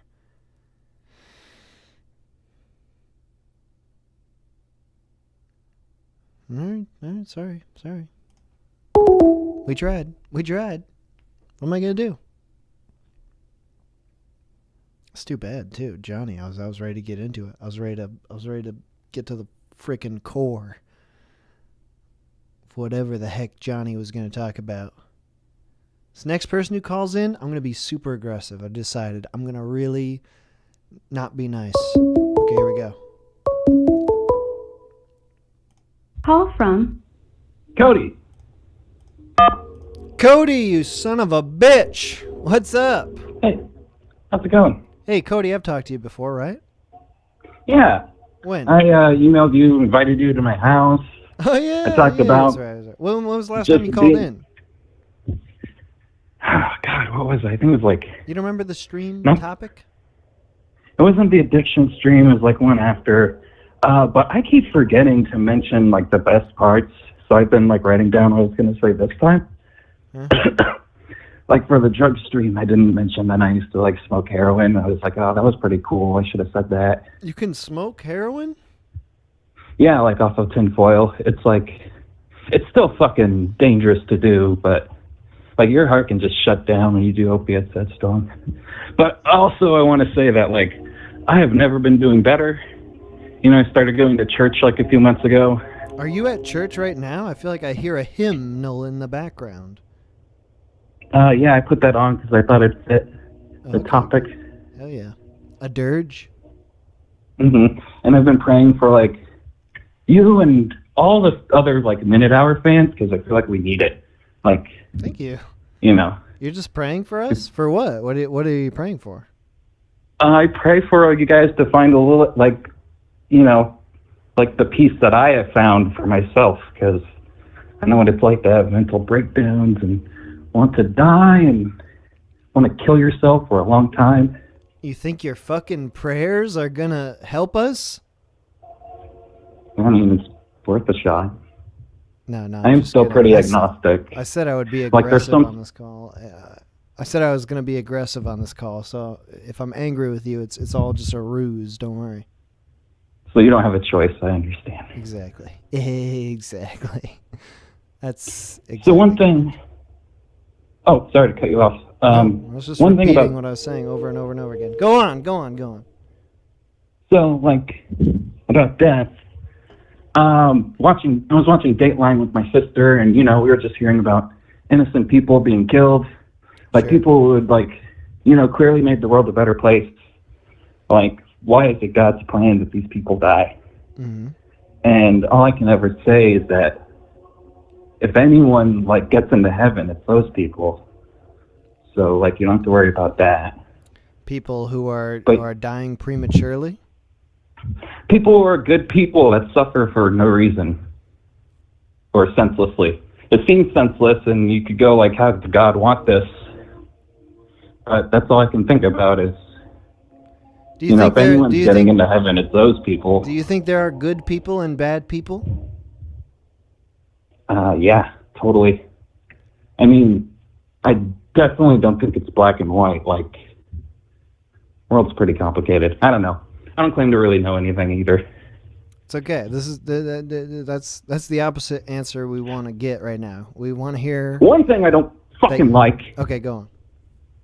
Is that like, I guess like I've talked to a lot of people about what they think heaven is, and it's like, oh, you do your favorite stuff all day. Like you eat ice cream. When my grandma died, oh, I'm getting mad now. I'm getting a little furious now.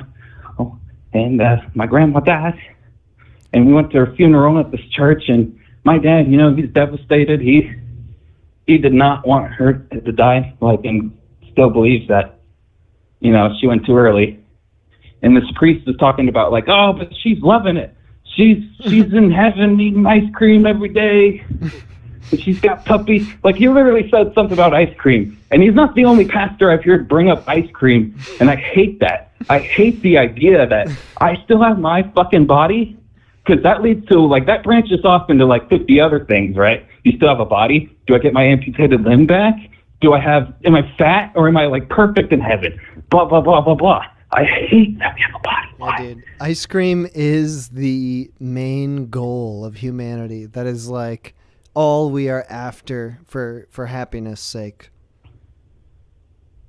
It's just the idea that it's like, oh, it's physical gratification that you could have gotten in life. It's just unlimited now. And it's like, that kind of really sucks. I would prefer like a feeling of togetherness that like maybe we're all one someday. Like maybe heaven's like the lazy river. Yeah, walk me through your ideal of heaven.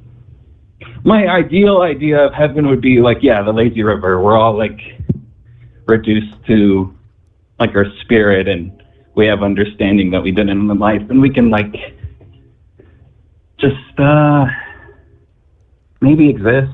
My dad's atheist. He's like really scared of the nothingness. So I kind of hope that like there's anything for him instead of the void. Like you said he it's caused him to be healthier. Sorry, go ahead. You said he wasn't scared of the nothingness? No, he's clearly scared of it. Oh. Like he doesn't say that word for word, but I can tell you it's like the typical atheist fear of like the nothingness and the void, and like everything is pointless because you're just going to be dead meat. And it's like, it's caused him to be healthier. But I hope that there's something for him. Like even if he's just a little like elf frolicking in the woods after he dies, like, but there's something. So he could be at peace or be at peace. I don't know. And then there's the DMT that releases when you fucking die, so I'm also not too worried. Like, I'm sure that calms people down real good. You think you'll go through the super psychedelic trip when you die? That used to be the theory for a long time. Is what heaven is that you dying, you release these chemicals that can like effectively dilate how you perceive time. So in that moment, you're like dying. You could have like a millennia of thoughts in your head. But maybe not me, because I did DMT, if you remember. Vaguely. I'm a little... Well, so this is something I was talking about with a caller a little while ago today, was the idea that it goes with that time dilation idea, where like the moment of your death, the exact moment, I think to me, like, clearly has to be the longest moment of your life, like the longest thing you ever experienced, because it's like right before you're gone. So it's like this is the all of time collapsing in on itself. Like this is it. This is the moment. You're about to be gone. So therefore, this moment could last for what you think of as forever. For me, that has to do with hell. That has to do with like confronting all the shitty things you ever did in your life that you've been putting off for your whole life, trying to ignore. Like, I'm not a bad person or anything, but everyone's a bad person to some extent. Nobody, even the most brilliant, like, genius people in the world, like, nobody gets away with living their entire life without doing a bad thing that they feel bad about. So that's why I feel like it's that last moment is reconciling with all the bad things you ever did. But I think it has to do with our idea of the afterlife is this one final moment that you've got. Do you think it's different for the individual then? Like on a person-to-person basis? yeah, like how that process is like some mixture of what we both said, but it depends heavily on the individual. Like maybe if you're just like a sick fuck, you get like a weird, and then we just make this a movie, dude, and like fucking take people's money because we don't respect the intelligence of our viewers. Absolutely. I think that it has to do with, I don't think it has to do with like how bad a person you are really. It just has to do with how willing you are to accept that you're dead. Like people. Well, then. Yeah, go on. Oh, to accept that you're dead. I thought you were going to say, like, how they feel, because that would be like, that'd be fucked. Because if you're a psychopath who's like, I love raping and murdering, oh boy, then you don't get that guilt. And you're after, like, this trying to guilt you, and you're like, yeah, I just, what can I rape here? I think it has everything to do with how much you actually accept that you are dying and dead. Because I think, like, you know, when you die, you shouldn't really like be concerned with all the bad things you did because you're fucking dead now. Like it doesn't matter anymore. Like you had your chance, you didn't do it, so it's fine. Everybody I think does bad things that they wish they could take back. But I think that depending on how like comfortable you are with the idea of dying has to do with how long you experience that hellish nightmare of being confronted with your individualism, where it's like it was your individual choice to do these XYZ bad things. Whereas like if you're ready to die and just be like, you know, I'm not even a person anymore, I'm just gonna fucking die, you would kind of and then it becomes like seamless transition. Say again. And then that last part becomes like a seamless transition as opposed to someone who's like, shut the hell up, little girl, I drowned, I'm gonna go kill people, like not realizing they're dead. Exactly. Like it has, like the more comfortable you are with it, the less painful the dying process would be, emotionally painful. But it's like and then it just evolves into like a bored kid video, and they're like in real hell. What do you think? You know, that's the fun part, dude, is that we all get to find out. But you don't, I mean, this is the fun part of the stream is we just get to fucking bullshit about it because none of us know. So what do you think? What do I think? I don't know. I'm scared, desperate little man. I don't even... Which part? You know what to think sometimes? I just hope that there's something better for people and that people that I can like recognize when someone has more stress than they should and like is probably acting off of that because I've been there. So I just kind of hope that. What about people who kill themselves? Do you feel that that's like good for them? They took they managed to get over their own pain so much that they could go to this magical place where everything is okay, or is it something that we shouldn't do? I think that's something we shouldn't do because I've even very recently, like 3 months ago, not 2, is when I kind of started turning things around for myself. Is like I'd get so stressed out and having an anxiety attack, and I'd have palpitations in my heart, or palpation, I don't remember which it is. Like I could feel my heartbeat for hours, and I'd think, I'm going to have a heart attack if this keeps up. And then my immediate thought after was, good. No one can blame me if I have a heart attack. It's not like I killed myself if I just fucking freaked my heart out. Yeah. Although maybe they would find out that like, oh, he freaked his fucking heart out. He was fucking pissed. That's why he died. Do you then that would make people sad. Do you have some sort of lingering feeling that you would want to die, and it has to do with, but you don't want to die by your own hand because it wouldn't be kosher or something? Like a death wish? Well, what do you think? I think that's what I did have for a long time because I was so edgy and I didn't want to accept that I cared about stuff and that people could actually love me and I could say that I love things. Like, I just was going off a stupid decision made in the past to just have the personality be that way when it doesn't need to be. What made you change your mind? I started making art. Yeah, like, I stayed up like last night till like 5, like drawing a sexy monster lady. And I've been, I started making an RPG maker. Don't laugh, this is my art. I'm pouring my soul out to you. Keep it going. Keep making sexy monster ladies. Don't kill yourself. That's not, Thanks for saying it like that. It means those words are arranged that way, half hour. I even started making like a minute-hour cartoon. I did like drawing all day, every day for 6 days. Did a couple hundred frames, got like 8 seconds. And I'm not a very good artist. I consider every single channel I'm subscribed to like a better artist and animator than me by far. Like I'm very recent, and I'm also like 28, so it's kind of a late start. But do you know the channel No Carrick? Oh yeah. Nice, yeah. No Carrick, I greatly enjoy his works. He answered a question about just like what gives you motivation or something to make shit on some Patreon thing a while ago. I thought it was a great answer. He said that when I'm making videos, that's the only time that I don't feel like I want to die. So like it's a distraction. It's like at that exact moment when I'm actually like in the middle of creating, my thoughts are focused on that. They're no longer focused on my head exploding or going to hell or something like that. Like that's similar to how I feel. Say again? I think it's good for everyone. Like everyone should try to create. And you know, I didn't for a long time because I was like, I suck, whatever. I'm not special. I'm not as good as like any of these hundreds of channels I've, scrolled past. But then I was like, you got to start somewhere.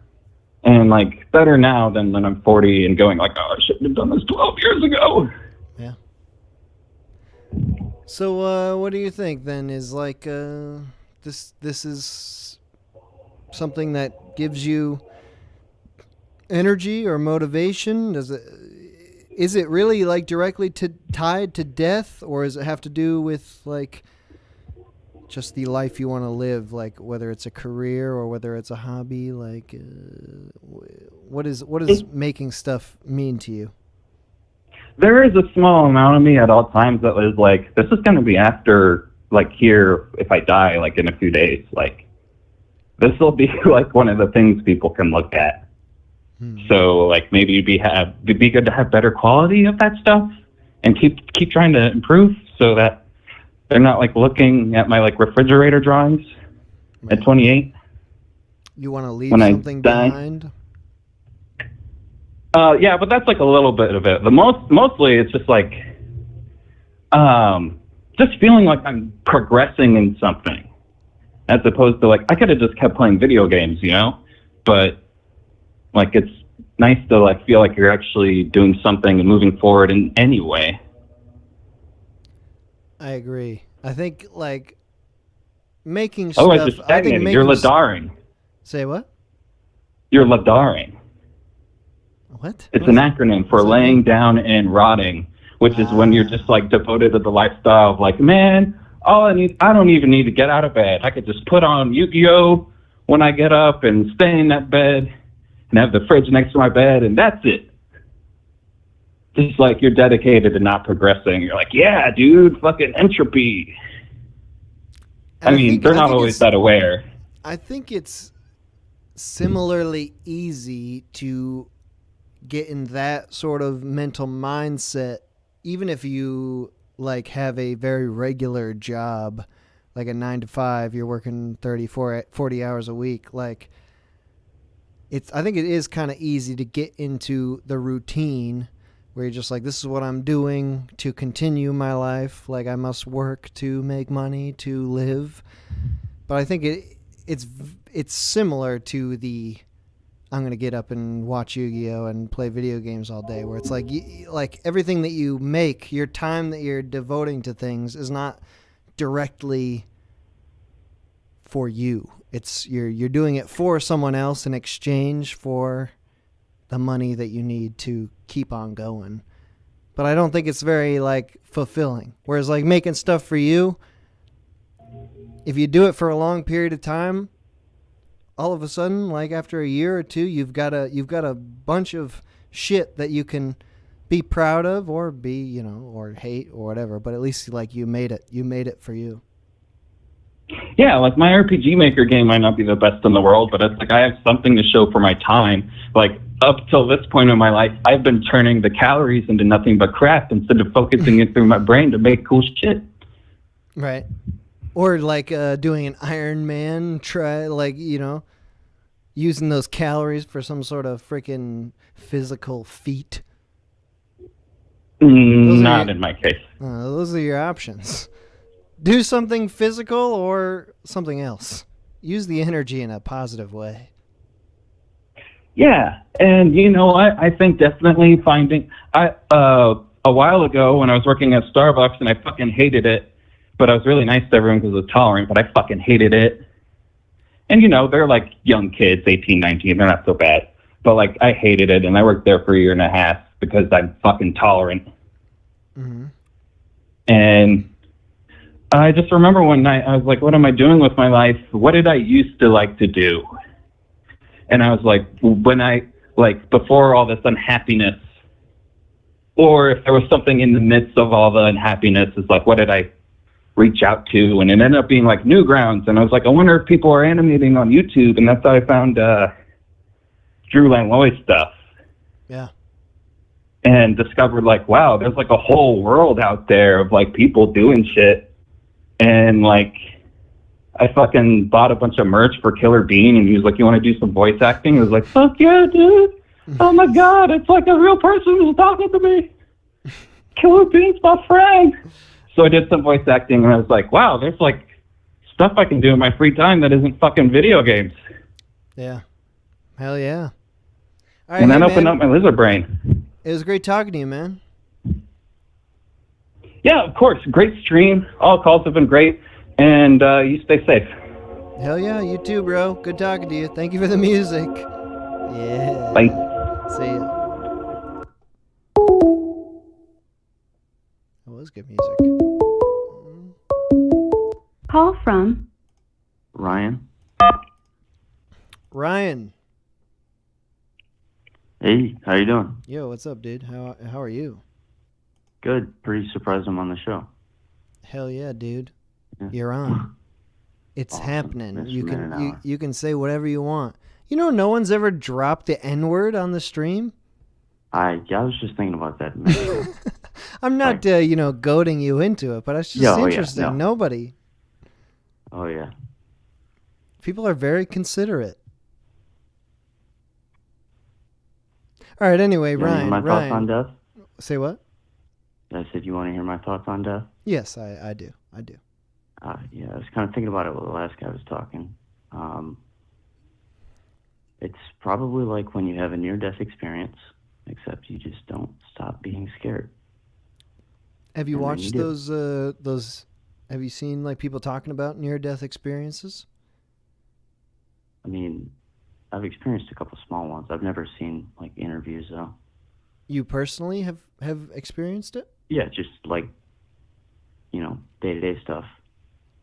How do you mean? Driving. Like you're Expressway things. You're almost crashed into somebody or something? Yeah. Oh yeah. What was that experience like? Your heart rate gets going. Is it the slow motion thing that people talk about a lot? I mean, yeah, looking back on it, but I don't know. I don't know if there's a catharsis. You probably just keep being scared the whole time.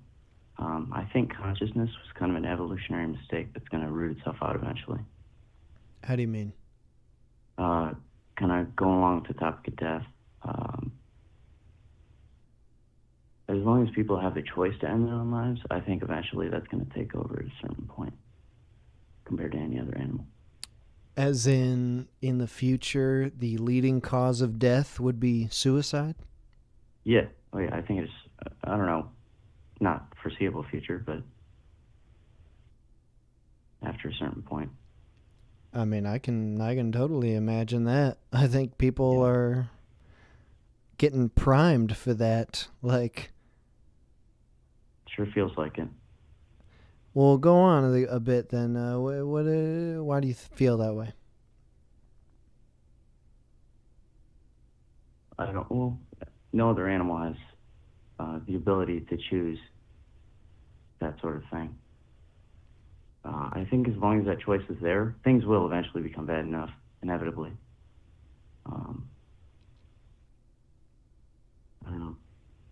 You ever felt that way? Sure. I mean, I think that, you know, living in the world, in the civilized world, it's got a very restricted sense of like what is good, what is allowed, what isn't allowed, and it goes it trickles down to every single little process that humans do, to the point where I feel like, you know, like it's affected our brains. Like, people are in general, I think, very fucking depressed. And I think life is very unfulfilling for the mass majority of people. Even the people who are like doing a decent job in life, like, for the mass majority of people, that means like going to a job that you hate all day, every day, making enough money to live a life that you find suitable. But like, that's not fulfilling. That's just like fucking, you hate the majority of your life. Yeah, I mean, I guess you could call that the human condition. I'm sure everybody's always felt that way since the beginning of time. But there's some I don't sort think of we're meant to be satisfied. I think that part of the satisfaction that's missing is like, people used to live harder lives, but all the work that they were doing was for themselves and their family. Right. Whereas like now, all the work that people do is for like a corporation, and like you get traded back value, but like you have to wonder the whole time whether like you're actually getting a good deal on your trade-in value there. Like, could you actually just work for yourself and your family and get more out of life? Right. I'd like to hear your thoughts on a quote. Have you ever heard the hard times make strong men, strong men make good times? I have heard that. Good times make weak men. Yeah, weak times make hard times. Well, what do you think? You go first. Tell me what you think about that. Do you think people are weaker today? To an extent. I feel with myself as well. Like I say people, which is my isolated social circle, same as anybody else. But well, how do you think? I think we're definitely weaker. In what way? In the way that we're less, we're more dependent than our ancestors, which I guess you could expect from a developed country. I don't think we have to be dependent anymore, which kind of removes itself a purpose, Dependent on the government or who? Oh yeah. Okay. Well, dependent in the way that we have everything we need. Mm-hmm. Which makes weak men. I don't know. I guess it's a sense of drive that. It's like, is it like you think life is too easy in the developed world, and it makes people not have to grow and develop that hardened shell? I think the human's never going to be satisfied. Which, if we were, we'd stop living. If we were content, satisfaction drives us to, create more people. Yeah, I don't think you can reach a state of content. How old are you? I'm 20. Do you think that you'll have a family someday? Is it something you want? Your own family? Yeah, I'd like to. I think. Well, I'm not sure about kids, but not bringing kids into the world. That is, but why is that? Maybe adopting them, because I don't know. I feel like that procreation is one of the worst things you could do to a person. Is one of the what? Making a new person who has to go through.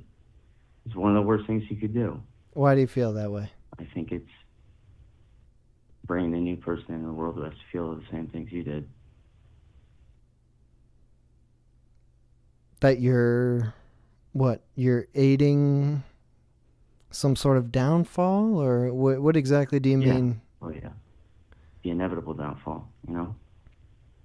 As in, the more people who arrive, the worse the conditions may get? Just in the way that I think every human has a sort of negative experience overall. Like Sorry, you I'm wouldn't. sounding like a bummer right now. That's but okay. That's all right. So you wouldn't want to bring a child into the world because you wouldn't want them to have a similar experience to what you had? Yeah, I wouldn't want to risk that for a kid. Well, why is that? I mean, like you must be content to some extent living in the world, or else you wouldn't be here anymore, right? Right. Yeah, you're right. You were talking about routine earlier. I found comfort in routine. Mm-hmm. What's your routine then? Job. Just work. That's work. I'm fortunate enough to live with my girlfriend at this point, so Mm-hmm. I'm enjoying that. But just, I don't know. I don't think it's right to have to bring somebody into the world and have to go through the same things. Might have to go through the same things you did. Well, I mean, hey, like, fucking life is hard. Life sucks for a lot of it, but, it's like, nobody would give it up. I think that's something we're sort of getting at with all these callers is like, any sort of problems you may have with life don't seem to be greater than life itself. We would all rather keep living rather than dying right now or tomorrow. Yeah, I think you're right about that. It doesn't sound like you think I'm right about that. I'm still here. You're definitely right about that. Right. But you like chess? Sure. Do you have a chess.com? No. Is that... Do you want to play me in chess? I totally do. Text the number to that you called in on, and I will and give me the information. I'll try and play chess with you at some point. Will do, man. All right, hey man, it was great talking to you. Good talking. Thank you. All right, have a good one. You too. Bye.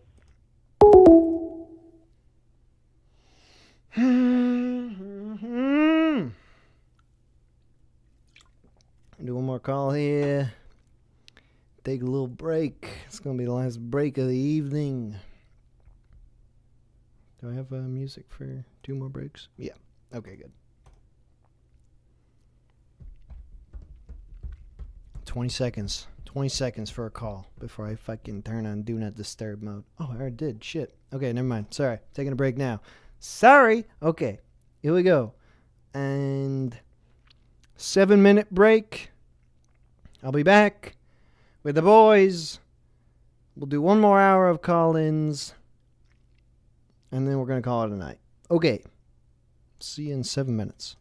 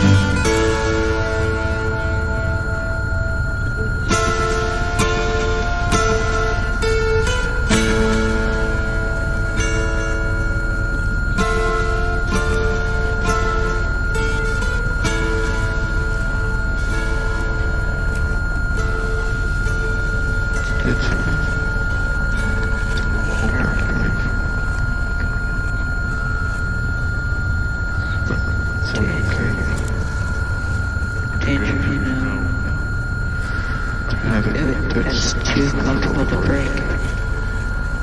You do it many times, work, but you and me are too afraid to. That's why we're here. To watch the world.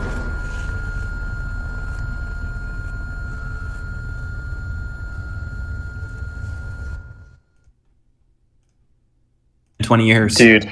Chicken is so cheap though. Like I can go down to the Walmart and get a 10-pound bag of the like leg quarters in $6.64. It'll be $6.63 for the same amount.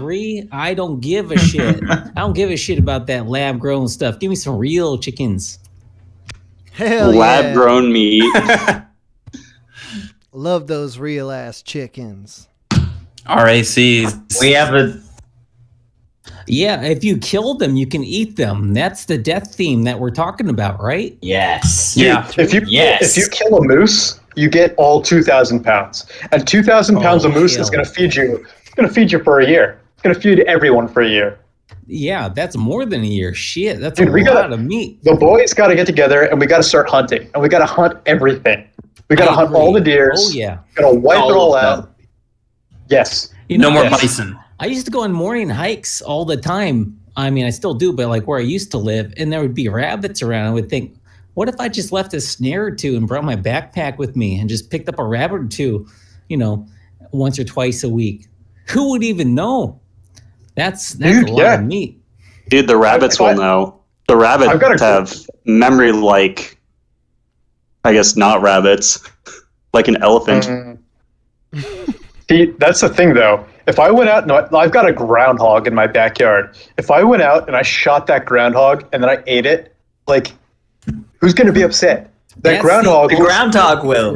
Oh, that sounds amazing. Ultimate victory. Yeah. It's been Yeah. yeah, you can eat it. Hell yeah. Dude, groundhogs seem like a lot of work to eat. I mean, you got to like pull off all the spikes. Dude, I don't know. Dude, that's a hedgehog, dude. Groundhog. Dude, are you sure? Fur. Dude, groundhogs are just big old lumps of meat. All right, dude, the groundhogs are the ones that look at their shadow. Oh, okay, Mr. The Minute Hour, what did you want us to talk about instead of hunting? I don't know. I was enjoying the hunting conversation. Usually, I wanted something you want to talk about, so I thought you'd some fucking bullshit. Okay, what bullshit this time? Idiot. I don't want to talk about Waste all of our time. I just feel like I have to say something to prompt some sort of discussion sometimes. But if you guys are already discussing, I don't even want any part of it. I'm just going to listen. Can we tell them about our theme, our idea? Did you figure out how to work death into it so it would be appropriate? Yes, definitely. It's absolutely appropriate. Do it. All right, we have an idea for a themed restaurant like Rainforest Cafe. Rainforest. But it's the boys. Chuck E. Cheese's. And it's where like there's animatronic boys up on a stage, and like you can like sit next to. Like I want to sit next to the Daryl animatronic, and like he makes monkey noises every 10 seconds. Also, a waterfall. There has to be a waterfall. What is the Rainforest Cafe? Is that like the Hall of Presidents in Disney World? It's a restaurant it's a restaurant that's like rainforest theme, and it has like one specific note is like there's a gorilla animatronic that you can sit next to at some of them, and like he just goes like crazy and starts beating his chest every hour or something like that. And you're like, whoa, a gorilla, that's so cool. And it's mainly like kids appeal to this, but this would be like boys theme, where there's animatronic boys of all of us up on stage, and like we sing and stuff. Like it's a live performance from these animatronic boys. The target demographic is really it's by the boys for the boys. Yes. How is it related to eating? You get eat to order food you buy while burgers. they are doing it. Yeah, we haven't talked about the food yet because we were planning out the entertainment Way side. more if you think about like Chuck E. Cheese and all that, the food was secondary. Sure. Yeah, the food's awful, but that's a historical thing. They're just like, who gives a shit about the pizza? They'll eat whatever we give them. They want to see the robots. yes, and the boys will sing and stuff. Well, we won't. We're not there. We just profit from a distance. But the animatronic boys will sing for you and like perform, and like you can give them alcohol, and eventually they like get more and more rowdy and disruptive. And like they'll come over and they'll knock over your drink and stuff like that, just like we would if we were there. So you're selling like an authentic boys experience, what it's like to eat with the boys. Yes, they'll sing and dance. Like I was saying, you walk into the bathroom and one of the boys has OD'd in the corner in the bathroom, and like one of us just keeps spitting in people's drinks. I think Spaghetti Squash said that. And like, yeah, I think it's really important at the boys' restaurant to feel like you are not at home as the customer. You are imposing on the boys' domain. Yes. Yeah, and you have to know that you are not wanted. Yeah. Is the dead boy in the bathroom? Is that like a test? Is it to see who will come to his aid? I think it was just to get in the way, wasn't it? Yeah, the boy just is like, it's just to be as authentic as possible. The boy is is a robot, but he is so in sync with who the boy that he is portraying that he actually like OD'd in the bathroom. Yeah, so there's some like base programming for each boy, and the more alcohol, that the boy somehow manages to like get from, I don't know, maybe it'll steal from the customers or find it, or someone will pour it into his cup or whatever. The more it'll betray the rote programming and start improvising based on the themes of that boy. So the boy will, it'll be a dynamic, different night every night. And also, this is the original The Boys. Like, the first one in the Mall of America, that is going to be like the boys spot. If they want to make other ones, then we're not going to do the voices, the voices for it. You got to get our brothers to fake our voices, just like all the toys from Disney.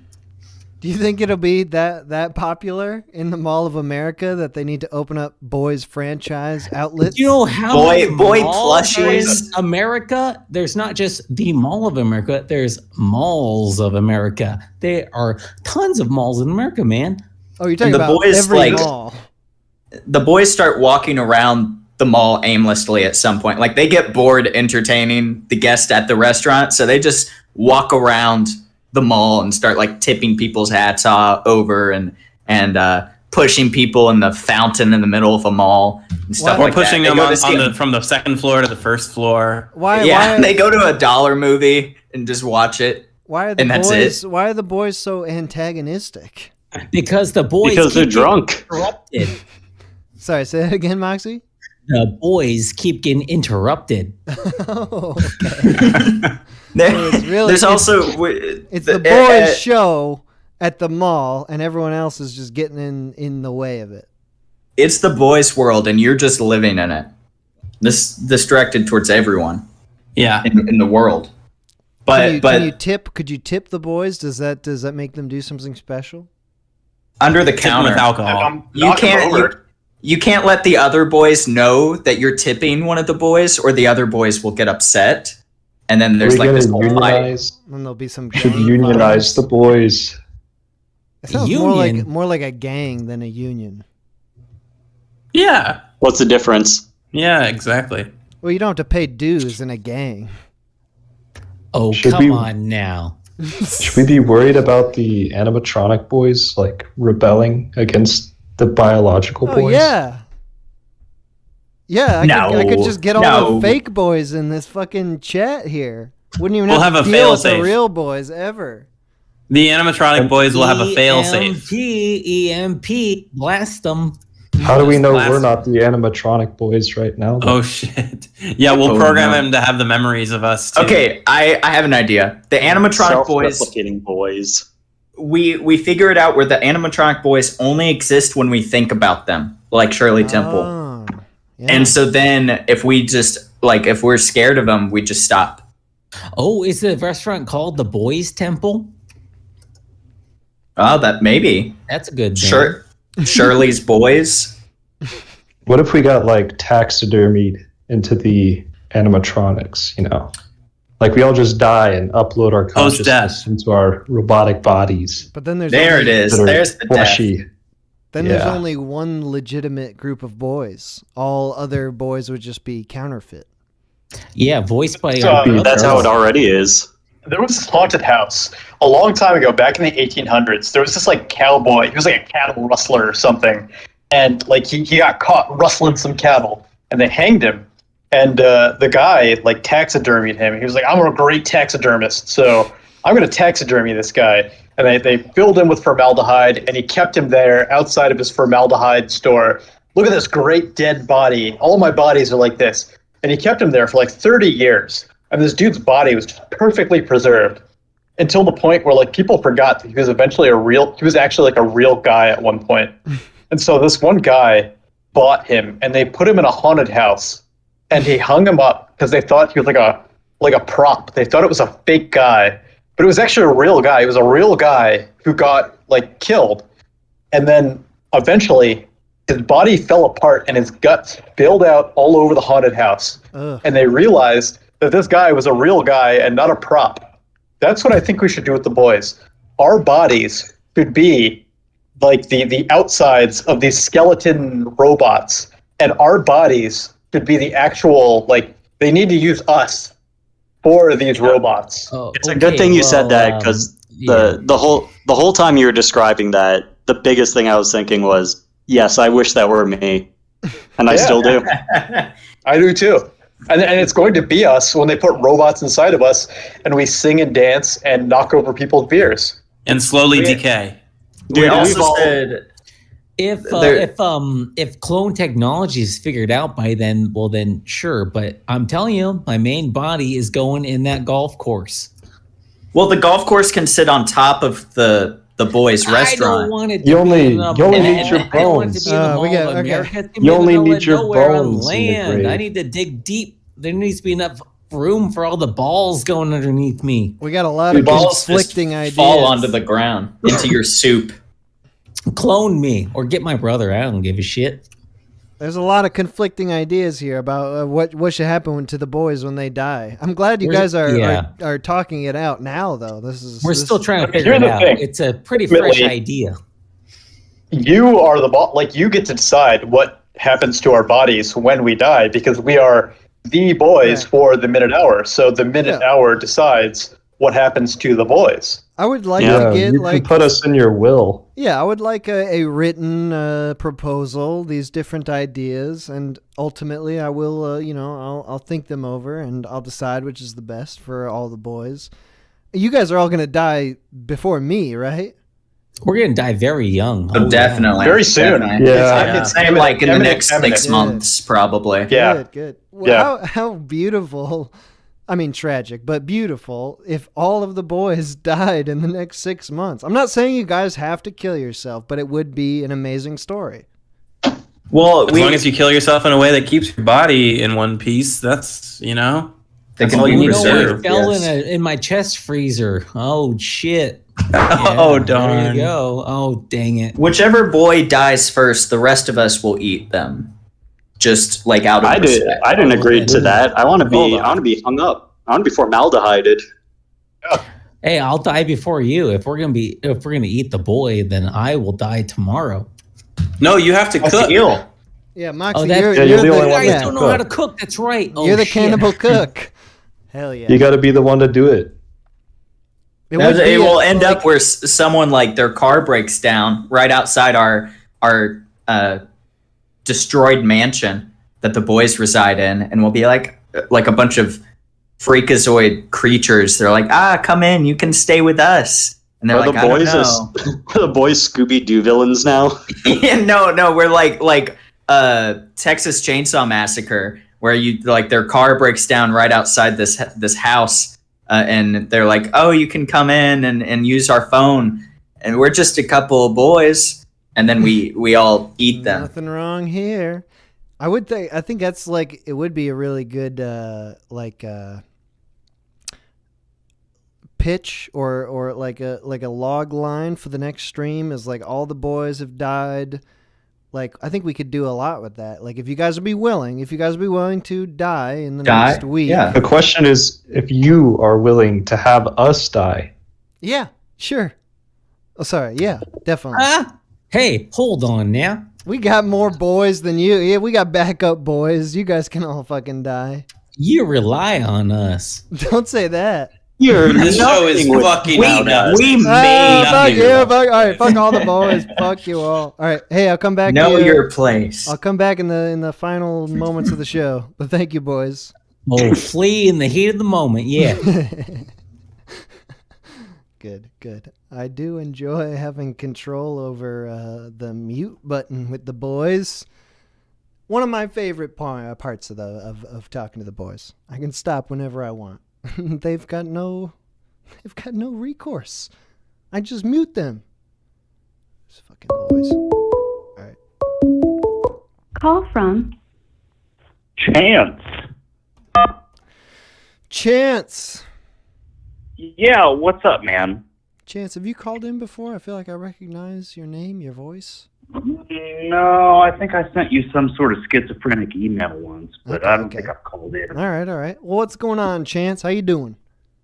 Oh, I'm doing okay. Man, I still haven't gone back to work. It's been a long quarantine, What do you mean? How long you been not going to work? Over a year. I was furloughed and getting government benefits, but then I just socked that money away. My expenses are low, so then I just kept submitting leaves of absence, and and I've just basically gotten fat as fuck, man. Nice. So you're not. But I'm going back next month. You're not working from home currently. You're on a leave of absence until next month. No, yeah, I'm a flight attendant. I can't work from home. Oh, hell yeah. That'd be fun, though. Yeah. Just get another flight attendant to have you on, like, a tablet doing a Zoom demonstration. Oh, I hope that day never comes, Mr. Hour. Why? That sounds easy as fuck. I don't know. I'm scared of automation. I don't want to be replaced. Yeah, well, hey, it's not 100% related to the topic, but what do you think about that? Is that something that's coming for the flight attendants? Not yet. Not anytime soon. I think everything's going to collapse before my job gets automated. Okay. I don't think I'm in any danger of that. There's plenty of other dangers out there. What's the topic? Death? Death, yes. Dying. Yes, death. Okay, I don't want to keep you too long. I have two things on death that I wanted to talk about. And one is, have you ever seen how they deal with burials in Madagascar? No, absolutely not. Tell me. Well, I encourage you and anyone listening to look up videos of this, because it is nuts. Basically, in Madagascar, in some of these villages, maybe not all of Madagascar, but when you die, they roll you up in a rug, and then they lift you up, and the whole village lifts you up and carries this rug rolled up with your body in it to like a hole, and then they just toss you into the hole. It's pretty fucking dope. Why the rug? What does the rug have to do with it? I wish I knew more. Rugs are nice. Like you know, why give up a perfectly good rug? It might be a shitty rug, like a moving blanket or something. I'm really not sure. What I've already said on this phone call is everything I know about it. Okay, good. Where'd you learn this? I saw a video of it in some college course I was in. I don't remember the context, but it stuck with me. It made an impact. Sure. Yeah. So what do you think? Is that something we should bring over here? Are you in favor of the rug burial technique? Well, I mean, there's infinite there's an infinite amount of people to be born and to die, but there's only a finite amount of space. So I don't know if I'm really groovy with the idea of burial plots, because we're going to run out of space. In Tokyo, they already have mausoleums that are like skyscrapers to make room for all the shit. That's a disgusting, terrifying thought, by the way. A skyscraper mausoleum. I think that, hey, Jake, I'm on the phone with the Minute Hour. Oh, yeah. I was just listening to him in the car. I love the presentation. Oh, he loves the drunk driving song. Nice. Hell yeah, dude. But yeah, I mean, personally, I want to be thrown in the ocean. Like, I guess that's what they did for Osama bin Laden. Yeah, I was about to say.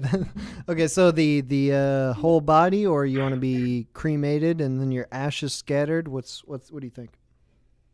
I don't know. I want them to pull out whatever's useful and just sink the rest, and then I can just get eaten by a squid or whatever. Is that why you want to be in the ocean specifically, so you can be reintroduced to whatever ecosystem might have use for you? Well, I mean, my whole life, all I've done is pollute and make the planet warmer. So why should I hoard all of my nitrogen and carbon at the end, you know? Your precious bodily fluids? Yeah. My very toxic bodily fluids I owe to the world. Is that what you think, really? Like, that's your plan? You ever had anybody die who was close to you or your family? Yeah. What did they do? Yeah. Typical earth burial? Mostly they're cremated. Okay. Which I can get behind. I think that's better than like a traditional burial. And also, I don't know. Like, I want to be sunk into the ocean, but I don't think that's legal. Really? I don't think so. There's a lot of regulations around corpse disposal, for lack of a better term. Yeah, I mean, I guess international waters could be one option, but that is super retarded. Like, if you, especially if you were cremated, I mean, like, who gives a flying fuck where the hell your ashes go? Oh, dumping ashes is one thing. I'm talking about just straight up. Yeah, I don't want to. If I had my preference, I wouldn't be cremated. I would just be dropped, unburnt body, just like naked dead guy, cinder block tied to him into the ocean. Is what I'm saying. Is it? I don't know how legal that is. Is it specifically this environmental reason you're talking about? That's why you want to do it? Pretty much. And I also just like the idea of it. You don't like the idea of that? You don't want to see the bottom of the ocean? I really don't have a good idea of what I want my body to do when I die. It seems... Well, that's the beautiful thing about Death Minute Hour, is that you don't have to choose. Yeah, all you have to do is the dying part. It doesn't really matter. Like, I could say whatever I would like to be shot into space just for the hell of it. Sure, with Jeff Bezos? Yeah, sure. Just like put me in the cargo bay of a Blue Origin rocket. Just dump me out. Do they dump the shit out? Like, this is a question I had. Like, when they're doing the Blue Origin or like the Richard Branson rocket, do they shit during that? And like when they're in space, do they just fucking eject that? I think I would look to the ISS, the International Space Station. I think they have a whole system. They got a bathroom on the ISS? A public bathroom? Well, they have to. I guess people live there for over a year, man. I mean, at a time. So yeah, they presumably they eject the shit and piss into the void. I think that's what they do. I just imagine they put their ass on a porthole. and no, they don't even have to push. Like, the vacuum of space just rips the shit out of your ass. They have like vacuum toilets they use. It's interesting to see. Yeah, if you go to the NASA museum in Houston, they show you some of their shitters. Oh, dude, I bet that feels good though. Vacuum toilet. Honestly, it probably kind of does. I would like to get one of those. I remember when I was younger, I had one of those. astronaut ice cream bars. I have no idea why those were available for plebeian consumption. But I remember getting one of those dehydrated ice cream bars, and I was like, you know what? Space seems like a bunch of bullshit. If this is all they're eating up there, who cares? Who wants to be up there? Yeah, I don't think they have a good meal, but I think just the novelty of being in space, I would imagine it doesn't wear off for quite a while. I guess. All right, so you want your body discarded into the ocean like Osama bin Laden, your hero. Yes, but my personal hero. No. Let me leave you with one more thought. Okay. You and the listeners, with just one more thought. Mm-hmm. The only other thing I wanted to say is that more on the esoteric side of death. Mm-hmm. The best way I've heard it described is ask yourself where you were during the American Civil War, right? And before you were born? Yeah. I mean, where were you? What were you doing? Did it hurt? No. I mean, so why be afraid of death when you've already been dead for billions and billions of years? If anything, the experience of life is the new scary thing. And when you're dead, it's just, why be scared of it? You've already been there, and you'll go back. How do you view time? Do you think of time as a linear, solid thing that like only moves in one direction? Do you think like there's something to beginning and end? Whereas, so if before you were alive, it's not quite the same as after you were alive, or is it the same? I see it as the same, but I also don't really have a whole lot of use for abstract ideas of time because I'm a monkey like anyone else. You're living in time. You got no choice over what direction time moves in. I perceive it as the monkey I am, I guess. So I'll leave the time concept to be talked about by people who know what the fuck they're talking about. I'm just talking out of my ass. Well, nobody who calls in, like as a rule, nobody who calls into the show knows what they're talking about. That's that's so relieving to hear. Yeah, that's an important focal point of this show. Right. Nobody knows. I've described your show as Art Bell for dumber guys, and I think that's really important. I certainly don't know what the hell we're talking about at any point. I just try to keep it moving. Oh no, that's clear. I got that. Okay, good.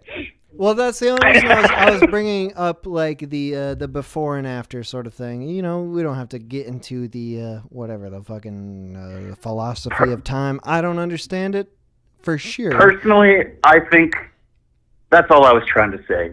I just wanted to leave you with the idea that the before and after are identical. Why wouldn't they be?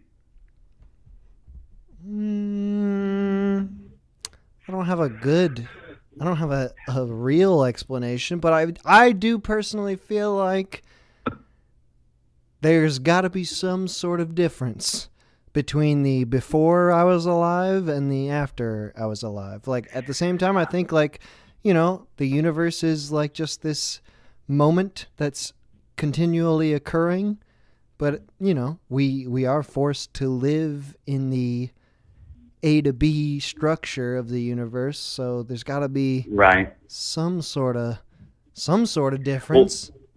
Well, you know exactly as much about it as I know, I would assume. So I agree. If that idea brings you comfort, that's fucking great. Then you're correct. What brings me comfort is the thought that there's endless void and then life and then endless void on the other end. That brings me comfort. So it's however you have to define it for yourself. No one's ever going to know. I mean, everybody finds out, but no one's ever going to know. So you do think that there is a moment where you find out? No. No, You I just think fucking you said just that, die. bro. You just fucking said that. Yeah, I don't know. I'm full of shit, man. I really don't know. It's hard to think about. How do you even conceptualize it? It makes you wish that you were born a reptile, so you don't have to think about this shit. Well, somebody brought this up earlier. Like, have you ever like gone unconscious, lost consciousness? What, like gone to sleep? Most days I do. Okay. It's something slightly different from sleep. Sleep does have a similar feeling, but you've never like just passed out, fainted. Oh yeah, I'm an alcoholic all the time. Nice. So do you ever wonder where you go? Where you go during that time? Like, cause you go away and then you come back, and all you can really remember is coming back, and like remembering, oh yeah, I was going away for a period of time. Everything went to black, but you never remember what that is, right? The time where you're just gone. I don't know. I dream a lot. I dream a lot and very vividly, so I never quite feel like I've gone away. I feel very confused when I sleep. Okay. But I don't know. I think the absence of thought can just be the absence of thought. We don't necessarily have to think we're going somewhere. If that's an idea that you like, you can stick with it, you know? But if you've got an absence of thought, which theoretically would make it impossible to perceive that time has passed, because that's like, time only exists if things are happening, right? It's like, right, if it's observed. Right, there's that idea, yeah, that like if you were in a space where absolutely nothing was happening and you couldn't even think of anything, that there wouldn't be any time. It just wouldn't exist. But so then what does that what does that mean if you're in a place where that's the entire reality forever? Nobody thinks of anything. Nothing ever happens. What the hell does that mean? Well, in that sense, I would be goddamn thankful that I can't think. Yes. The worst hell I can imagine is just an endless thinking void. Right. Like The Jaunt. You ever read The Jaunt? No. What's that? Look up The Jaunt by Stephen King. Stephen King's short story. But it's essentially about this. Like imagine living in a state where you're entirely sensory deprived. You can't see, you can't feel, you can't smell, nothing, and it's just you and conscious thought for a million years. You know, you would drive yourself crazy. The more simple idea of death, that you just stop thinking, sounds preferable. I totally see where you're coming from with that. And that's something that's that I've found was a common thread in those near-death experience videos that I've been watching on YouTube. And I might play a couple at the end of the show here because I like them a lot. But it's that idea. My idea of hell is like you go through it and it's all your bad decisions, and it's like it has to do with all your individuality and like letting that go. Like when you're dying, I think that's like you don't want to die. Obviously, like you're just kind of holding on. You're holding on to your individuality, but that also like really butts up against all the shitty things you've ever done that you've been like trying to put off. When I've been watching these videos, there's one in particular, this guy who describes hell like he's talking to God in his near-death experience, and he's like he's just fully imbued with the power of life. He's like a glowing tuning fork. He's like everything is flowing through him, all life ever. And then Yeah, all of a he's rock sudden, hard. Yeah, he's rock hard. And then all of a sudden, God disappears, and he's in this zone where he thought like, oh, like I get to be God. I get to know everything for infinite amount of time. Like, isn't this lovely? But then God disappears, and all of a sudden his vision starts turning black, and the blackness, the darkness starts encompassing everything he sees until there's just a sliver of light left where it's like he's about to go to hell. Hell is just the darkness. Hell is the feeling of being cut off from life forever, and you're just going to be stuck. Hell is the absence of God. I've heard that. Sure, exactly. Where you're just going to be stuck in this place forever, like just thinking, "Oh fuck, I'm fucking in hell. Fuck me." And it just never that's the thing. stops. If he's thinking, then that is hell to me. But if he's truly in the void, if he's truly in the black, and the thinking stops too, that's not hell to me. That's just death. That sounds fine. But it's the moment. It's as it's occurring. If you are thinking like you are dying, and you actually believe it, like you are dying, and you see the darkness sweeping across your vision, and like you are still thinking until it's a tiny little sliver where there's just a sliver of light, but everything else is darkness.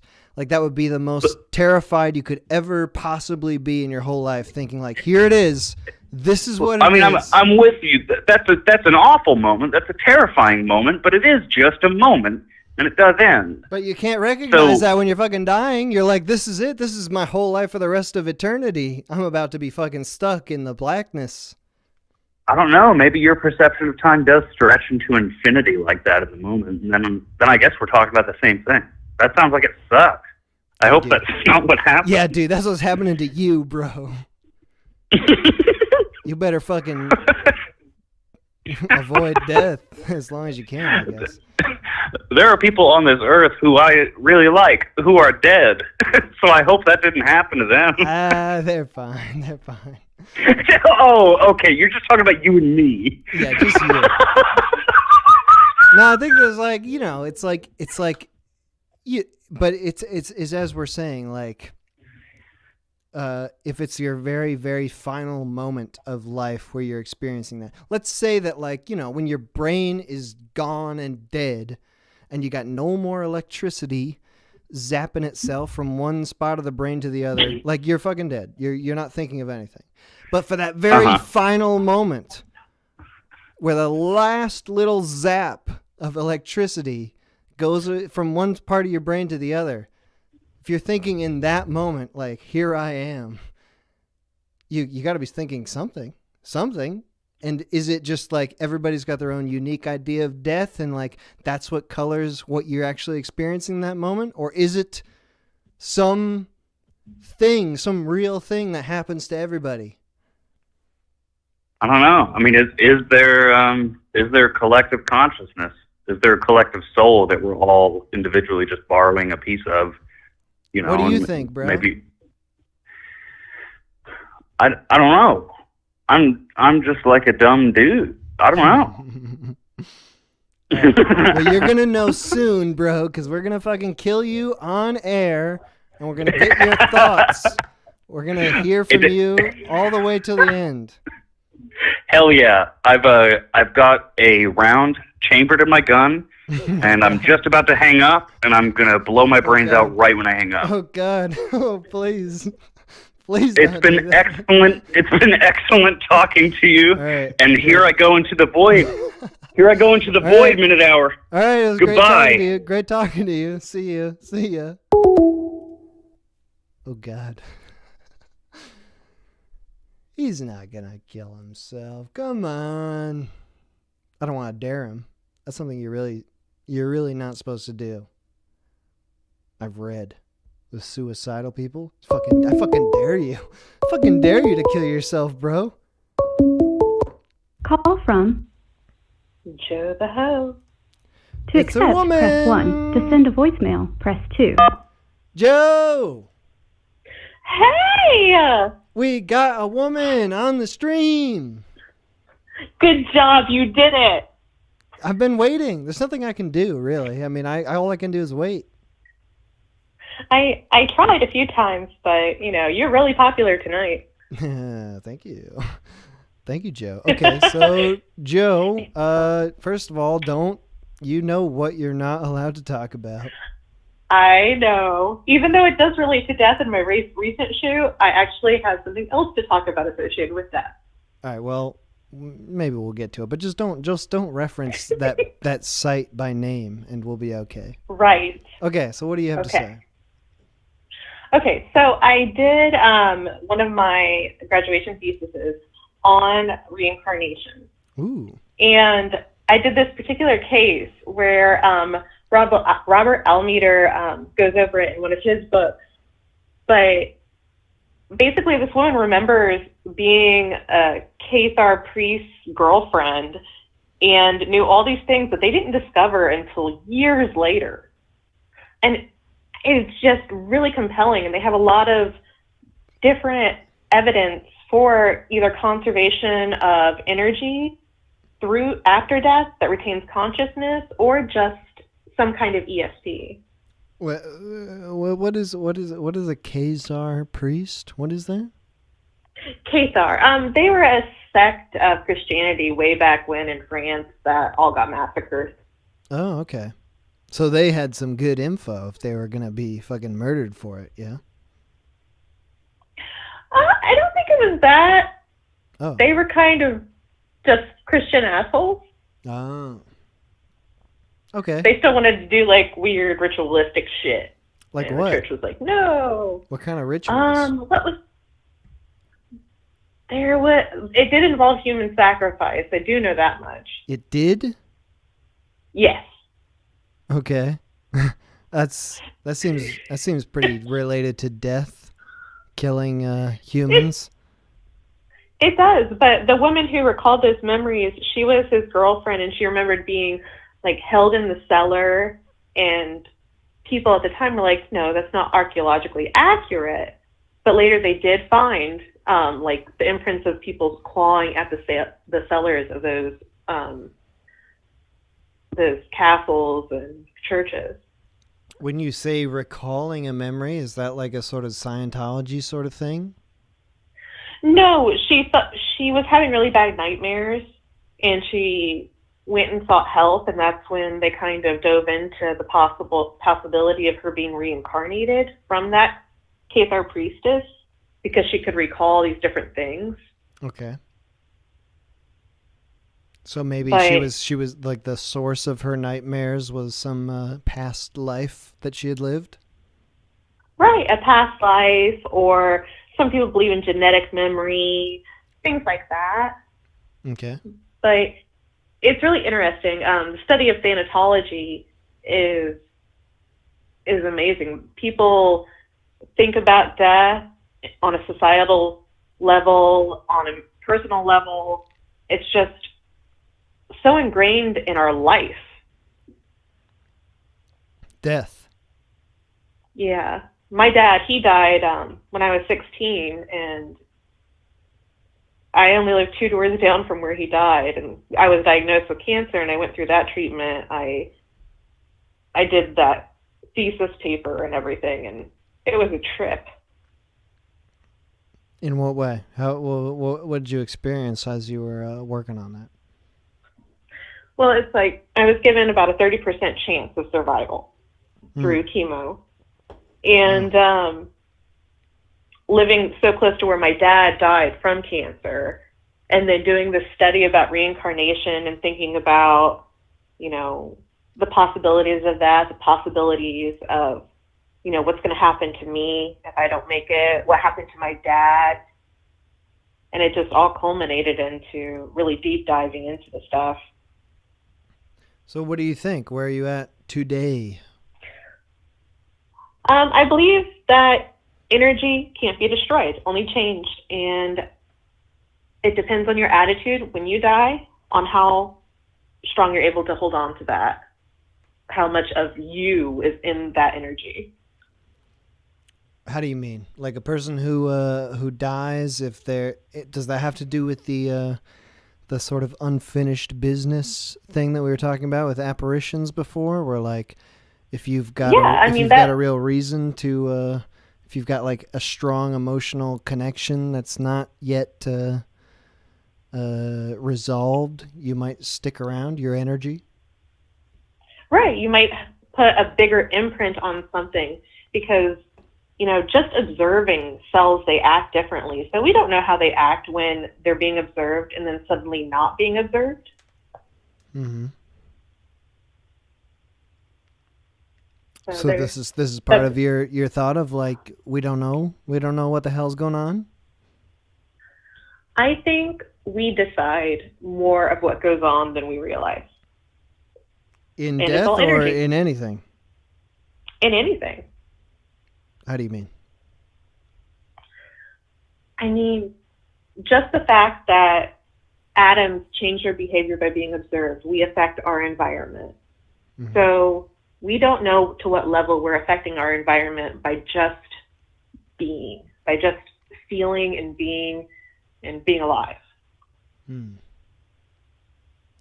So you think that people being alive through their own choices or whatever, like they're not totally aware of it, but like they're actually doing more to affect the environment of energy than they realize? Oh, everything. I mean, everything is like, it ripples. I mean, sound ripples, sound and water. It's still, they all do the same things. Energy acts that way. So what do you think about then, because we've brought this up a few times and we haven't really gotten any, I mean, not that we're going to get anything conclusive, but like the idea that... Oh yeah, I'm not a professional. The idea that before you've died, before you were born, whether that is the equivalent of after you've died, what do you think, like, where does the energy come from that allows you to live in the first place? Like, we're talking about sort of like the dispersal of energy after you've died.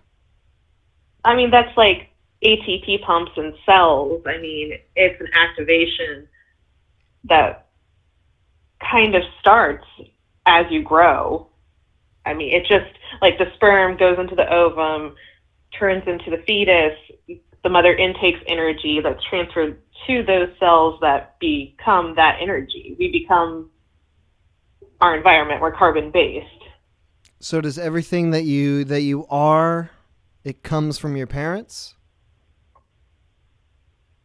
Not just that, but like the air you breathe, the things you eat, the biomes that you come into contact with. So if it was the nature versus nurture discussion, it sounds like you're more on the nurture side. I think it's the same thing. Oh yeah? Well, how do you mean exactly? Who you are is equally like what you've experienced and what you are, just what cells have formed to make you? Our nature determines how we react to the nurturing or how we nurture in return. That's interesting. How do you read a lot. Well, how do you think that develops then? Is like, all right, so that's I like that thought. I agree with that like how your nature is what it affects how you absorb your surroundings, but like it is the surroundings that do a lot of the work in developing who you are. So then what is it then when you die? Your energy just disperses everywhere, like it just becomes part of the nurture for other people. How do you think about that? Well, yeah, I mean part of the energy is still in our cells. It breaks down into chemicals, like the salt in the sea comes from the things that died in the sea. Mm-hmm. And we intake that salt, and then it becomes part of our body, and eventually we return to the salt. in a weird cycle for just the salt itself. Mm-hmm. So it's like that with everything.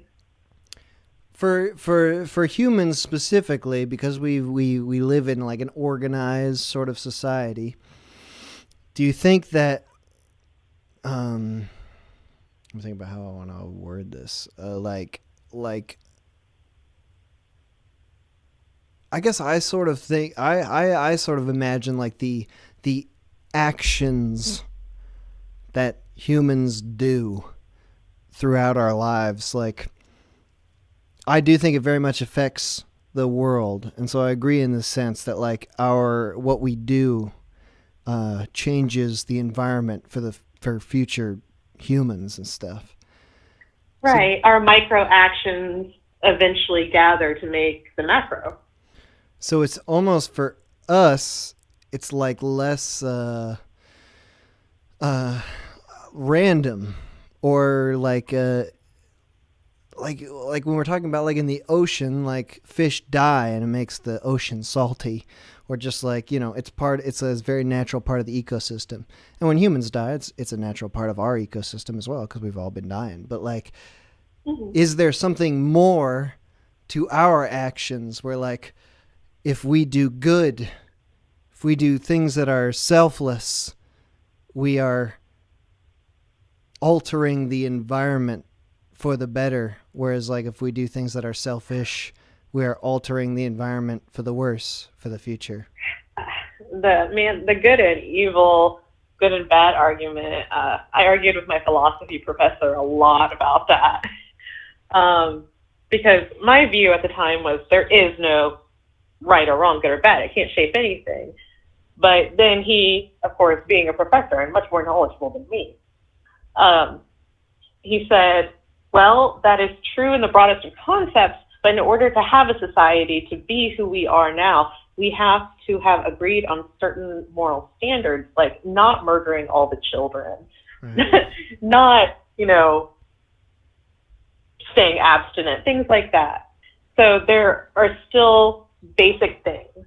And the gist of it is you get what you have put out. And I think that's similar. If you come across as an angry person, if you're mean and rude and generally bring a bad atmosphere where you go, you're gonna be miserable. Your life is going to be miserable, and you're going to go on to be miserable in whatever form you have. But do you think that there's some sort of like like people are responsible for the state of the world to some extent? Not one individual can claim responsibility or change the entire state of the world. No way. But like, since we are theoretically evolved beyond just our primal instincts, it's like we at least have the thought that we have free will and we have choices and we can choose to be selfish or selfless. Like, what does that have to do? Sorry, go on. I mean, the choices we have, we're not always given a lot of choice. People say, oh, well, you chose to do that. Okay, what were the other options? Mm-hmm. So in a world where we're very connected and where we rely on society, we also rely on them to provide their share of the choice. Mm-hmm. To give us a choice. So for example, I have children. I could choose not to have them and do something, give them away or something. Right. But I choose to have them, and by having them, I have to take care of them. So, in that spiral, so I can't be responsible for like how much waste is being dumped by companies. I'm just trying to survive and keep the children I have decided to take care of alive. What is it that made you decide to keep your children and to raise them?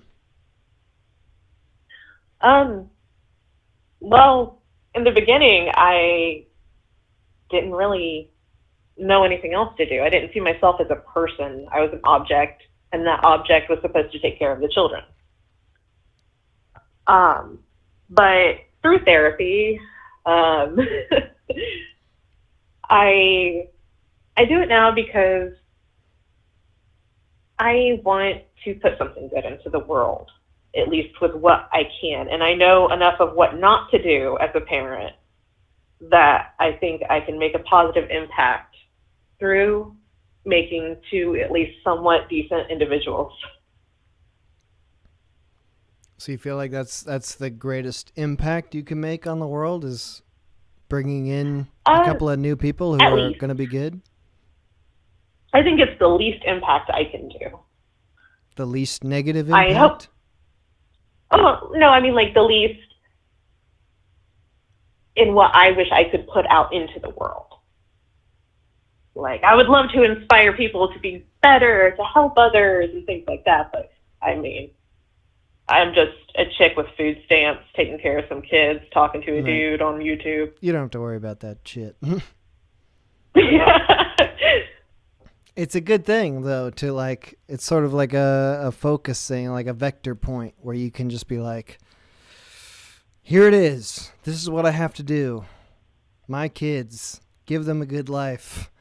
Do my best. Well, I wouldn't say a good life. They need to have challenges, so I can be an asshole sometimes. That's fine. That's good. That's good. I don't want them to be unprepared. Sure. It's interesting, though. It's like, I don't know. It's like, I agree in that sense. Like, I feel like there is very little that I can do as an individual. You know, I can just try my best and be a good friend and that sort of thing and be a good family member to my extended family and shit.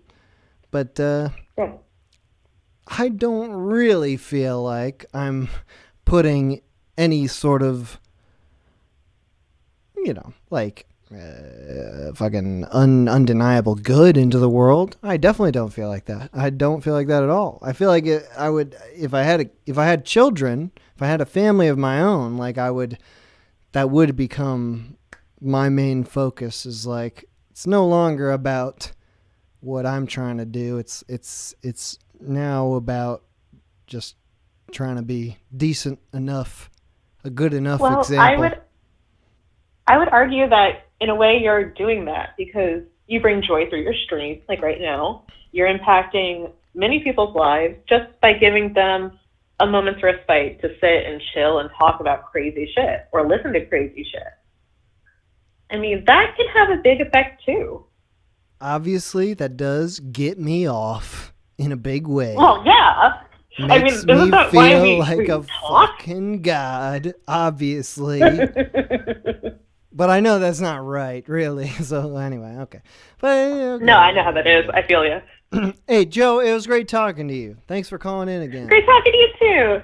Later. See ya. All right. I didn't reach the I thought I really thought I was gonna like reach a moment of enlightenment there. I didn't do it. I was trying, but it just didn't happen. Let's see if the boys have anything to say before we close out the stream here. I just love cheap shit, you know? Dude, you gotta have banh mi's. Banh mi's is like you can have that every day sort of meal.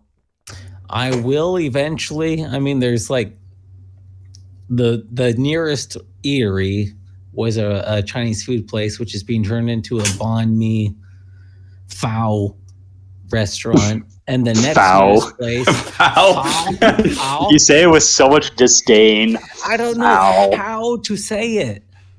I'm trying to say it. I think it's pho. Yeah, it's like a pho. I thought it was like a pho and then a pho sort of mix. Pho? Pho. That could be right. You have to say it with the sing-songy pho. Pho. Hey, what's up? What's up? Hey, dude? what's up? Yo. You talking about pho? Yeah. Pho. We're talking about Uber Eats. We're talking about food. We're trying to figure out, okay, how do you say that one Vietnamese sandwich? I thought it was pho, Because Not a sandwich. Sorry, That's a soup. That's the banh mi. Sorry. Because Sorry. like I hear it like there's pho and there's pho, and it's like is it? But I've heard that it's like foul. It's like in between pho. I think it is Pho. pho. Pho. Pho.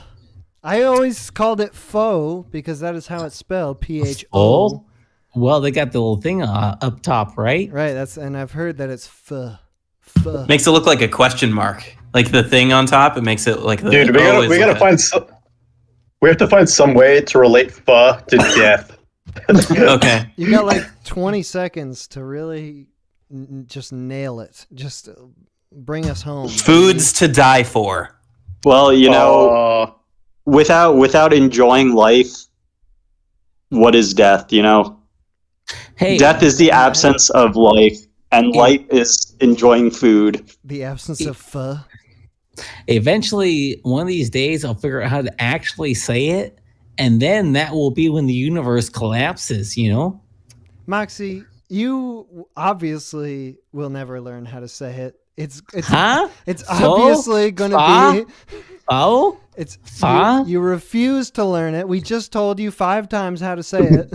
I'm trying to learn. I do not trust you because you're a white straight male. Okay, I'm trying to learn how to say it. I need to message the Vietnamese people I know and learn how to say it for sure. We do have a lot of people in the live chat saying indeed pho. Foul? Pho? We also have someone in the live chat that's just counting. A lot of numbers. The amounts of fuzz. Good. It's the fuck count. You guys listen to the stream at all? Yeah. Totally. Yeah, totally. I love all the talking about death. Champ was in there, right? Chump was in there, right? No. Chump the rapper? Nobody remembers about Champ at this point, but if you want to do a whole diatribe, now's the time. You ready? We listened to the whole stream, and I really liked the part where someone called in and you and them had some death banter. That was my favorite part of the whole stream. Yeah, someone died on stream. I remember that. That was scary. Dude, How did you handle that? Hey, was it Chump? It was not Champ. God damn it. Champ is like leaving me angry voicemails because of. I was supposed to. Okay, like I was supposed to be his Is he the defense one who lawyer. doesn't like the boys? No, it's a different one. It's a different guy. But I realized. I'm sure there's a lot of them. A lot of people. After the fact, because I joined in on shitting Champ, that was wrong. I was supposed to be Champ's like defense lawyer against the boys. No. Oh. He was wrong, so you don't need to defend him, right? But he can't. But he's not in here to defend himself. Someone's got to defend him. Well, he came back, right? He could have defended himself then. He came back in the chat and he was like furious at the boys and the whole idea of the boys in the stream. Hey, we need direct boy interaction. DBI. I'll have soon. I'm furious. The boys are part of the stream. Yeah, why do we keep getting interrupted? We're trying to have good conversations here. I'm furious. The Minute Hour is part of the stream. I'm furious. We are not the whole thing. I am hosting my own live stream somewhere else. Whoa. Okay, the boys got really upset there for a second. Hold on. We got to finish the show here on a high note, on a positive note. Then get out here. Let us talk. Well, then you probably should end it on us. People don't like the boys for some reason. They like you. I just like showing you, under a microscope who doesn't like the boys, just to keep you, on edge. I'm on my toes. I'm on edge. I'm about to die. All right, the boys, you got 1 minute now. I'm not even going to say nothing. You get to say whatever the hell you want. I won't even interrupt you for 1 second. And this is how we're going to end the show. All right, ready? Go. Have you boys heard of Tibetan sky burials? No. That sounds fun. I don't know what it is, but it sounds great. What happens when a Tibetan dies, this is for every Tibetan, they get cut up into little pieces and they get put out into this big field, and then vultures come out and they take all the pieces and they just fly off into the sky. So the vultures eat the Tibetans and they fly off with the body parts, and in the end, there's nothing left. What do you guys think of that? That sounds great. Like if you don't give a shit about your legacy and a golf course and all that sort of shit, but just like at a spiritual level, I really like that for sure. I mean, I'm sure it represents something. It's up for the Tibetans to decide. Yeah. Hold on. I have a major problem with this, though. My main diet is vulture poison. That's kind of just my favorite delicacy. It's just what I like to eat a lot. Oh, yeah, Uber Eats. Yeah. I Uber Eats all this vulture poison to my house. I don't know. I can't stop eating it. What? Aren't we going to kill a bunch of vultures if we do this? What are they called? Vultures? Vultures. We can train them, I guess, to to withstand the vulture poison. Right. Slowly become immune to it. Yeah, absolutely. To what end? So that they don't die when they eat Quate's big fat corpse. Yeah. Yeah, I guess at that point it's fat not really because of all the vulture poison anymore. Yeah, it won't. I won't like it anymore because then it won't be vulture poison. Yeah, it'll just be human poison. And then I guess that's how we'll die. Yeah. All right, Daryl, you get the final word here. Say something. Oh God! Oh gosh! Wait, hold on. I want to see everybody mute. I want to see everybody hit that mute on the Discord. Oh gosh! All right, Daryl, go for it. How do I do that? I'm seeing a lot in the chat. I'm seeing a lot of people supporting the boys. They feel like they have to come let us know that they support us. I want to say how much of all of us boys read every comment you say about us, and we're all very appreciative. But we tirelessly want to make sure all of you get the perfect content that you pay so much for. Daryl, this is a terrible ending. I don't know what else to say. You put me on the spot. I'm reading the comments. They're saying did. nice things. I want to. This is kind of bullshit. This is a bad ending. Why did you choose Daryl? Okay, hang on. I got a better. Yeah, that was a mistake. Hang on. Obviously, I picked the wrong boy. All right. Okay, let me say something else. If you come to our restaurant, you get 5% off on burgers this weekend only.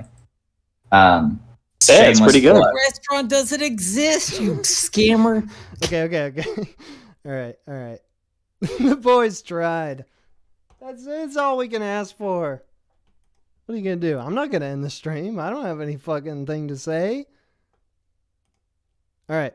Anyway, this stream is now over. Thank you for listening. Thanks for calling the stream. This is what we do every week or so. Approximately. I'm going to play 2 more songs here from Fricko Braun. All the music from the stream has been from Fricko Braun and his album Divorce from the World.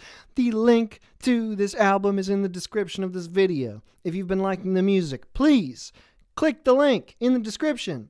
Stream the album on Bandcamp for free a couple times, and then eventually Bandcamp will make you pay for it. Do that too if you want. If you have $5, why not? The HUD from the stream that you're looking at is from Slouch. The link to his channel is also in the description of this video. Slouch, very talented animator. The thumbnail is from... Oh, shit, I actually don't remember what I picked for the thumbnail. The thumbnail is from somebody. Ethanol, that's right, DJ Ethanol. The slideshow of images that are on the HUD all comes from the zine, which is the Mighty Lighthouse, which comes out, every few months or so. The next one is coming out soon. I'm editing it. It's almost done. We'll be printing it soon.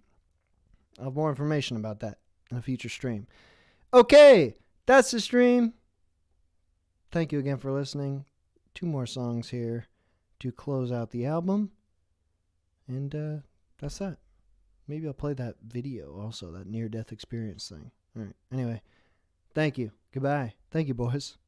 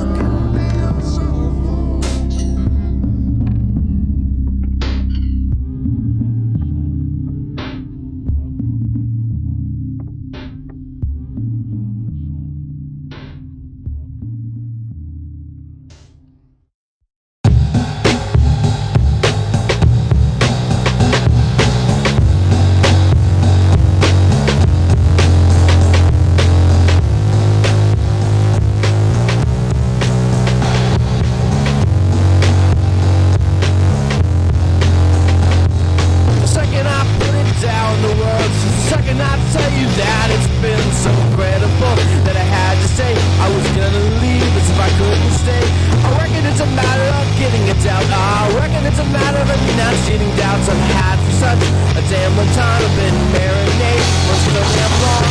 I escape to escape. I put myself into a while ago, and I'll see if I wear out and lose.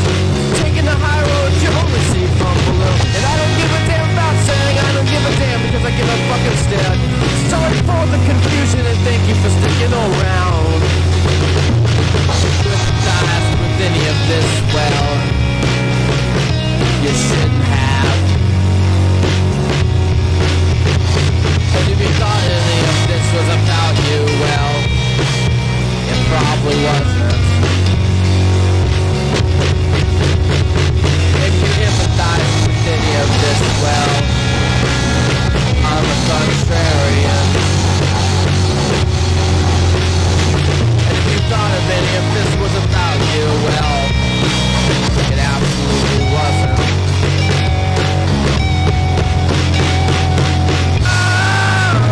Get out to tell the tale.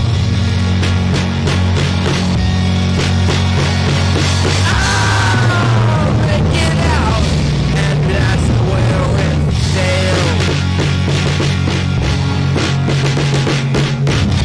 I'm coming back down to earth.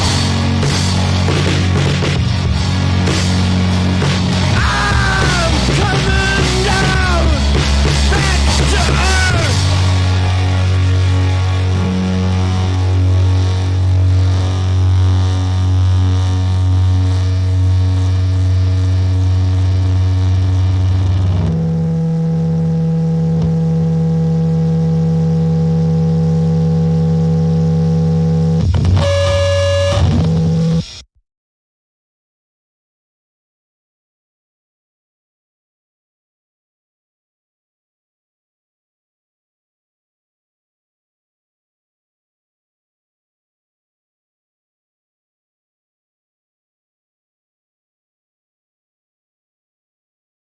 We're going to feature a testimony by a man of God named Mickey Robinson.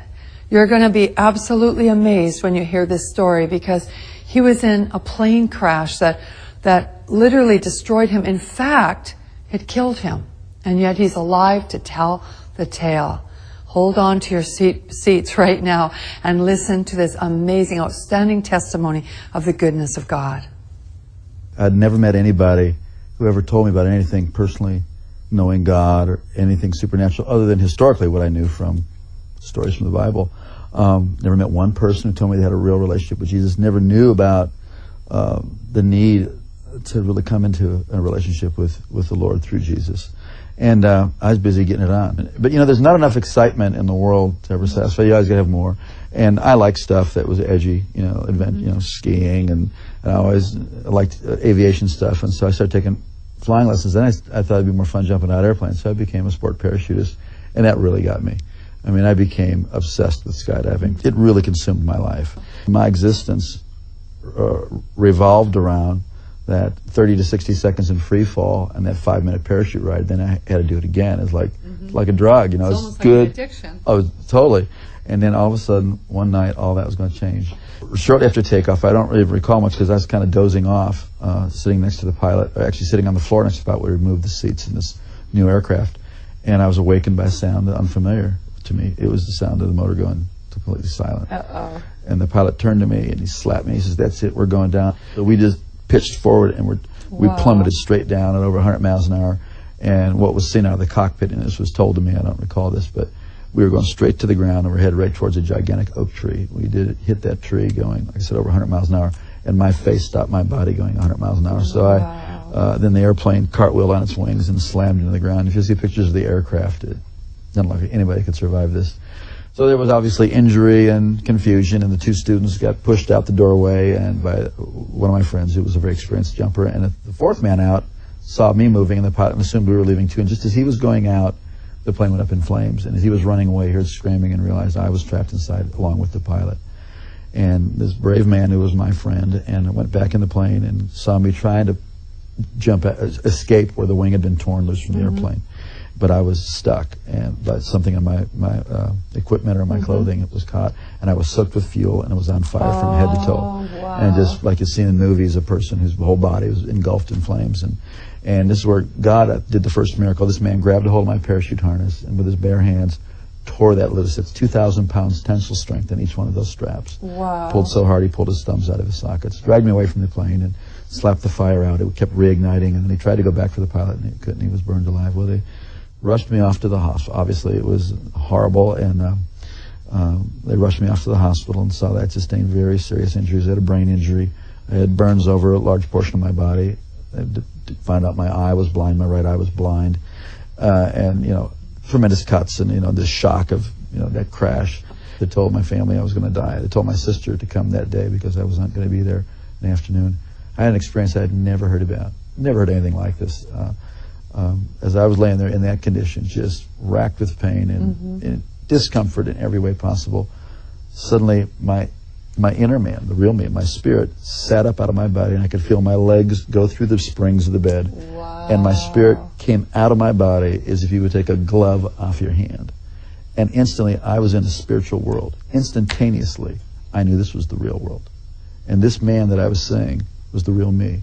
Now, when that happened, were you aware of any pain still? Or no, were I was totally completely separated from the pain and the carcass. Completely, no. And I didn't even remember turning around and looking. I mean, I was transferred immediately into a spiritual dimension. And everything about the spirit world is more real than this world. The colors are brighter. The edges of everything are sharper. The emotions are just enhanced. They are clear. And instantaneously, the thing that really struck me the most was there was a complete absence of the awareness of time. Everything in this world is relative to time. You got up this morning, you'll go to bed at night. Something is old, something is new, it will get old. Something is born, it will die. Everything in this plane, in the physical plane, in the natural plane, is relative to time. But everything in the spiritual plane is relative to eternity. So what had been natural to be aware of time was totally gone. And I was totally aware of eternity. It is shocking. It is stunning to be conscious and to know what eternity is. Also, logic and reasoning doesn't happen there. Based on the sum total of all my intelligent thoughts that I've learned, I've had a death and I'm in the spirit world. It's like you just know that you know that you know. It's like having a revelation constantly, and it was incredible. And I knew I was traveling. I could feel that I was traveling. And as I looked ahead, there was this pure white light. It was whiter than the whitest snow and brighter than 10,000 suns. And yet I could look right at it, and it was compelling. And it was like I was being towed. I was being towed like a tractor being. And as I was looking, I could feel this anticipation. Wow. But then simultaneously to that, on my right side, I could feel something, and I looked, and there was this blackness sweeping. Now this blackness, as I looked at it, instantly I was aware of its complete nature. It was eternal, like I was experiencing eternity. It was without any matter. It was without any life. It was void, and it was forever non-negotiable, cut off from the source of all life. And the more that I looked at it, the faster it would sweep. And the more that occurred, the more intense the feeling of the nature of being cut off and sealed forever and separated. It is horrific. Yes. Horrific. You would not, I used to never be able to stand to be near anybody who could say go to hell after that. Because you wouldn't want the worst person. No. You wouldn't want Adolf Hitler, Bin Laden, Saddam. You wouldn't want any human being to ever go in there. It was so horrible. And as that was sweeping, it got down to, it was eclipsing this light. So there was just it was like you're in a room and you close the door, a dark room, and there's a little space between the door and the door jamb. It wasn't a doorway. This was a real place that I was seeing and that I was feeling. And as it was closing, it was eclipsing. And now I'm standing on the very edge, the precipice of eternal separation. And I scream out of my spirit, I'm sorry, I want to live. Give me another chance. And just before that was to close, I was standing in the presence of Almighty God. Whoa. And instantly I knew I would never die for eternity. And that's mercy. It's unbelievable. Wow. And instantly I knew that this being who was off on this side of me, who I didn't see, but I was standing in this river of golden radiation. It looked like a moving river of golden light. And this river went that way, it went that way, it was underneath me, it was going right through me. And this river was alive. I don't know how to describe it, except that this called the River of Life. This river was alive, and it's going right through me, and I'm more alive than anybody can imagine. I mean, this is the height of the experience of life, filled up with life, and somehow I knew this being was going to take care of me for eternity. I didn't see the New Jerusalem. I didn't see any angels in heaven. I didn't see any people gone before me. This was the max. So I was so filled with just the love and all of God's majesty, all of His authority, all of His love, everything was just flowing through me. I was like vibrating like a tuning fork, the very essence of God's nature. But when God spoke to me, and not in a language like you and I are talking now, but the knowledge of His purpose, the word of His purpose, came in through that same light. And I was taken back to the same way I was sort of like being reeled in like a kite, and I went down through space and time, this dimension. As my spirit settled into my body, and I could start to hear out of these ears and see out of this eye, I came to in the room, materialized, kind of like they beam up on Star Trek. Right. And I heard myself speaking in this beautiful language that I had never heard anybody talk about before. The heavenly language. You know, it was a beautiful language. And when my brain turned on, I thought, what in the heck is this other language? And I was no longer, the person who was dying and dead was no longer, and I was born again and filled with the Holy Ghost. I never heard about that. You know, for years I wondered, what was that blackness and why did it sweep down to where it was just a sliver, like about a half inch of white light? And years later, God revealed it to me. It was really a historical record of my life. That for all the years that I had lived, I was in darkness. And God gave me a space to cry out to Him. And in that space, it changed my future, my destiny, my whole purpose. God loved me the whole time. God was with me. But, you know, please don't wait until you're that desperate. We're desperate right now, and He's with you, and you have a chance today to cry out to God. It's not complicated. It's not religious. I mean, certainly my prayer wasn't all that complicated, and it wasn't about religion. It was about I needed life, and there is no one of us before God that doesn't need the whole life that He has to offer. It's usually fear that keeps us from doing that. Or like we're afraid, well, I'm not good enough. That's the whole deal. We need God.